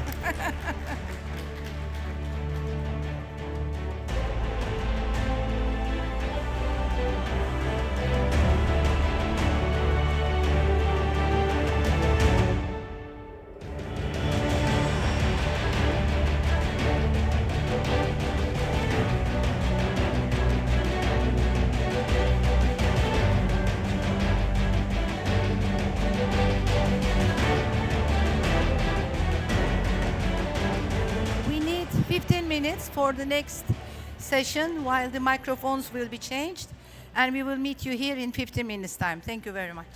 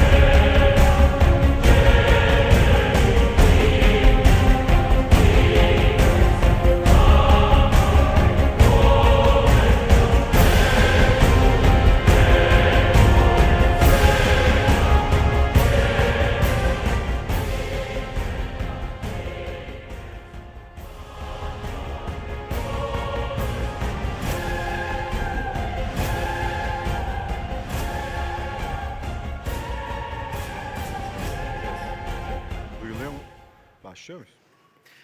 Hanımlar, beyler, bu güzel zirvenin son panelinde bizi dinlemek için salonda kalan dinleyiciler, hepinize çok teşekkür ederiz. Sigorta ve Reinsurance Brokerları Derneği için ayrılmış olan bu panelde ben moderatörünüz Gencay Genç, Sigorta Brokerlar Derneği Yönetim Kurulu üyesi olarak bugün sigortanın geleceğini şekillendiren bir kavram üzere Embedded Insurance kavramı, yani namı diğer gömülü sigorta üzerine bir konuşma yapacağız. Çok değerli misafirlerim ve konuşmacılarım var.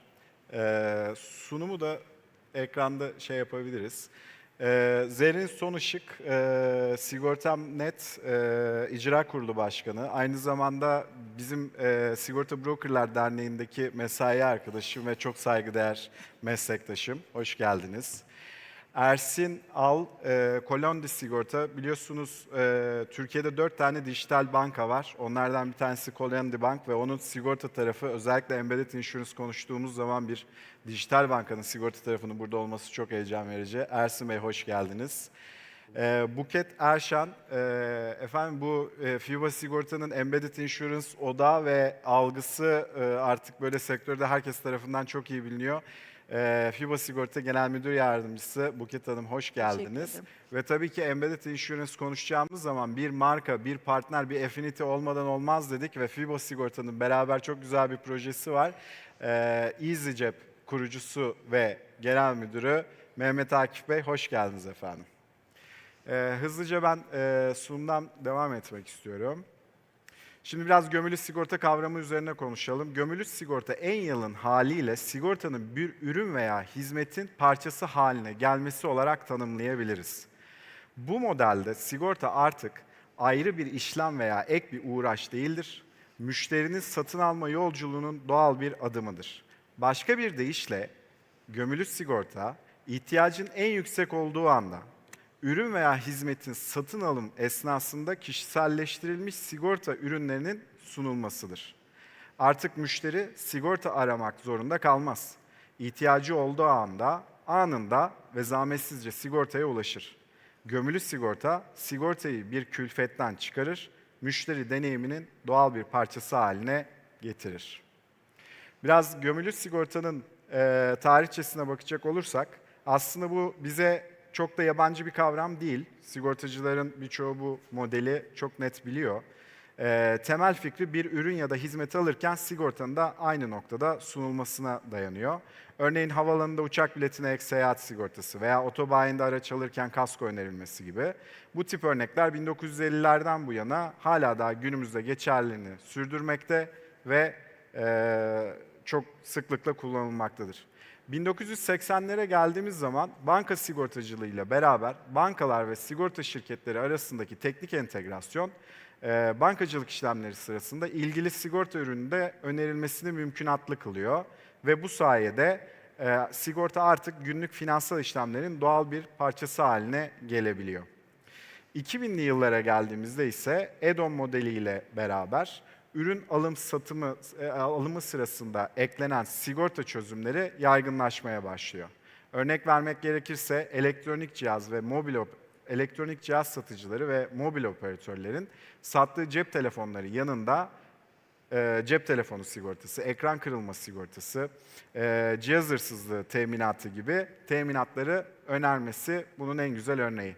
Hala daha günümüzde ciddi miktarda cep telefonu sigortası satılmakta. Hatta bugün sahnede de bununla ilgili bir case de açıklayacağız. 2015 ve sonrası platform ekonomisinin yükselmesiyle beraber web destekli gömülü sigorta dönemine girmiş bulunuyoruz.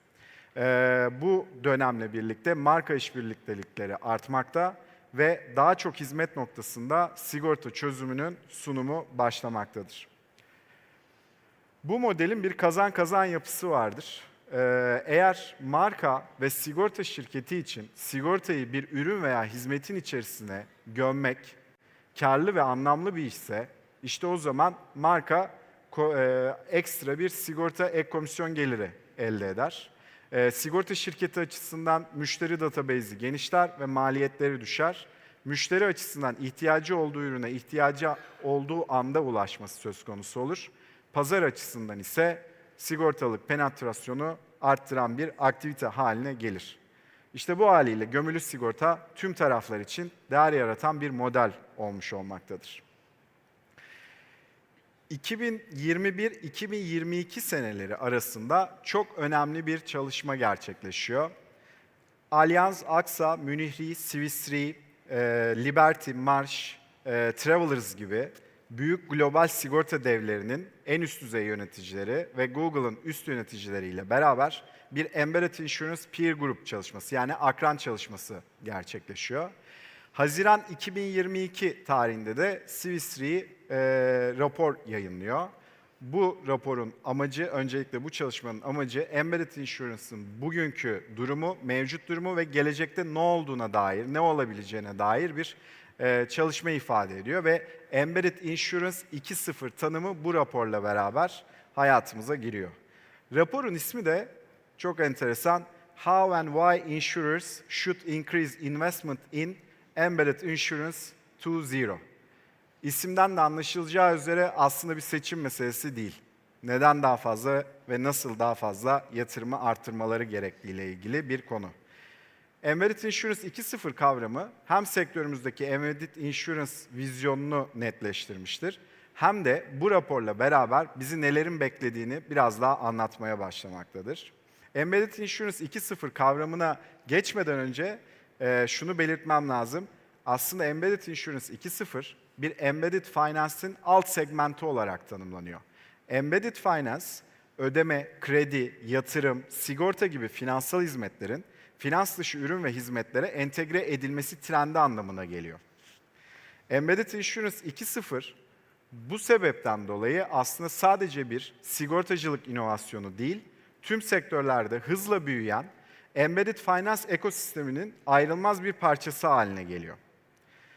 Ve Embedded Insurance 2.0'ın gelecekteki sigortacılığın büyümenin ana trendlerinden birisi olacağı vurgulanıyor. Şimdi Embedded Insurance 2.0'ın tanımına geldiğimiz zaman markalarla birlikte çalışarak, bakın cümlenin başı çok önemli, sigorta şirketlerinin markalarla birlikte çalışması kelimesiyle başlıyoruz. Markalarla birlikte çalışarak onların müşterilerine daha çeşitli, uygun fiyatlı ve kişiselleştirilmiş sigorta çözümlerini sunan, dijital teknoloji ve veriyi kullanarak müşteri deneyimini, risk seçimini, fiyatlamayı ve pazarlama etkinliğini iyileştiren yeni nesil gömülü sigorta modelidir. Tabii şimdi bir salon dolusu sigortacıya biz markalarla birlikte çalışarak deyince affinity ve partnership'ler bizim ezelden beri yaptığımız iş, ciddi de projelerimiz var, güzel şeyler yaptık diyecekler ama bu eski modelle, yani o affinity programlarıyla Embedded Insurance arasındaki farkı bir incelemek lazım. İlk önce amaçsal bir farkındalık ortaya koyalım. Artık Embedded Insurance 2.0 kavramı tek bir sigortacının, tek bir ürünün bir markaya satması için sağlanması yerine markalara ve müşterilere daha geniş ve özelleştirilmiş çözümler sunmayı amaçlamaktadır. Amaç olarak farklıdır. Teknoloji kısmına birazdan geleceğim, burası çok önemli. Çok taraflı talep ve arzı tek bir platformda yönetecek işletim sistemleri ortaya çıkmaktadır. Yetenekler, daha yeni yetenekler, yani dijital satış, dijital pazarlama, veri bilimi, açık platform geliştirmesi ve dijital underwriting gibi yeni nesil becerileri gerektirmektedir. Parasallaşma konusuna da gelecek olursak, sigortacılıkta klasik işte bir aracı kurum için komisyon geliri veya bir sigorta şirketi için prim yönetimi, varlık yönetimi gibi konuların yanı sıra SaaS modeli, gelir modelleri de Embedded Insurance 2.0 ile beraber sigortacılığın hayatına girmektedir. Kısacası Embedded Insurance 2.0, sigortayı yalnızca dağıtmakla kalmaz, yani satmakla kalmaz, teknoloji, veri ve iş modelleriyle yeniden tasarlar. Şimdi burası önemli bir aşama. Bu grafik biraz ufak çıkmış durumda ama sol taraf, ya size göre sol taraftaki yapıda klasik bir sigorta şirketi değer önergesi ortaya çıkıyor. İşte ürünler var, dağıtım kanallarına gidiyor ve oradan müşteriye ulaşıyor. Embedded Insurance 2.0 dediğimiz yeni modelde ise sağ taraftaki grafiğe baktığınızda grafiğin hemen altında modüler bir sistem göreceksiniz. 3 farklı renkten oluşan pembe, yeşil ve mavi kısımlar. Bu ne demek? Bu şöyle bir şeyden bahsediyoruz burada.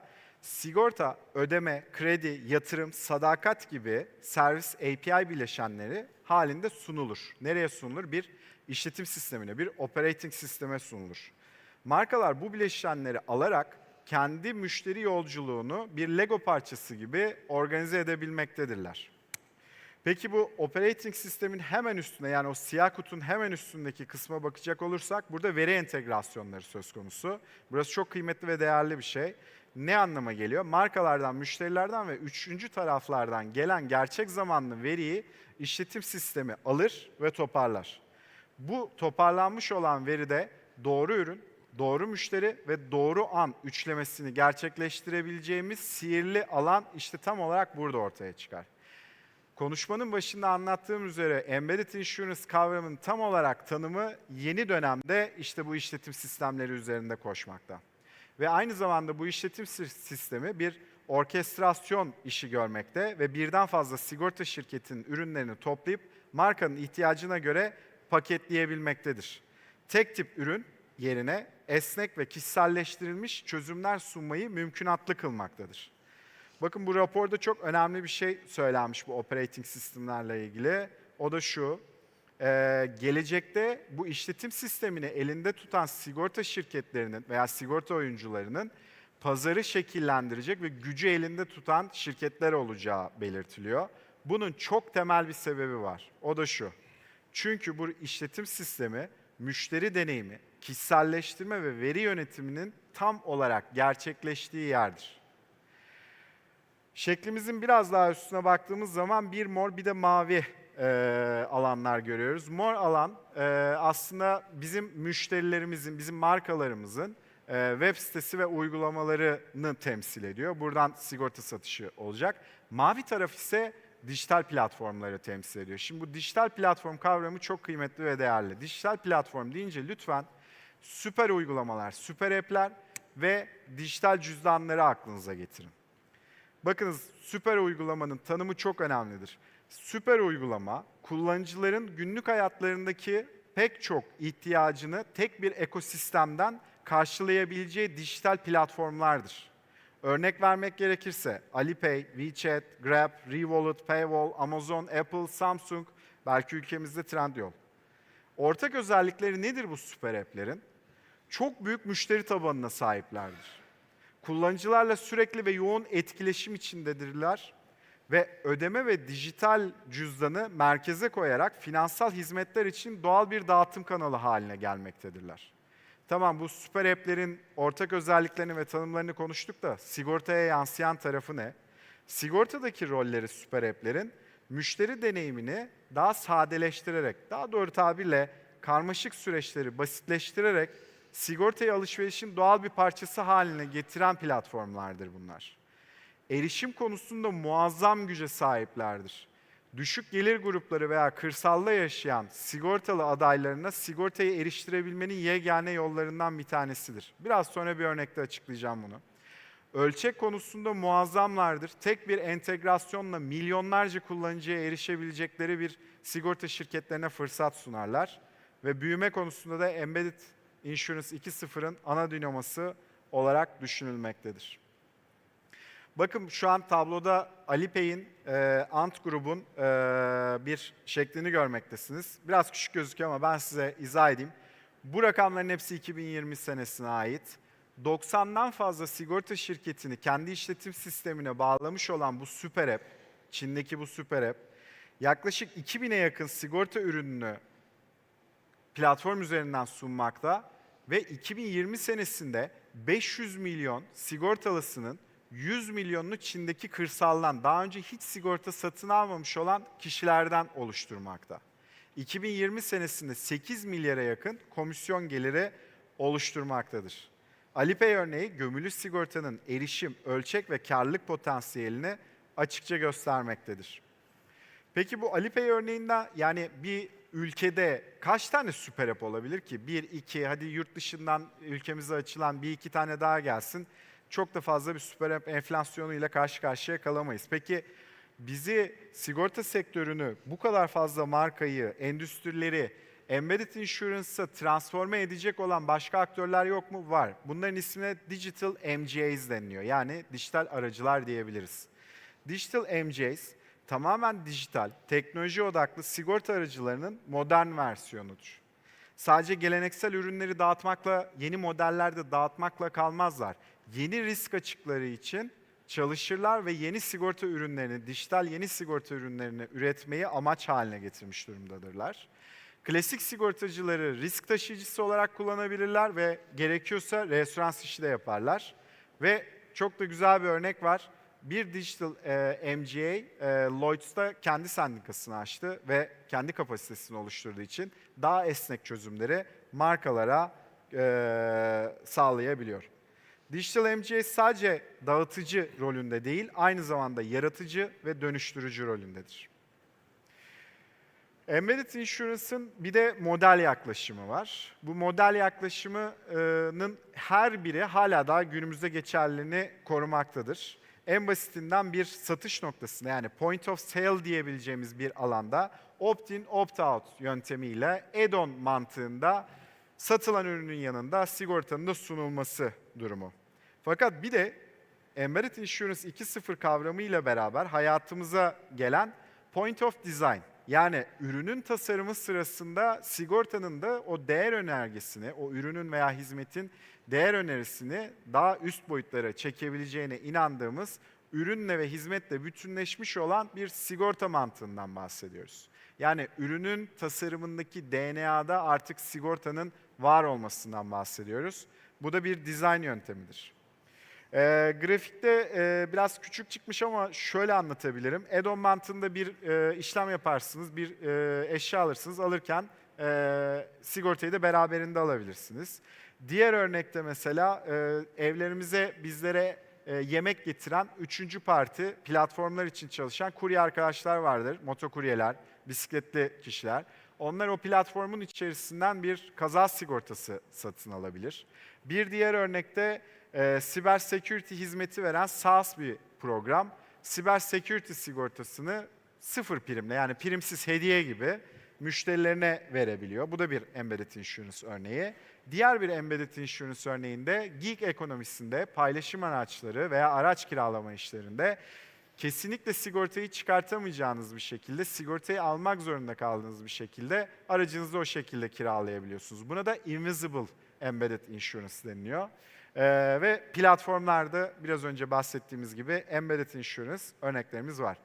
Kısacası embedded insurance 2.0 yeni dönemde yeni gelirler yaratabilir, müşteri deneyimini iyileştirebilir, regülasyona uyumu sağlayabilir ve müşteri bağlılığını arttırır.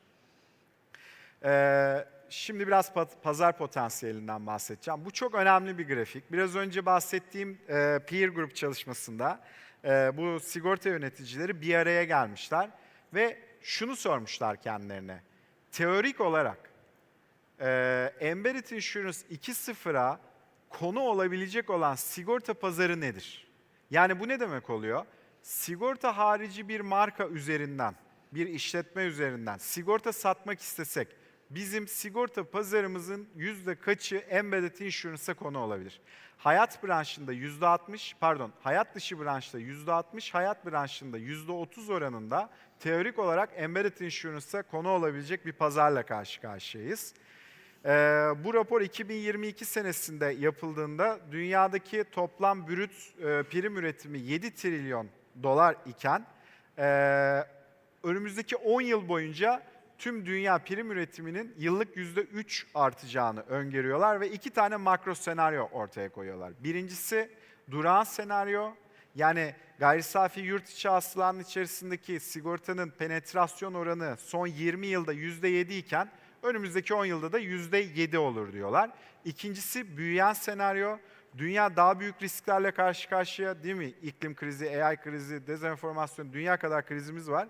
Ve inovasyona duyulan ihtiyaç nedeniyle penetrasyon oranı artabilir. %7'den %8'e gelir diyorlar. Ve o aradaki %1'lik artışın %80'inde Embedded Insurance'dan geleceğini öngörüyorlar.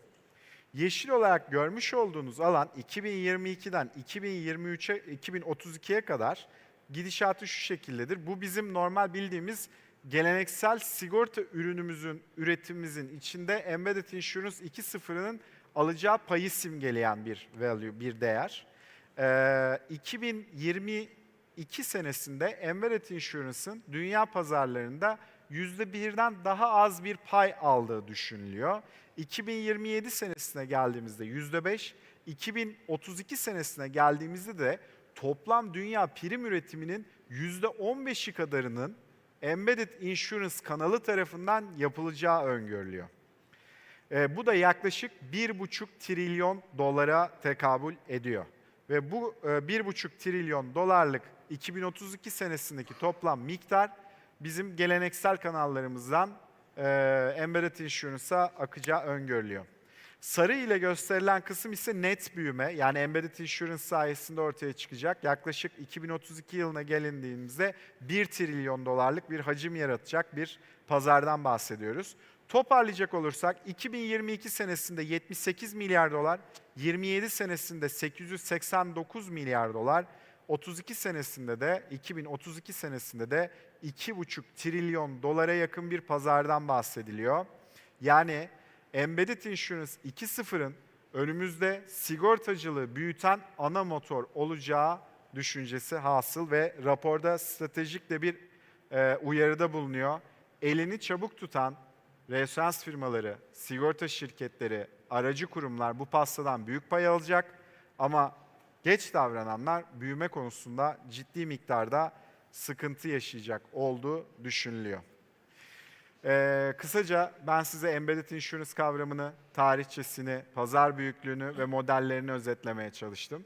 Şimdi heyecanla konuşmacılarıma sorularımı yöneltmek istiyorum. İlk sorum Sayın Zerrin Sonuşak'a gelsin. Evet Zerrin Hanım, Sigorta.net'e ve bağlı bulunduğu iLab grubuna gömülü sigorta vizyonunu nasıl tanımlıyorsunuz? Bu vizyon müşteri odaklı sigortacılığı nasıl dönüştürüyor? Öncelikle bayağı detaylı bir sunum oldu. Bizim işimiz kolaylaştı anlatırken. Teşekkürler Gencay. Bizim için sigortacılığın geleceğini tek bir kelimeyle özetleyebilirim: entegrasyon. Aslında sigortanın hayatın doğal akışına görünmez ama güçlü bir şekilde dahil olmasının özü burada, entegre olması. Sigorta.net olarak biz tabii bir iLab ekosisteminin içerisindeyiz ve bu güçlü ekosistemden çok besleniyoruz, çok destek alıyoruz. iLab açılışta bir küçük düzeltme de yapayım. İcra Kurulu Başkanımız Sayın Mustafa Sayın kuruculuğuyla 20 yılı aşkın süredir aslında Türkiye'de dijitalleşme hikayesine öncülük eden çok büyük ve çok güçlü bir grup ve birçok farklı dikeyde çok önemli markaları aslında yatırımını yapmış ve hayata geçirmiş bir grup. Kariyer.net ve İşin Olsun'la istihdam alanında, hangi krediyle aslında finansal karar alma süreçlerinde, Arabam.com'la ikinci el otomobil ekosistemi içerisinde, Emlakjet ve Endeksa'yla gayrimenkul sektörünün dijitalleşmesinde, bunların aslında hepsiyle birlikte cimriyle akıllı alışveriş deneyimlerini sunuyor.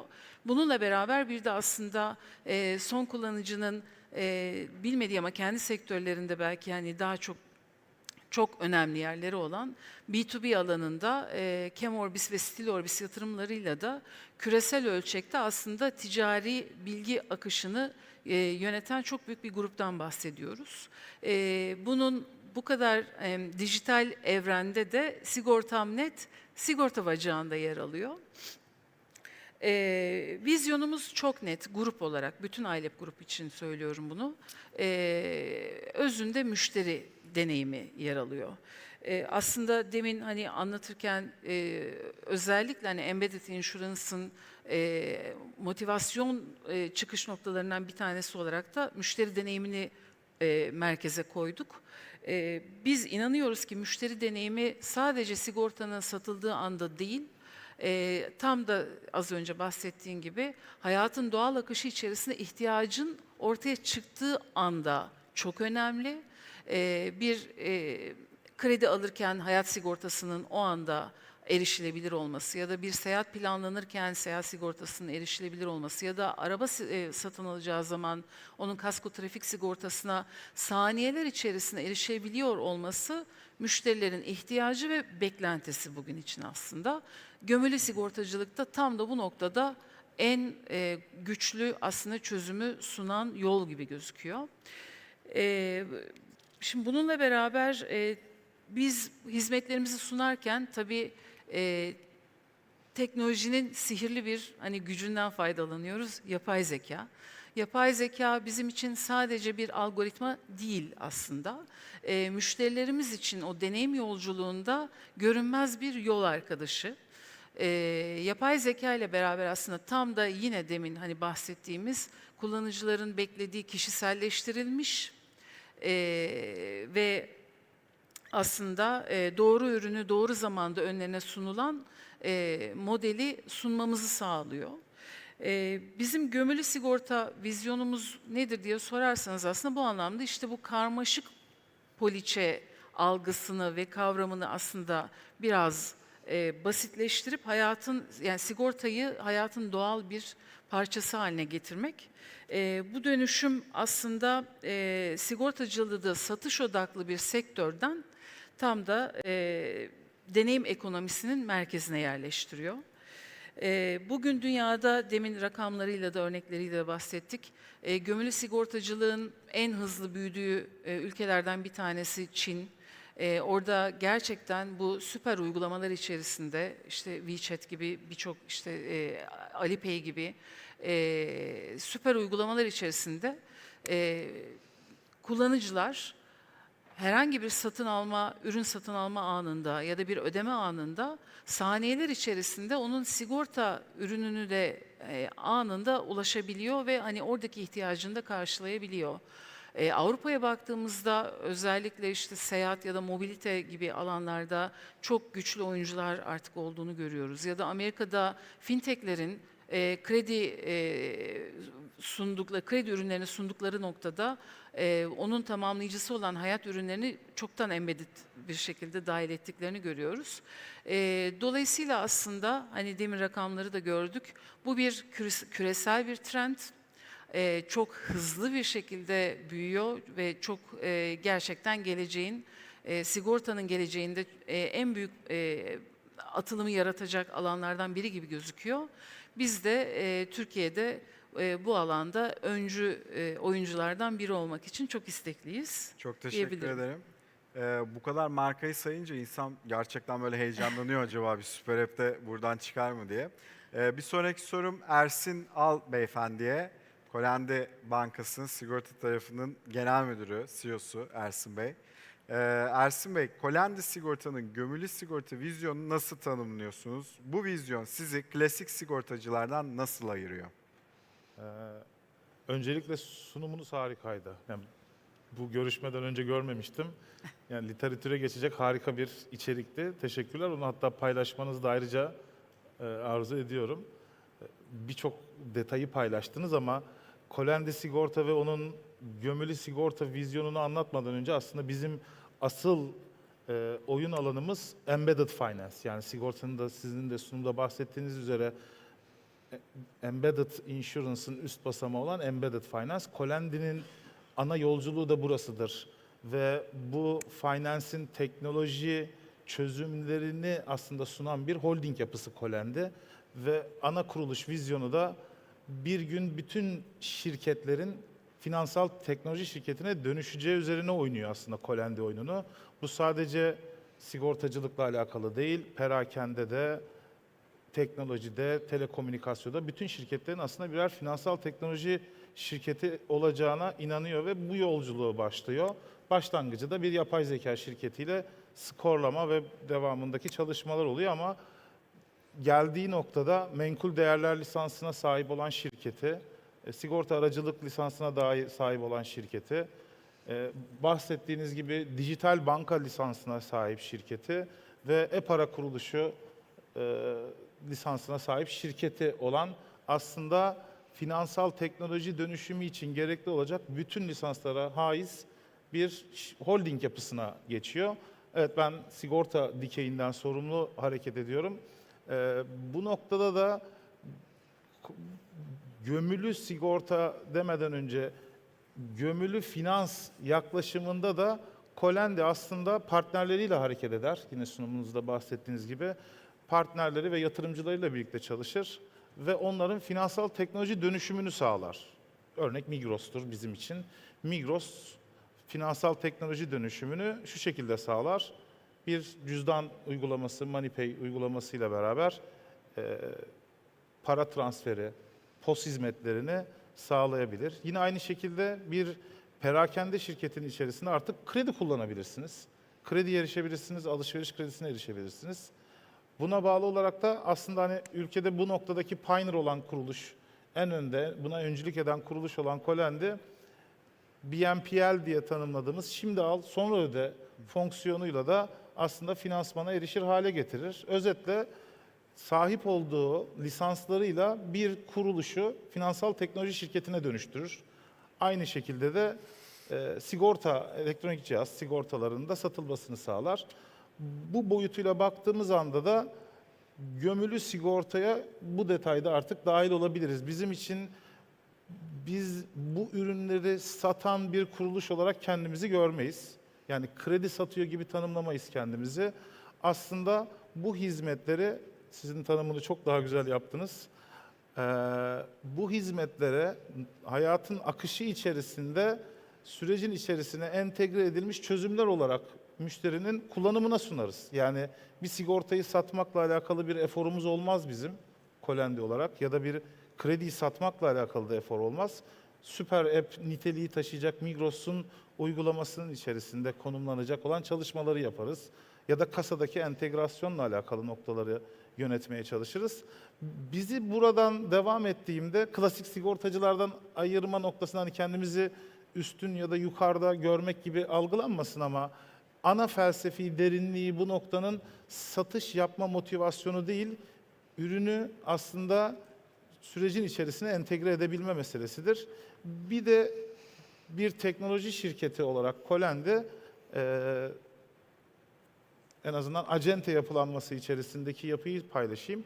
Çalışanların %90'ı ya da 95'i yazılımcı ya da analisttir. Yani biz hani satış yapmayız derken evet gerçekten satıcı kadromuz olmaz.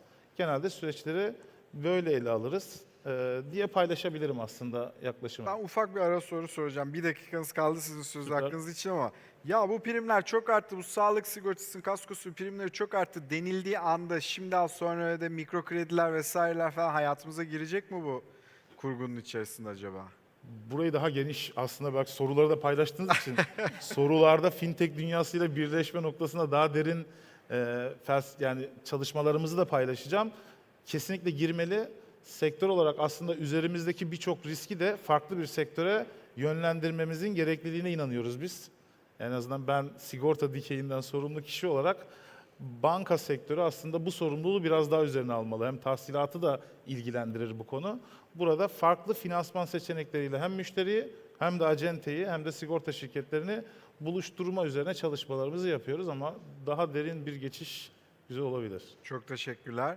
Bir sonraki sorum Buket Hanım'a, Buket Erşen Hanım'a. Fibo Sigorta bu arada gerçekten çok heyecan verici bir sigorta şirketi bu embedded insurance konusunda. Buket Hanım, Fibo Sigorta gömülü sigortayı stratejik yol haritası nasıl konumlandırıyor? Biraz ondan bahsedebilir misiniz acaba? Tabii memnuniyetle. Öncelikle biraz sizin sunumunuzu destekleyecek bir iki veri paylaşmak istiyorum. Siz çok güzel özetlediniz ama özellikle küresel piyasalardaki gelişmeleri vurguladınız, beklenen gelişmeleri vurguladınız. Bunu desteklemek adına BCG raporları şunu söylüyor. Bugün küresel piyasalarda gömülü sigortacılığa müşterilerin %95'i pozitif bakıyor. %65, çok özür diliyorum. Bunu Z kuşağına indirgediğimizde bu oran %84'lere çıkıyor ki çok heyecan verici. Peki Türkiye'de neler oluyor? Türkiye'de son 2 yılda bu alanda %60 oranında bir büyüme var. Ama tabii gidecek çok yolumuz var. %60 artış diyoruz ama henüz yılda sadece embedded sigortacılık, gömülü sigortacılıkla 4 milyon poliçe satabiliyoruz. Ve burada da aslında ağırlıklı lokomotif ürünler, cep telefonu sigortası ve elektronik cihaz ürünleri. Bizim perspektifimizle konuya baktığımızda biz aslında 2 yıl önce kurulduk. Tamamen odağımız dijital bir sigorta şirketi olmak ve gömülü sigortacılık, embedded insurance bizim ana stratejimiz. Sigorta denildiğinde vatandaşın kafasında nedense biraz böyle önyargılar oluşabiliyor. İşte karmaşık süreçler, zor satın alma süreçleri, imzalanan formlar, karmaşık ürünler. Aslında siz de özetlediniz, diğer arkadaşlarım da özetledi. Aslında tam ihtiyacın olduğu noktada devreye girmeye gayret gösteriyoruz. Belki bunu bir örnekle anlatmak daha iyi olur. Müşteriler cep telefonu satın alıyorlar. Yani cep telefonu ürünü satın alıyorlar. Biz bu cep telefonu ürünü satın alındığı noktada, tam da ihtiyacın oluştuğu noktada onlara cep telefonu sigortası sunuyoruz. Tamamen aldıkları ürünle bağlantılı bir sigorta ürünü. Ve bu sigorta ürünü sunarken de birkaç alternatifle gidiyoruz. Diyoruz ki gel ekran kırılması, tam koruma, uzatılmış garanti ne almak istiyorsan.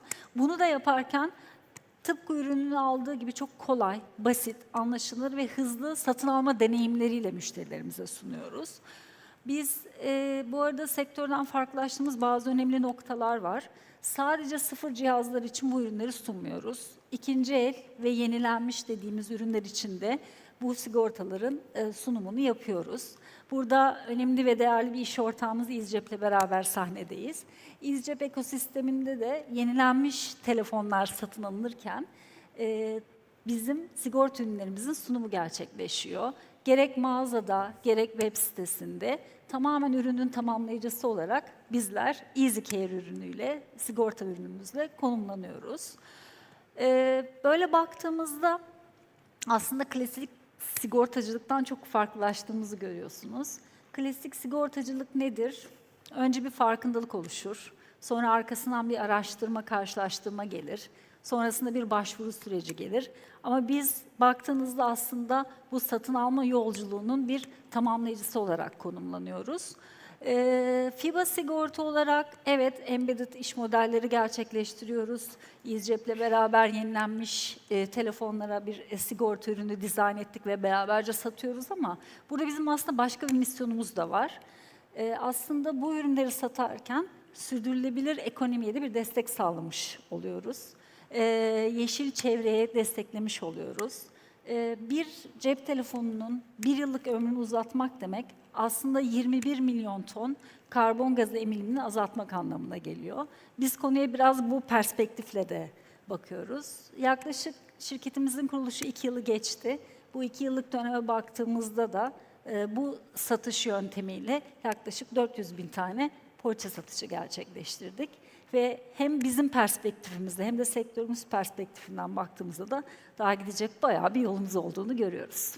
Teşekkür ederim. Teşekkür ederim. Etkileyici, 400 bin adet az buz bir rakam değil. Evet, Mehmet Akif Bey, aramızdaki markamız, işbirlikte Affinity'miz, hoş geldiniz. EasyCep olarak gömülü sigorta modeline girme fikri nasıl doğdu? Siz bu alana yönlendiren temel ihtiyaç ve müşteri talebi neydi acaba? Biraz bahsedebilir misiniz? Tabii ki. Önce kısaca iş modelimizden bahsedeyim, gömülü sigortanın daha iyi anlaşılması için.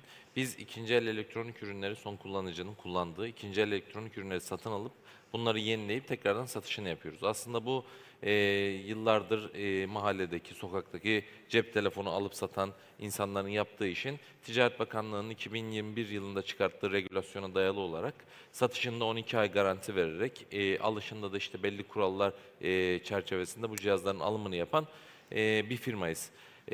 Bizim sattığımız her telefonun 12 ay garantisi mevcut. Bu garanti de aslında sıfır telefonu satan üreticilerin tabi olduğu kanunun aynısına tabiiz. 12 ay boyunca bu ürünlere garanti veriyoruz. İkinci el ürün, aslında yenilenmiş ürün, regülasyon öyle dediği için aslında adı yenilenmiş oluyor. İkinci el üründen bir farkı yok, ikinci el ürün. İkinci el ürünü satarken, yani satmak için aslında insanların size güven duyması lazım. Bu güveni sağlamak için de 12 ay garanti birinci seçenek. İkinci seçenek de aslında bunun gömülü sigortası, embedded sigortası olması.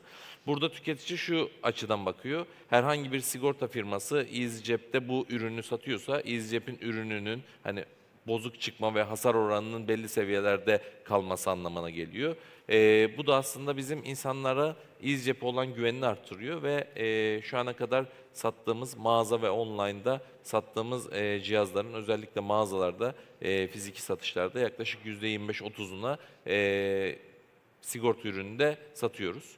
Yenilenmiş telefonların bir de sıfır telefonlara göre müşteri satın alırken kredi kartına taksitle satın alma imkanı var. Aslında bu da devletin cari açığı azaltma ve ithalatı azaltma yönünde bir desteği bize. Sattığımız telefonların yanında alınan sigortaları da taksitli bir şekilde müşteriler ödeyebiliyor. Aslında siz Ersin abiye sorduğunuz o sigortayı BNPL veya taksitli bir şekilde alma opsiyonu bizim mağazalarda çalışıyor. Bu da aslında bizim sigorta satışını kolaylaştırıyor. Bizim için en önemli noktası müşterilerin EasyJet'e olan güvenini arttırıyor. Süper. O point of design'a yakın bir model var aslında ortada, değil mi? Siz o ihtiyacı belirleyip sigortayla değer önerisini daha yüksek bir alana doğru çıkartabilmek için bir çalışma yapmışsınız ve çalışmış yani. Evet. Bir sürü sigorta poliçesi yapmışsınız. Tebrik ederim. Ben tekrar Zerrin Hanım'a döneceğim. Şimdi Zerrin Hanım'ı tanıyan, bilen bilir.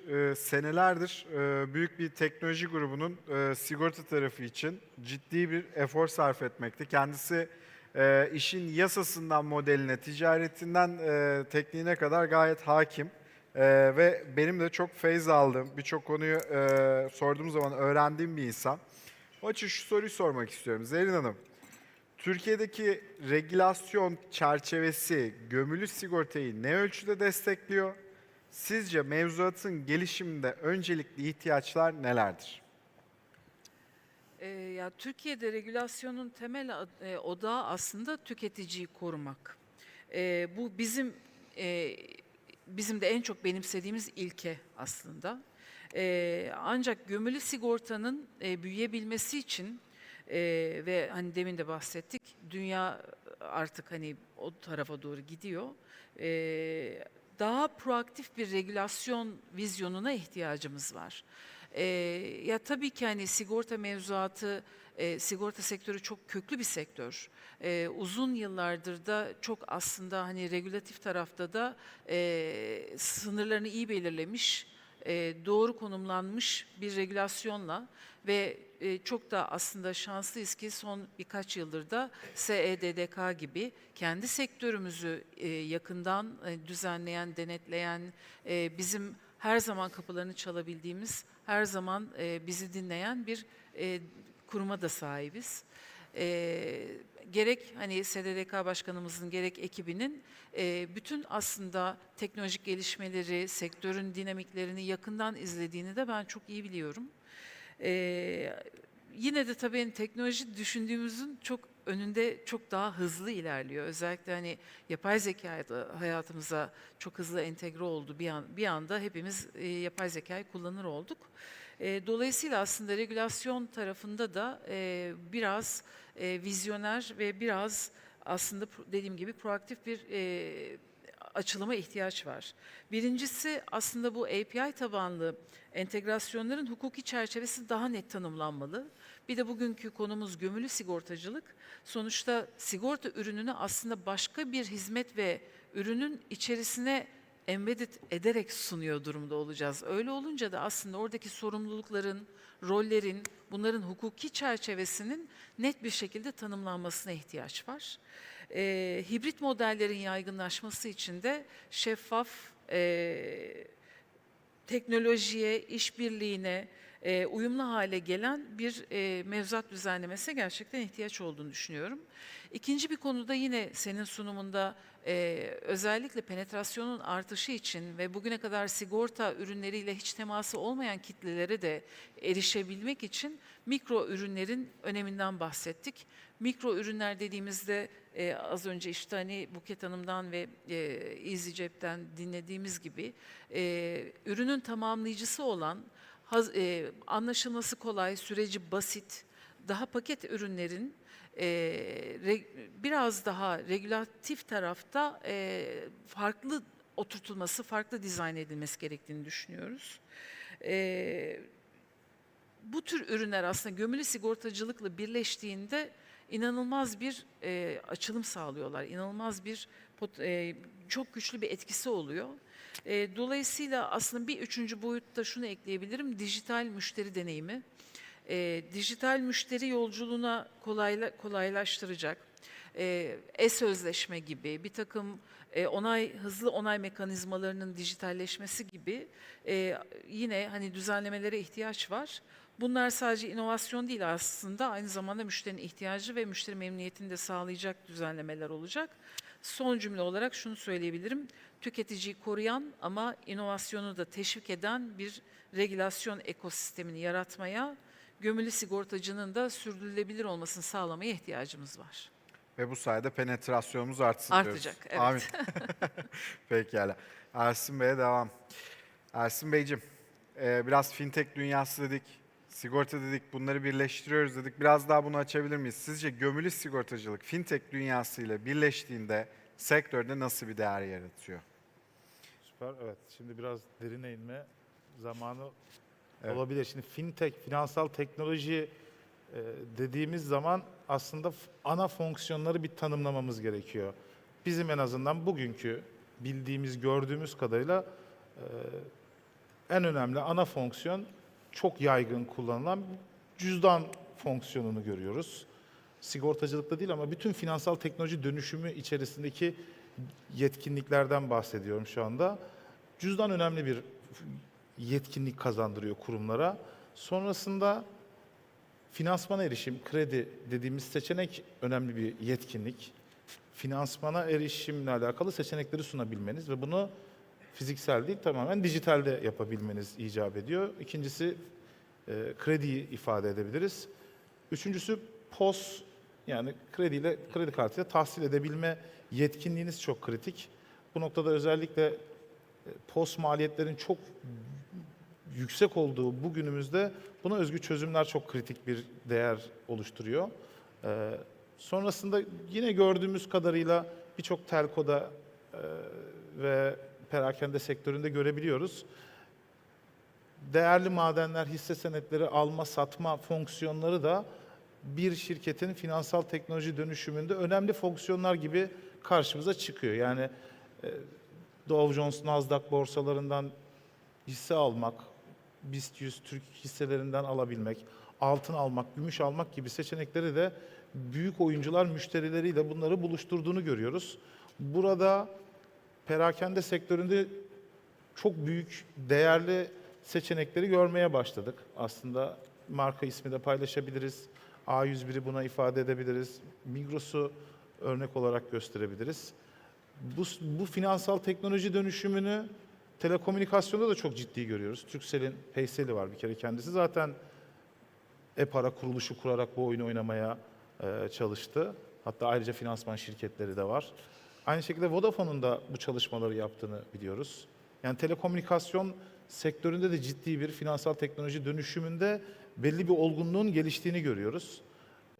Enerji sektöründe de örneklerini görüyoruz.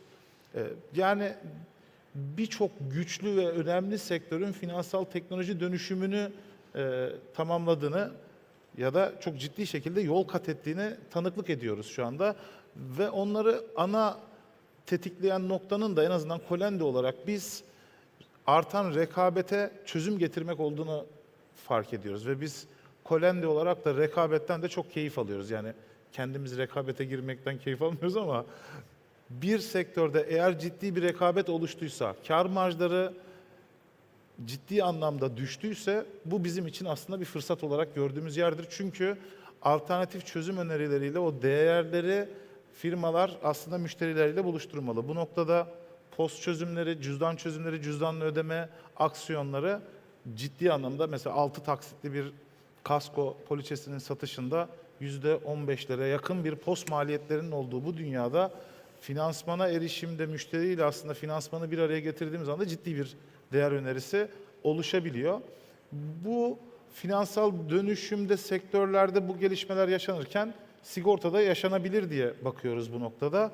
Ama sigortada yaşanabilmenin ötesine geçtiğimizde sigortada fark ettiğimiz, eksiğimiz, yanlışımız olabilir ama fark ettiğimiz resim bizim şu: sigorta şirketleri prim tahsil eder ama bir hastayı tedavi etme, ameliyat sürecine dahil olmaz. Arabayı tamir etmez, yedek parça üretmez. Yani ciddi anlamda hesaplamalarını yapıp parayı tahsil ettikten sonra anlaşmalı kurum ya da kuruluşlara o ödemeleri gerçekleştirir. Yani finansmanı alır ve finansmanı dağıtır. Bu boyutuyla baktığınızda dünyada bunun aslında en başarılı örnekleri, bu finansmana eriştikten sonra aslında banka kurduklarını görüyoruz sigorta şirketlerinin. Yani aslında sigorta şirketi sürece başlıyor, finansmana erişiyor ve bankaya sahip oluyor. Ama Türkiye'de bankacılık sigortacılıktan çok daha önce gelişmesini tamamladığı için bankaların sigorta şirketlerine tanıklık ettiğimiz bir dönemi yaşıyoruz. Ama yine bugün gördüğümüz resimde sigorta şirketleri müthiş bir finansmana erişim halindeler ve finansmanı da ilgili anlaşmalı kurum ya da kuruluşlara dağıtıyorlar. Bu paranın hareket ettiği her yerde ciddi anlamda yepyeni gelir modellerinin olduğunu görüyoruz. Örnek vermek gerekirse basit bir cüzdan çözümüyle bile kredi kartı tahsilatını aslında cüzdan üzerinden yapılması halinde ciddi bir değer önerisi oluşabiliyor.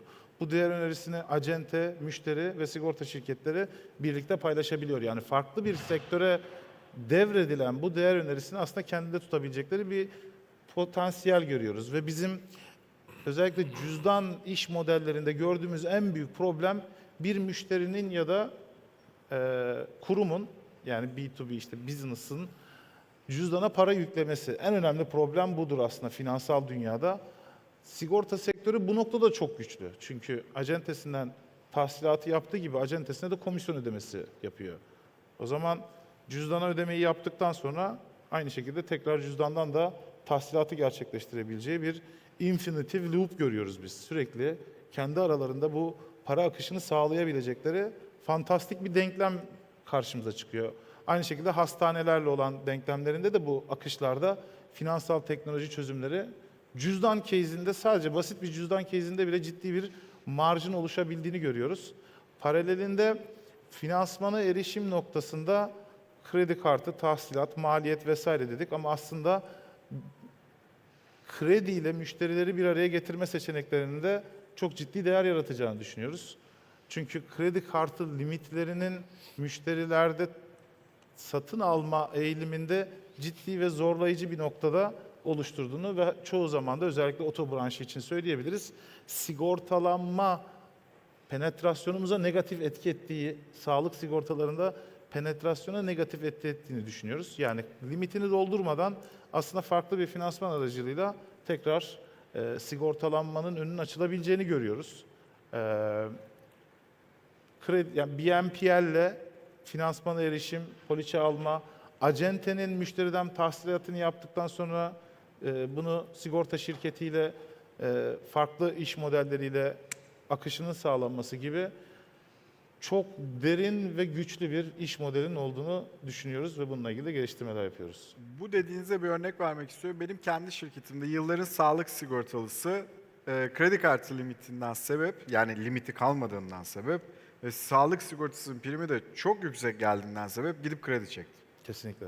Yani bu bir artık tüketicinin bir ihtiyacı olarak bariz bir şekilde var. Öyle çok müşteri var bu arada. Bir tane örnek verdim ama var yani sayısı. Teşekkürler. Bir sonraki sorum Buket Hanım'a. Buket Hanım, Embedded Insurance sizin için sadece yeni bir satış kanalı mı, yoksa ürün geliştirme stratejisinin merkezinde duran bir dönüşüm unsuru mudur? Evet, bu soruyu aslında birkaç dikeyde cevaplamak doğru olacak. Kesinlikle önemli bir satış kanalı. Sizin sunumunuzda da burada önemli bir vurgu vardı. Markalar, iş ortaklıkları, stratejik ortaklıklar diyeceğimiz, hem satış yöntemlerimizi geliştirebileceğimiz hem satış kanallarımızı geliştirebileceğimiz bir yöntem. Ama diğer bir unsur, önemli bir unsur, aslında müşteri deneyimini yeniden tanımladığımız bir vizyondan bahsediyoruz Embedded Insurance'la. Ve şahsi fikrim, Türkiye'deki sigorta penetrasyonu hep tartıştığımız bir konu. Bu yöntemin hem farkındalık hem penetrasyon artışına da çok ciddi bir etki yaratacağını düşünüyorum. Çünkü hayatın olağan akışında sigortayı müşterinin karşısına çıkartıyoruz. Bu ciddi bir farkındalık. Tabii ki ürün geliştirme stratejisi için çok kritik. Çünkü burada bir ürün geliştirirken bir kere platforma göre, kanala göre, müşterinin beklentisine göre bir ürün geliştirmeniz gerekiyor. Bu da esnek, modüler ve dijital bir yapıda olması gerekiyor ürün geliştirme stratejinizin.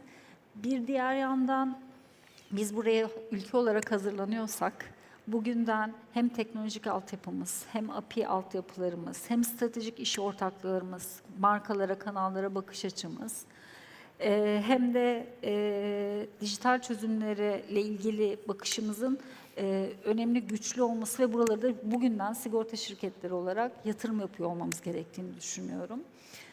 Ülkemize baktığımızda şu an gömülü sigortacılık örnekleri ağırlıklı belli perakende markalarının elinde ve ağırlıklı mağaza üzerinden dönen bir yapı.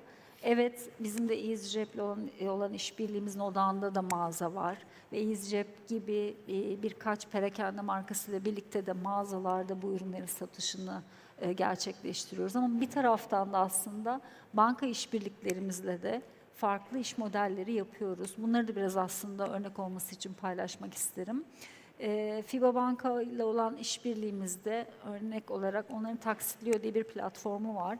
Ve biz bugün 12.000 mağazada bu Taksitliyor platformun içerisinde aslında o kredi sürecinin içerisinde elektronik cihaz sigortası satıyoruz ve onun da primlerini kredilendiriyoruz. Bir diğer banka işbirliğimizde ihtiyaç kredileri, mobilde verilen ihtiyaç kredileri proseslerinin içinde ekran kırılması offer ediyoruz. Bunlar da sadece mağazayla sınırlı kalmayan, farklı, Türkiye'de bence çok daha çığır açacağını düşündüğüm, farkındalığı arttıracağını düşündüğüm iş modelleri. Bir başka iş modeli yine bir banka iş ortağımızla QR kodlar üzerinden embed bir modelle, kredi embed modelle kasko satışı gerçekleştiriyoruz. Dolayısıyla bizim perspektifimizde aslında cep telefonu ve elektronik cihaz evet odağımızda ama kasko, seyahat, etkinlik iptal, bilet iptal, ilk ateş ürünler, mikro sigortalarda aslında bu embedded insurance modeliyle satmayı hedeflediğimiz ve odağımızda olan iş modelleri diyebilirim. Süper, teşekkür ederim. Evet, Mehmet Akif Bey, EasyJet müşterileri gömülü sigorta ürünlerine nasıl tepkiler verdi? Biraz müşteri tepkilerinden ve deneyimlerinden bahsedebilir misiniz bizim için? Tabii ki biz FIBA sigortadan önce de bizim sigorta ürünümüzün adı da EasyCare. EasyCare'ı kendimiz böyle satmak ve tanıtmak işiyle uğraşıyorduk. Daha sonra da FIBA Banka ile beraber bunu daha resmi ve yasal yöntemlerle yapmaya başladık. Aslında o günden itibaren müşterilerimizin buna tepkisi her zaman iyiydi. Ben şahsi olarak çok tercih etmem ama yani ben kendimden düşününce bunu müşteriler nasıl alır diye düşünüyorduk. Ama burada aslında en önemli nokta deneyimin pürüzsüz olması. Yani işin full dijital ilerliyor olması. Bizim mağazamızda müşteri telefonu alırken arkada müşterinin bilgileriyle sigorta poliçesinin otomatik oluşması, müşteriye gitmesi, ödemesinin o telefonla beraber tek bir sistem üzerinden alınması, yani sigorta için ayrı bir para alıyoruz gibi bir sistemin olmaması. Aslında bu müşteri deneyiminin pürüzsüz olması sigorta satışını biraz daha kolaylaştırıyor. Bu en önemli noktalarından birisi bence. İkincisi de biz bu yıl içerisinde Mart ayından itibaren şöyle bir deneme ürünü de yapmaya başladık. Şimdi onu resmi olarak da yapmaya başlayacağız.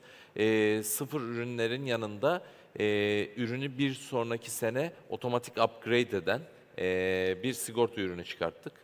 Bu sigortanın ürünün adı da Plus Up. Siz bir sigorta ürünü alıyorsunuz, sıfır bir ürün. Bugün 17 çıktı, iPhone 17. iPhone 17 alıyorsunuz ve yanında bu sigorta ürününü aldığınız zaman, iPhone 18 çıktığı zaman, iPhone 17'yi getirdiğiniz zaman biz iPhone 18'i size ücretsiz vereceğiz bu sigorta ürünüyle beraber. Bir senedir biz bunu EasyJet mağazalarında deneme olarak satıyoruz. Müşterilerin tepkisi nasıl oldu dediniz diye aslında bunu söyledim. Bu ürünün hiçbir marketingi olmadan mağazalarımızda sadece bizim satış çalışanlarının müşterilerine anlatmasına rağmen 70-80'den fazla ürün satışı yaptık. Yani ürün daha hazır değilken test aşamasında müşterilerin verdikleri tepkileri de not alarak böyle bir pazar araştırması yaptık ve müşterilerin tepkileri gerçekten olumlu. Müşteriler 12 ay sonra telefonunu getirip bir üst modele upgrade olacak ve 12 ay boyunca da o telefonunu korumak için bu sigorta ürününü almış olacak. Hem korumak hem de bir sene sonra upgrade etmek için. O yüzden bence müşterilerin özellikle elektronik tarafta kazaya uğrama riski en yüksek olan bu ürünlerde müşterilerin tepkileri gayet olumlu. Çok heyecanlandırıcı. Gerçekten o esneklik ve kişiselleştirme dediğimiz hikaye güzel bir örnek verdiniz. Süper. Pekala. Son tura geçtik. Zerrin Hanım'ın son sorusunu soruyorum. Bu kadar senelerdir API'lerle, daha doğrusu bizim sektör web servisle çalışıyor Türkiye'de. API kelimesi biraz bize lüks kaçıyor ama. Önümüzdeki dönemde API tabanlı entegrasyonların gömülü sigortada dağıtım kanallarını nasıl değiştireceğini düşünüyorsunuz? Ya API'ler tabii gömülü sigortanın DNA'sı. Çünkü API'ler sayesinde aslında sigorta bağımsız bir ürün olmaktan çıkıyor, deneyim zincirinin ayrılmaz bir halkası haline geliyor ve görünmez oluyor aslında. Bugün bir müşteri kredi alırken aynı akışta hayat sigortasını görebiliyor dedik. Ya da Arabam.com'da ilgilendiği bir arabayı listelerken aynı anda işte Sigorta.net'le birlikte orada kasko ve trafik sigortasını da ulaşabiliyor. Aslında bu model sigortayı yük olmaktan çıkartıyor ve bir değer haline getiriyor. Gömülü sigortacılık sigorta hep böyle bir ek bir maliyet ve gider olarak gözükür ya. Sigortayı bir gider kalemi yerine ürünün bir değeri haline getiriyor. Önümüzdeki dönemde iki büyük değişim bizi bekliyor gibi gözüküyor. Birincisi yatay büyüme. Sigorta artık sadece sigorta kanallarında değil, finans, mobilite, seyahat, e-ticaret gibi tüm sektörlerde hayatın içine gömülecek ve hayatımızda olacak gibi gözüküyor. İkincisi de kişiselleştirme. API'ler sayesinde sigorta artık tek tip ürün olmaktan çıkacak. Her müşterinin ihtiyacına göre gerçek zamanlı, akıllı ve veriye odaklı çözümler sunabilme imkanını bize sunacak. Sonuç olarak aslında sigorta artık görünmez olacak ama hayatımızın her anında bizimle olacak. Biz de Sigorta.net olarak bu dönüşümün öncü oyuncularından biri olmak için çok heyecanlıyız. Yarışta hepimiz sahadayız diyorsunuz. Evet. Böyle siz olmaz. Pekala, Ersin Bey'e geçelim. Ersin Bey'in son sorusu. Ya Ersin Bey, sizinle bu konuşmaya gelmeden önce bir tanışma toplantısı yaptık. Orada güzel bir örnek, güzel bir alegoride bulundunuz aslında. Hani şu Babil duvarları vardı ya sigortayı benzettiğiniz, zenginliği koruma açısından. Yani ben şimdi sorumu soracağım ama hani ufak da isterseniz oraya da bir değinebilirsiniz. Benim çok hoşuma gitmişti. TESEV'de okumuş, bitirmiş olan insanlar bilir, statikoyu çok anlatırlar. Ah, Fahri Hocam burada. Merhaba hocam. Statikoyu güzel anlatırlar. Statiko kavramı da orada canlandı aklımda. Peki son sorunuzu soruyorum lafı kısa kesip. Sizce gömülü sigortanın gelişiminde bankalar mı, e-ticaret platformları mı yoksa mobil uygulama ekosistemleri mi daha etkili olacak? Böyle bir rekabet var desek hangisi daha ön plana çıkar? O zaman Babil'le alıp nasıl bağlayacağımıza yolda karar verelim. Şu Evet. an bilmiyorum ben de. Babil'in en zengin adamı kitabındaki senaryoydu o. Toplumsal demeyeyim, bireysel zenginliğe giden yolculuğu işaret ediyordu ve 3 kademeden bahsediyordu. Ne olursa olsun birincisi biriktirmemiz gerekiyor. İkinci, yapılan birikimlerle, doğru yatırımlarla zenginliği büyütmemiz gerekiyor. Üçüncü kademede bu zenginliği korumamız gerekiyor. İşaret ediyordu. Yani Babil'in en zengin adamı olmanın yolculuğu bu. Ama buradaki birikim uzun vadeli ve sistematik bir birikimi işaret ediyor. Yani bir 10 yıllık bir birikimden bahsediliyor. burada metafor, aslında bu metaforu şeyde kullanmak güzel oluyor. Yani Türk ekonomisine ve sistemine, kanunlarına, regülasyonlarına baktığımız anda sistemli para biriktirmenin tek bir yolu var. O da bireysel emeklilik. Aslında burada birçok birikim çeşidi olabilir ama sistemli uzun vadeli bir birikim yolculuğu bireysel emeklilik olarak karşımıza çıkıyor. Zenginliği korumanın da tek yolculuğu sigorta. Arada da bir de şeylerde yapmış olduğunuz birikimlerle de bu zenginliği büyütme hamlesi kalıyor ki Türkiye olarak biraz gerideyiz burada. Hollanda'yı baz aldığımız anda gayri safi milli hasılasının 3 katı kadar aslında birikim fon büyüklüğü var. Yani 1 trilyon euro gayri safi milli hasılası olan Hollanda'da 3 trilyon euroluk fon büyüklüğü oluşmuş. Şimdi bu fon büyüklüğüyle doğru yatırımlarla da zenginliği de oluşturabiliyorlar. Özetle bu 3 adımla beraber bir toplumun zenginleşmesinin yolculuğu burası. Babil'deki metafor da Babil belli bir zenginliğe ulaşıyor. Tekrar bir yeri fethetmeye gittiği zaman hiç kalenin içerisinde asker bırakmıyor ama farklı düşmanlar Babil'i fethetmeye geldiği zaman hiçbiri surları geçemiyor. Hiçbir risk oradan içeri girilmesine müsaade etmiyor. İşaret ettiği yerde tabii ki sigortanızı yaptırın. Yani herhangi bir şekilde sahip olduğunuz değerin, zenginliğin kaybedilmesine müsaade etmeyin metaforuydu aslında. Burada şimdi biz de Hollandi olarak toplumsal zenginlik meselesine çok odaklanıyoruz. Şimdi sigorta olarak birikimlerin zenginliğe ulaşması gereken yolculuğu sigorta sektörü olarak şu anda çözemeyebiliriz ama Hollandi bankası menkul değerleriyle vesaireyle bu zenginliği de inşa edebiliyor. Yani tabii ki para kazanmayı istiyoruz ama asli olarak ortaya koyacağımız felsefi yaklaşım, heyecan verici yaklaşım, bizi de daha fazla koşturacak olan yaklaşım biraz da burası oluyor. Toplumsal zenginliği inşa etmek aslında bizlerin elinde. Bunları doğru kişilere doğru şekliyle anlatabilmemiz gerekiyor. Çok güzel bağlayacağım bu arada. Şimdi bunu anlatabilmenin yolculuğunda da şu var. Yani bir inşaatı düşünün, makine mühendisi veya inşaat mühendisine ihtiyacınız var. Vatandaştan makine mühendisi olmasını beklemezsiniz. Ne olursa olsun o işin profesyoneli vardır. Ya da herhangi bir sektörde o işin profesyoneli olmasını beklerken biz sektör olarak aslında biraz finansal okuryazarlık sayesinde herkesin sigortacı olmasını da bekliyoruz. Ama bu kadar büyük profesyonelliğin gerektirdiği, ben en azından 20 yıldır sigorta sektörünün içinde olan birisi olarak söyleyebilirim. Burada müşteriye yardımcı olacak olan o oyunculara ihtiyaç var. Bu oyuncu dijital olabilir, acentelere ihtiyaç var. Bunlarsız bu sürecin yönetilebileceğine biz inanmıyoruz. Yani ne olursa olsun bu işin profesyonelinin sürecin içerisinde olması gerektiğine inanıyoruz. Bunlar da bankalar, acenteler, e-ticaret platformları ve mobil uygulama ekosistemleri, bunların hepsine birer örnek. Yani müşterinin kendi kendine doğru risk analizi yapmasını, doğru birikim planlamasını çıkarmasını ve zenginliğini korumasını beklememeliyiz. Bu aracılara her zaman ihtiyacımız var. Yani bu aracılar aslında bu toplumsal zenginleşmeye giden o yolculuktaki en önemli rehberler oluyor. Bugün embedded'ı konuştuğumuz için teknolojiyi konuşuyoruz ama acentelerin de dönüşümünü belki başka bir gün değerlendirebiliriz.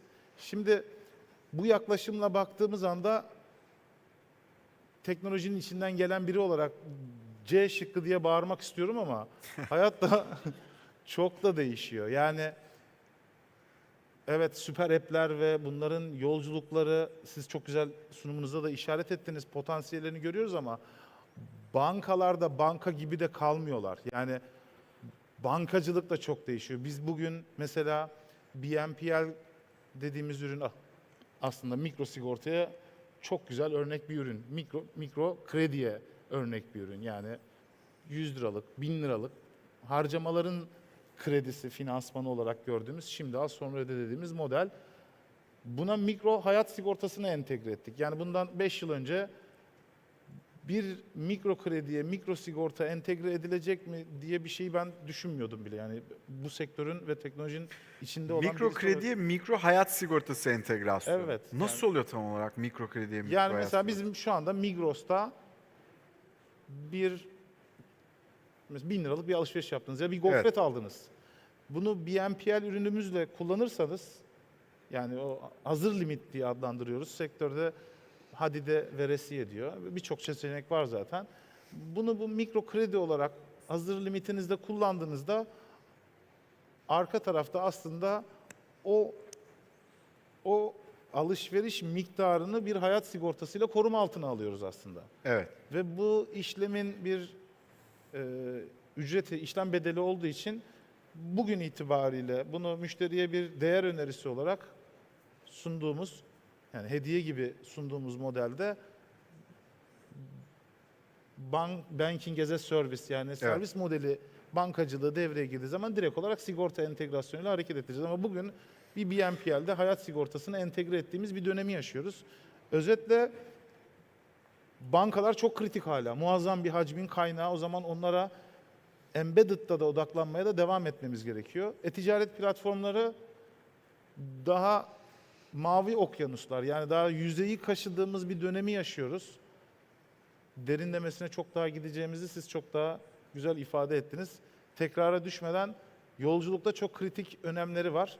Mobil uygulama ekosistemi ve hatta süper app'lere doğru yolculuğu devam ettirdiğimizde enerjimizi, odağımızın da çok büyük bir bölümünü buraya da aktarmamız gerekiyor gibi bir resim var karşımızda. Özetle hepsi çok değerli, hepsi çok kritik, hepsine diğeri kadar zaman ayırmamız ve odaklanmamız gereken ve yolculukları da keşfederek hareket etmemiz gereken bir alan olarak görüyorum.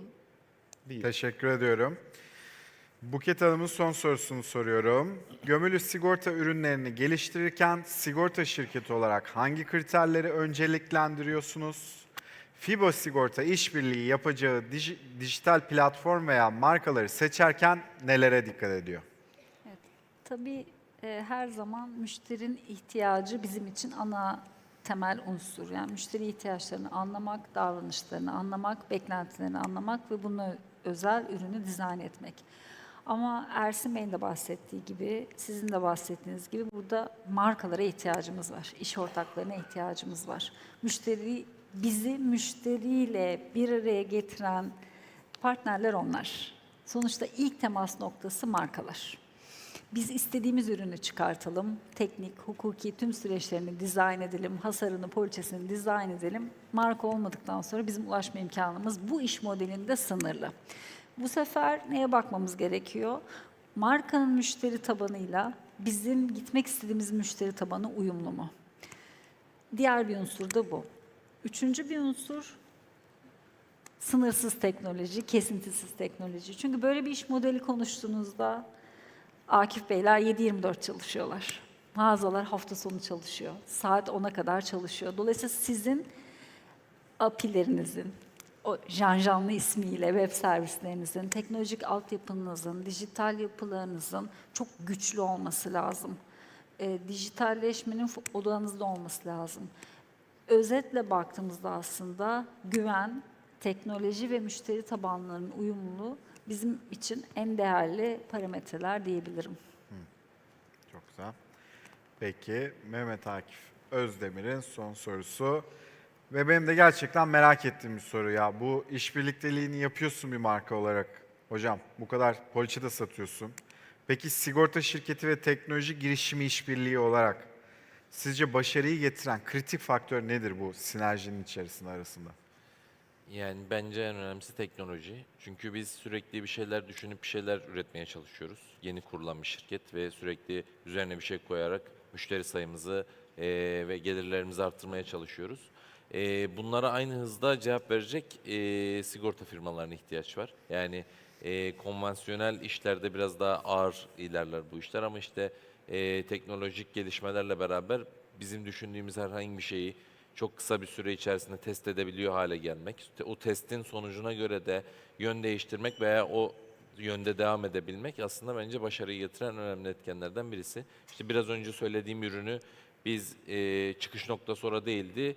Buket Hanımlarla başka bir şey üzerine konuşurken o toplantıda çıkmış bir fikirdi. Ondan sonra da çok hızlı bir şekilde test edebiliyor hale geldik. Ama işte bunun test edebiliyor hale gelme kısmı uzun sürerse hem teknolojik olarak hem hazırlık olarak hem heyecan olmuyor. Hem de aslında yanlış bir ürünse de o yanlıştan dönmek çok uzun sürüyor. O yüzden bence en önemli noktası teknoloji ve o teknolojinin deneyim. Teşekkür ederim. Rica ederim. Efendim 4. Uluslararası Sigorta Zirvesi'nde Sigorta ve Resurans Brokerları Derneği'nin panelinde gömülü sigortayı konuştuk. Başta benimle beraber konuşmacı ziyaretçilerim, diyeyim konuklarım, misafirlerim ve siz salonda bizleri dinleyen ve ekranları başında bizleri dinleyen dinleyicilere çok teşekkür ederim. Çok sağ olun.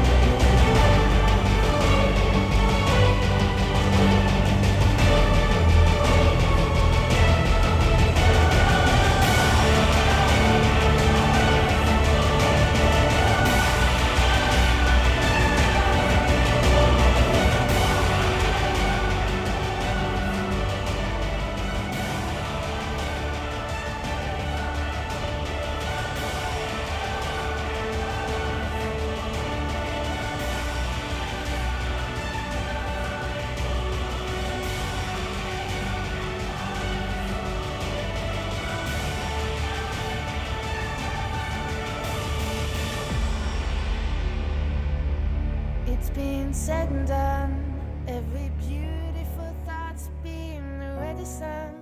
And I guess what now, here's another one. So your melody will play on and on. With the best of them, you are beautiful.